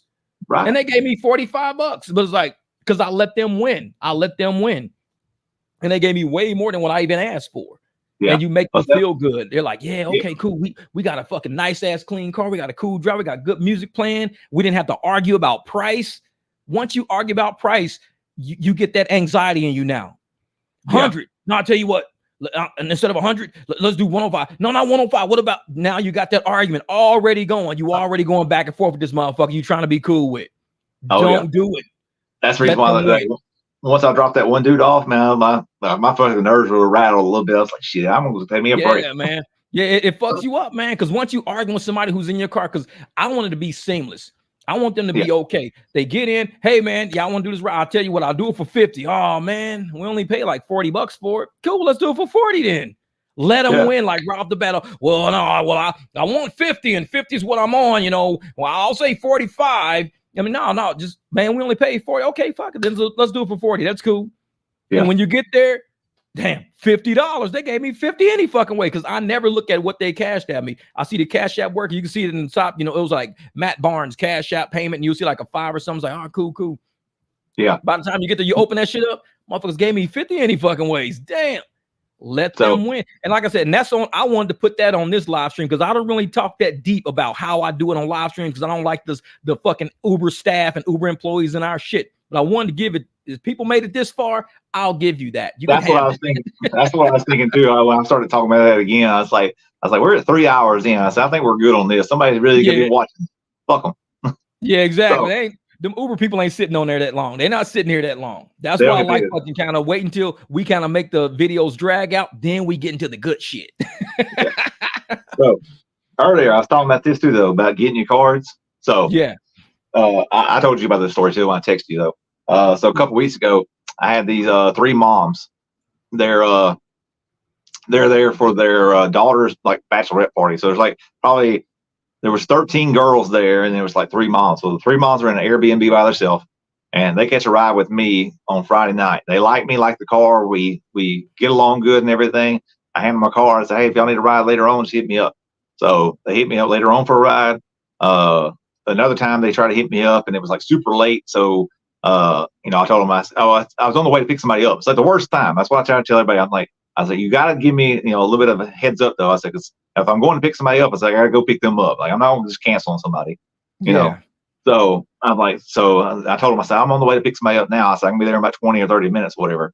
Oh, okay, well, we're just going to, request another ride or whatever. We'll see you tomorrow. And sometimes they don't, but sometimes they do. And these did. So that was on Friday. On Saturday, they hit me up for a ride downtown. Well, one of them had left their glasses in the Uber driver's car the night before, and that Uber driver had cards too. So they actually was able to get back in touch with that driver and said, hey, we need a ride. We need to get my glasses from you or whatever. Okay, cool. Yeah, I'll meet up with you. So I got a ride from that person, but they still like me better. So they was like, hey, they set up an appointment, and they said we're going to need a ride from our place, our Airbnb to downtown or whatever. I was like, cool. I said, I'll get you there. And it's like, in downtown where we're at Nashville, like on Broadway, you don't get dropped off in the front door at places because it's so many people out there. It'll take you 45 minutes to go like 6 blocks. And so I drop off people like a couple of blocks early all the time and just tell them, say, you got to walk. Sorry. It's just the way it is here. And I tell them that when I pick them up. It's just the way it is. Like Nashville is that way. Everybody knows this way. All the drivers are. Anybody that's local understands it. People that are visiting there, like you just tell them that as soon as you pick them up. I ran into that issue too last weekend with somebody else that didn't like that shit, but she got over it too. But anyway, so I got to drop them off at dinner that night though. They're all dressed up and everything. So they're going to 60 Vines. And I'm like, I'm going to drop them off in the front door. I was like, because this is a private ride that they requested me for, and they're going out to dinner and stuff. It's like, I'm not going to make them walk. Like but they're actually paying me too though. So I know they're going to tip good and everything else. And so it's like a 12-minute ride from their place. I think it was like 7 or 8 miles. So it probably would have been, what about like $7 on Uber or something like that right there. They give me 25. Like I just told them. I think I told her 15. I told her 15, and she gave me 25. And cause that's what Uber would have been charged. It was like 15 anyway. So it was like $15, and I could have made it 20 because it was scheduled, and I probably could have. But I knew I got a ride before. I knew I was probably going to get rides after that because I still have one more day to go. And so on Sunday they hit me up. So one of them had flew out early that morning. I told them, I said I'll be asleep at 8 o'clock in the morning. I said, but 2 o'clock in the afternoon, I said I can be there. So I got there to pick them up, take them to the airport. And they said, well, we got all of this stuff up here in the Airbnb from the girls or whatever that's left over. Can you do anything with it? They gave me 2 dozen eggs, give me some breakfast ham, give me like 6 or 8 bottles of champagne and wine, and a bottle of vodka that probably had 4 or 5 shots drank out of it. So they gave me all this stuff, bags of chips and stuff. I'm like, well, damn. I was like, because I told you earlier. So I got a camper up in Nashville that I stay in that I rent a lot for. And so I'm like, I hadn't got a refrigerator for it yet. So I was like, well, I said, I'm going to have to go get a refrigerator and a grill or whatever. I said, now I definitely got to go get it. So I'll just leave this stuff right here in the car. I said, and I'll, go get it after I drop y'all off. And I charged them, $20 just to go to the airport or whatever. I knew they was going to tip, whatever. Yeah. I didn't know they was going to tip that much. They give me $150, bro. Damn. So give me all that. Give me all that food. You went and got a fridge for like about $100. Like shit. I bought a bigger one. I paid like $175 for the fridge. Okay. Bought a grill for like $100. So I went and spent like $300 on a grill and a refrigerator, and then went back and bought some groceries and stuff for it. But I'm like, man, yeah, it eats you up at first or whatever to do that right there. An But I'm investment like, in the company, man. But see, that's the thing from an accounting standpoint. I've done, $500,000 investments just to get shit up and going. So you're in the hole for the first 3-4 years before you even turn a profit on your investment. yeah. We're in a hole for maybe 3 or 4 days. It's Oh like, yeah. that's it. 3 or 4 days. I can make this up in 3 or 4 days because I'm like $500,000. It's gonna take, and we got bank notes to pay back. $500,000, and we got amortization schedules all over the fucking place. So when I see little bitty money like this, I know we're on a level that I've already dealt with before. I've dealt with like millions in budgets. When I go buy a truck, to me it's nothing like it's $30,000. I'm like, that's it. I spent $30,000 on all new vacuums for fucking Stratosphere in one shot. I'm like, cool, 30,000 in vacuum cleaners. Here we go. Let's go. Like, so Yeah. I'm used to shit like this. It's not a big deal. So And I love it, man. Daytona here said when doing private rides, always go up and beyond in customer service. That's absolutely right. Oh yeah. That's what I made sure. Like when I got there, like I actually was there waiting on them to come outside. I opened the door for them to get in, and then when we got there, I thought where we was dropping them off at, they was going to get curbside service. A lot of times they'll come out there and open the doors, but it just depends on when you get there and stuff. But either way, like I said, I took care of them and everything, and they took care of me. And like I was like shocked by it. I was like, hell, this is fucking cool as shit. So, but yeah, so I done that, and then that was the night that like I set all that up at the camper, and I chilled out for a while. I was like, man, I'm gonna go out. So I'd run 2 rides that day before I went and picked them up, just to get back down the town, and then ate, washed the car, filled it up with gas, went and picked them up, and I took off until like 9 o'clock. I was like, I'm gonna go run, see if I can make them another $100 for the night. First ride I get, pick up downtown, go towards the river over in like East Nashville. And I like fucking probably 15-20 minutes from, I guess it's like 15 minutes away because you got to go through a bunch of stop signs and shit. Yeah. And I'm like, damn, I'm a good ways from Nashville. And I get a ping from there, go back to pick up somebody like close to the interstate to go back downtown. Okay, cool. I get there, pick them 3 guys up. They're drunk. And I can tell the guy that's behind me or whatever is like, he's trying to roll the window down. I'm like, bro, I'll turn the air conditioner on. And he's like, talking weird or whatever. I'm like, oh, this motherfucker's fixed up. I got puke bags in my car. You can get them off Amazon too, by the way. Keep them in the back and your little pouches back there. So somebody's going to want it and they're going to need it. And we get to a damn red light and he's got the puke bag already. We get to a red light. We're like a half a block from where they're going to. And he's like, tries to roll the window down again. He's like, I'm fixing to puke out of the door. I'm like, bro, just get the fuck out of the car. And then he's like, no, I'm good. So we were like fixing to pull up and I'm fixing to stop. And the dude that ordered the ride, he says, I don't think he's going to puke. 2 seconds later, he's puking. Ooh. And I'm like, this dude, as bad as he was, like he wouldn't like most people that are drunk, but they're throwing up and they're okay to the point that they can at least get it all in the bag. I was like, I know this dude right here just puked in the back seat. So I just get straight out of the car. I'm like, dude, you just puked in the back seat or where? And he like just gets out the other side and then he takes off walking. So the dude that ordered the ride, I said, your buddy just threw up in my car. I said, how are we going to take care of this? And he said, well, what do we got to do? I said, somebody's got to fucking pay me. I said, this is my second ride of the night. I can't fucking work no more. My car is done. I got to get clean, everything. And he's like, well, he said, okay. He said, well, I'll go I'll get up with him or whatever. And I'm like, I need it now. I'm like, this ain't no fucking like wait around shit. I'm like, because if I turn it into the app, I said, they're going to charge you $300 for a cleaning fee, which apparently it's only $150, but I didn't know that till after I looked it up. But either way, I just told him $300. And he's like, oh, well, fuck it. I'm going to get him now. He said, I'll be right back. So I still got the app running, waiting on them because I'm going to leave them a shitty review and turn it all in. I've got pictures. It's not that terrible. Did I ever send you the pictures? No. So it's not that terrible, but it was still fucking like, it was still like in the back seat. And I got leather seats for that reason. Smart, in case it happened. But anyway, so he goes and gets his buddy and he gets back over there and he's like, dude, they're going to charge me $300 if they turn this in. He says, so you got to pay this guy right here for you puking in his car. And he's like, where's it at? And he's trying to like open the door or whatever. I already got the doors locked and everything. I'm like, bro, you're not getting back in my car. I said, here's the pictures of it. I'll just show you the pictures. And he's like, yeah, you definitely threw up in there. He said, they're fixing to charge me $300. So you got to take care of this. Well, they're from Britain. So this was another pain in the ass, but he's like, all right. He's like, well, he said, I can give you 100. I was like, bro, I said, I'm done for the night. I said, I can't make no more money. I said, and I got to go get my car cleaned. I got to pay somebody to professionally clean it. He's like, well, I'll give you 200. He said, but I think that's bullshit or whatever. And I'm like, well, I said, it's bullshit that you threw up in my fucking car too. I said, I'll do 200. I said, I think that's fair. I said, if you'll give me 200, I said, we'll call it off. I'll leave you dude here 5-star review and we'll be done. And he's like, all right. So he's like, well, what's your bank account information? Because they're from Britain. And he's like, what's your bank account information? I said, we don't do that shit here in America. I said, we got apps like Venmo, Cash Out, PayPal, and all that shit. He said, I don't do none of that.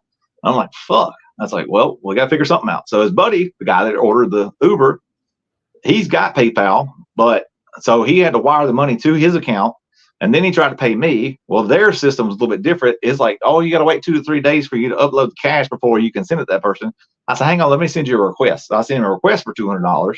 And then he paid me right there on the spot, and it was instant. I said, cool. I said, here you go. Here's my phone. I'll show you. I'm ending the ride here, and I'm going to leave you a 5-star review. And he says, so you can't go back and like tell them that, that we puked in the car and like charge us again or whatever. And I was like, no, this ride's done, which I really could, but I was like, this ride's done. I said, I don't even know who the fuck you are or anything. Don't show me your name, nothing. I said, it just shows an area where I kind of picked you up at and an area where I kind of dropped you off at. Okay. And I shook his hand, everything, we're good. Well, the other dude's over there on the fucking sidewalk still puking. They got a crowd gathered around him because they're worried about him. They think he's going to die.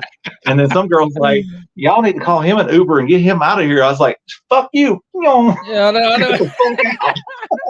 I'm not doing that. Fuck that shit. Hell no. But yeah, so I charged that motherfucker though. I'm like, $200, bro. I would do the same shit, man. Hell and yeah. I was done for the night. Like I went, cleaned it out, sprayed the fuck out of it with Febreze, rode with it and windows down. So I got to the camper. Couldn't smell it the next day, so it was good. You good. Like, hell yeah. I'm like, Robert Reese, my man. And thank you, Miss T, for the $10. Miss T cashed at me $10. 10 for the 10,000 subs. I appreciate it. I'm gonna have to get 10%, man. They sending some of that to me, right? I gotta get my cut, my commercial insurance. Hey, exactly. Get commercial insurance though. But I'm gonna tell you what you can do. Hey, chat, for real. What you can do? You can download this video. You can edit it however you want to edit it, and use this as content on your channel. So you can clip out whatever you want to clip out, do it or not, and just make some clips on it. And you can even narrate some of it. So hell, okay, on this part, this is what we talked about, and throw it as content on your channel, man, because I mean, you are participating in it. So if you want to use it, shit, hey, it's free content, man. It's already recorded. All you gotta do is download it, do your edits or whatever the hell, and bam, make you a video, man. Put some funny shit in there, add some more ad libs to your story. Add some pictures to your puke story. But I mean, you can get probably like 4 or 5 good videos out of this, man. Make a couple of 10-15 minute videos. And put this is where I'm discussing this, and then do a 10-minute video on that. Hey, this is where I'm discussing this. Do another video on that. But that's where I told you that was the day I told you I worked. I made 5 trips total, and I made $400. Man, oh, that's right. I remember that. Yeah. And you say because that was the 200 was in there. Man, what up, Robert Reese? 200 was from the puke. 150 was from that one ride, that private ride, and then the other $50 come from the other 4 rides. So like $12.50 a piece. Oh, man, I'm telling everybody, man, this week right here, like I said, all the way up until July the 4th, because July the 4th, they're going to be throwing out crazy surge, $40, $50 surge. You already know Lyft is planning on that because they want to make sure they capitalize on rides for that. Because if they don't keep their ride count up, the investors are going to see that they're not doing a lot of rides if we're all doing cash rides. So they're going to start throwing a lot of money out there so they can afford it. And that's why I think right now they're trying to distance cash ride people because they're Uber is tanking the price to make everybody think, well, why do I want to pay you that when I'm only paying Uber this? Keep up with the cash rides because I'm telling you, the shit's going to pay off. The shit's going to pay off. This is how we protest. This is how we attack the apps. We're not going to sit around walking up and down the street fucking, bitching and complaining. We're going to get money for this shit. We get money for this. Don't do you no good to complain, man. Like, I do, but it don't do no good, though. Shit, we complain. So another thing, too, though. So, like the rideshare guy channel or whatever, they was talking about how they've changed it where instead of having it's based off your last 200 rides, your AR or whatever, now it's based off your last 100 rides. I'm like, well, there's just as fucking many declines as it was then, or whatever. Well, then now on Uber, they also send you a whole bunch of shit in Trip Radar too, though. So it's like that way you're not declining as much and not getting as low of an AR because I decline I make sure I hit X. Like I want you to know I purposely pass this bullshit up. And see, they know we're ignoring Trip Radar. We ignore Trip Radar. So now they make Trip Radar keep beeping until you hit X. That should go the whole. So they're making sure you seen it. So they just keep because it used to go boop boop And that's it. Now that you're like, Yeah. boop, boop, boop, boop, boop, I'm like, fucking hit X, hit X, hit X. So they're Yeah. forcing us to interact with the app. They're forcing our interaction to say, are you looking at these trips? If you don't hit it, it's gonna keep going nuts. And that shit goes through my whole fucking radio in my car. So I'm not gonna sit there and listen to that shit the whole time. I'm Xing that shit. Right. So see, I've got two phones. Actually, one's on here, and then here's the other one here. So so Uber is on this phone, which is not through the radio, and then Lyft is through the phone that's through the radio, because Lyft don't make a whole lot of noise. So and because on Lyft I can also switch phones with Lyft while the app's running, where on Uber you can't. So if you got one phone on and you try to like open up Uber on the other phone, it'll tell you that you're logged in on another device and you can't log in. But on Lyft, it'll just automatically pull up the trip that you're already on or whatever and start running it there. So that way, if I wanted to use my normal phone or whatever I normally use for everything else, like scroll Facebook while I'm on the way to a trip or some shit, I text and drive too. Fuck you. But anyways, but hey, I'm a professional. I used to be a truck driver, so if I can drive one of them and text and drive, I can fucking drive a car. Hell yeah. But anyways, so I'll do that every now and then. But mainly, like if somebody's like, we're talking about music or whatever, somebody's like, oh, I want to hear that song or whatever. Well, now I'll just pull up like YouTube or whatever, and we'll just watch the YouTube video going on the road and shit. So I'll fucking switch Lyft to this phone here, and then I'll like watch the video there. But if I had Uber on there, I can't watch the music video and have Uber running at the same time on that phone, because you can't, because I need to know where I'm going to too. Yeah. I just need to know where I'm going to on top of that. So, I mean, Uber is easy to quiet down. You just got to put it in Paw Patrol. So, exactly. So there's two things we can talk about too. So Paw Patrol is one, and two is the shared rides, because everybody fucking hates shared rides. But me and you talked about this on Discord. So if you ever have a surge and it's worth it, not like $1 or something, but if you got like a $5-10 surge or whatever, and you get some long fucking shared ride or whatever, and you know it's not gonna be busy for a little bit in downtown or whatever, go take that fucking ride, because if they send you somebody else, you get another $10 surge every time they put another passenger in your car. So that's how it works with shared rides. As long as you have a surge on your phone, for everybody you pick up, you get that extra money. You get a $10 surge every time you pick somebody up. Yep. Yeah, so I'm gonna start doing it. If I got a surge, I'm getting a shared ride. Forget it. Especially like I said, if it's $8 to $10 bucks, out here sucks for Uber, man. The surge out here be like $1. I'm like, man, I'm not doing no dollar fucking surge, $1.25 surge shared ride. I'm cool. We get spots. Oh, and speaking of that too, so Paw Patrol is another thing. Because I use two phones is how I learned this. So when I'm going to where a surge is, I'll put it in the GPS on there, like click on that spot, so it drives through that spot, and it'll hold it longer, because my other phone here, I'll pull Uber back up on it, and I'll watch that surge go away and either change to a bigger surge or smaller surge, but it'll stay on the phone that I got it locked in on. And as soon as you get there, if you exit out to try to see how much surge you already got or whatever, it'll disappear instantly. So my buddy the other night, the guys in the Crown, he said, man, you made me, I told him how to get rides back to downtown too. Because when you make a long trip out of downtown on Uber, they'll actually send you back downtown and pick somebody else up and let you hook it from that far away, where Lyft won't. Lyft ain't gonna give you no fucking 20-mile ride from like 20 miles away or whatever and come back and pick somebody up. They're not gonna pay you for it, but Uber will. So he comes out, as soon as he drops somebody off, there's a fucking $25 surge for no fucking reason where he's at.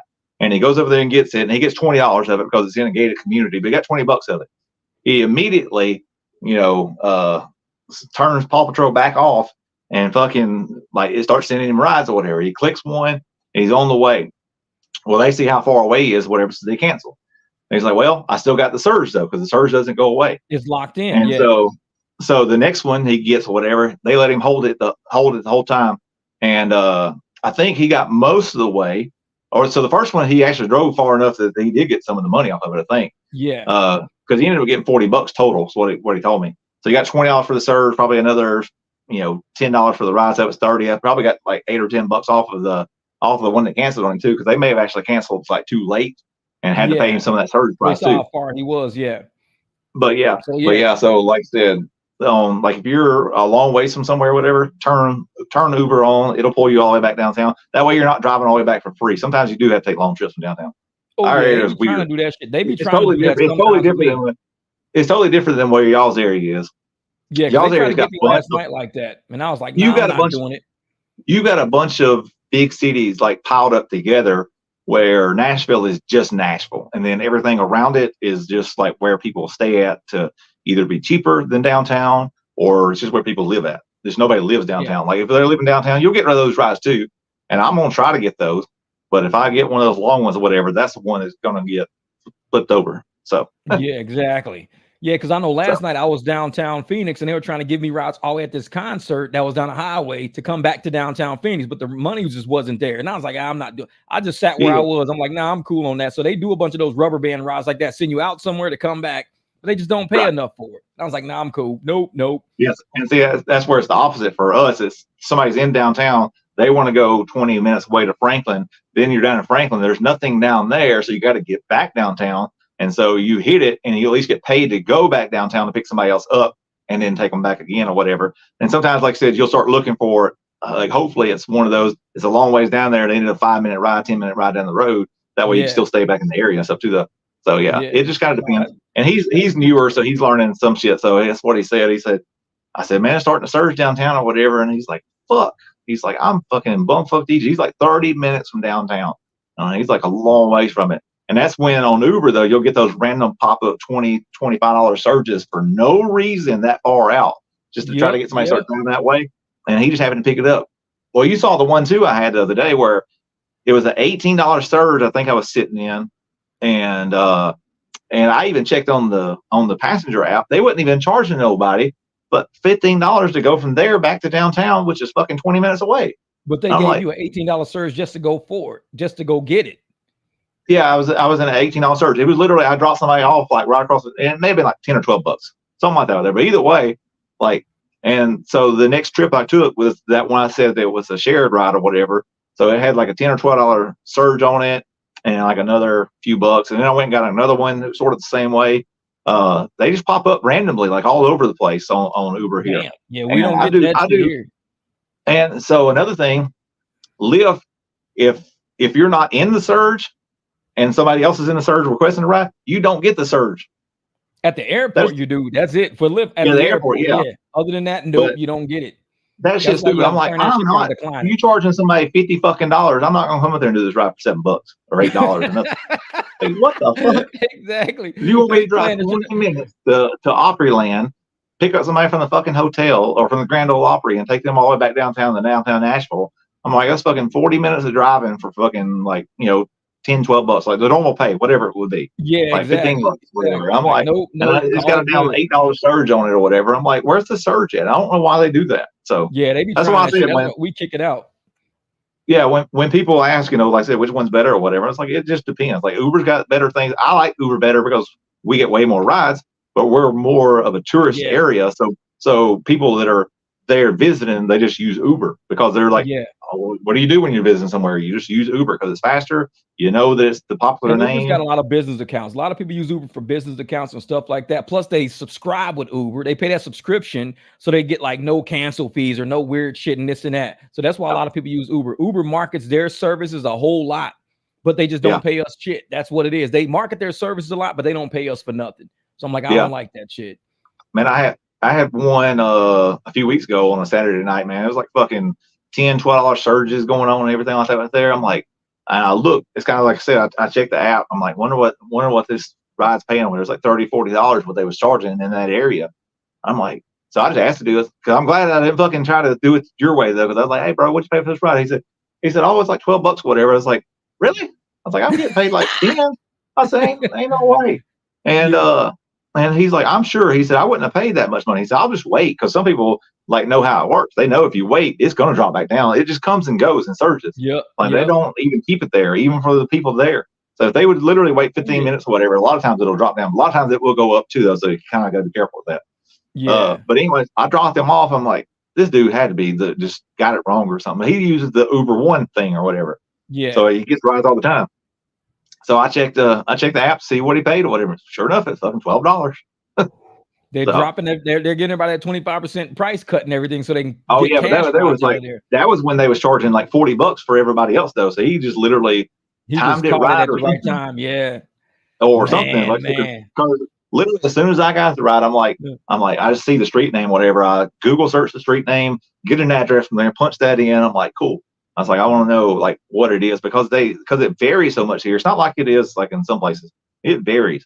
Like I said, where sometimes it'll be those rides will be they'll charge somebody like 20 to 25 bucks to go down to Franklin, and then when it gets busy, sometimes they'll charge them 40. Sometimes they'll charge them 60. I'm like, Damn. And it's like no different. Like once you got them picked up, like once you're on the highway, there's nobody on the highway. Like it's fucking straight shot. Yeah, there's nobody on the highway. It's fucking 2 o'clock in the morning. So once you get out of downtown, like the rest of it's a straight shot. So it don't take you maybe 3 more minutes longer. Man, shit. Got to get out there and get that money, man. That's what I'm saying. Yeah, but we're almost at the 4-hour mark now. So I'm going to end up calling it good because I got to get my ass out there and shot. Hey, Chapman, thank you so much for coming in and sitting with us, brother. Man, no problem, brother. I'm glad we finally linked up and everything. Don't forget, you can snag some of this content for your channel. For everybody else out there, I hope you guys caught the parts where we were talking about how we convert, why we convert, the psychology behind it and everything. Get them cards, you know what I'm saying? Get them cards because the money's going to be there, but you got to be there for the money. Even if you don't flip them, even if you don't flip them, man, just hand them out when you pick somebody up. Yep. And I appreciate everybody on this 10,000 sub stream. We hit 10K, baby. Let's go. We finna do it. And I say, everybody out there, make sure we start getting content put on our channels because you don't know what the algorithm may pick you up for. You might make a certain video that'll go crazy in the algorithm one day. And you're like, Jeff, I got 30,000 views on that damn video I made. Do it. There's 7 billion people on this planet looking for content. Everybody's got to throw a video on their channel at some point. Throw it on there. Yep. Let the algorithm do whatever it does. I'm telling you, you got to start looking at residual ways of income, building your channel up. So many people want to find a channel that they can just relate to, whether it's like birds in a tree, palm trees blowing back and forth, something. Put something out there. So, hey, this is my man, Team Righteous right there. You guys go subscribe to his channel. He's Team Righteous. You'll see him in the chat all the time. He's always in the comments, man. And thank you guys for everything. I appreciate you, Miss T. Everybody for the super chats. You guys are amazing. My man, John out in Alpha John out in San Diego. Man, Tony, hey, out in Denver. Hey, time to wake up. He's out there because time is money. Hey, you know what? We're going to end this live stream, but guess what? Hopefully, I get on tomorrow. We'll see how tomorrow's going. I might jump back on tomorrow because it's been hot out here. So tonight, I'm about to shower up, eat, go out and drive a little bit. Hopefully, I got a video for tomorrow. All right, Team Righteous. Hey, Abby Robin says, hey. All right, man. Hey, y'all be easy out there, man. I'll chat with you guys later. Y'all be easy out there. See you.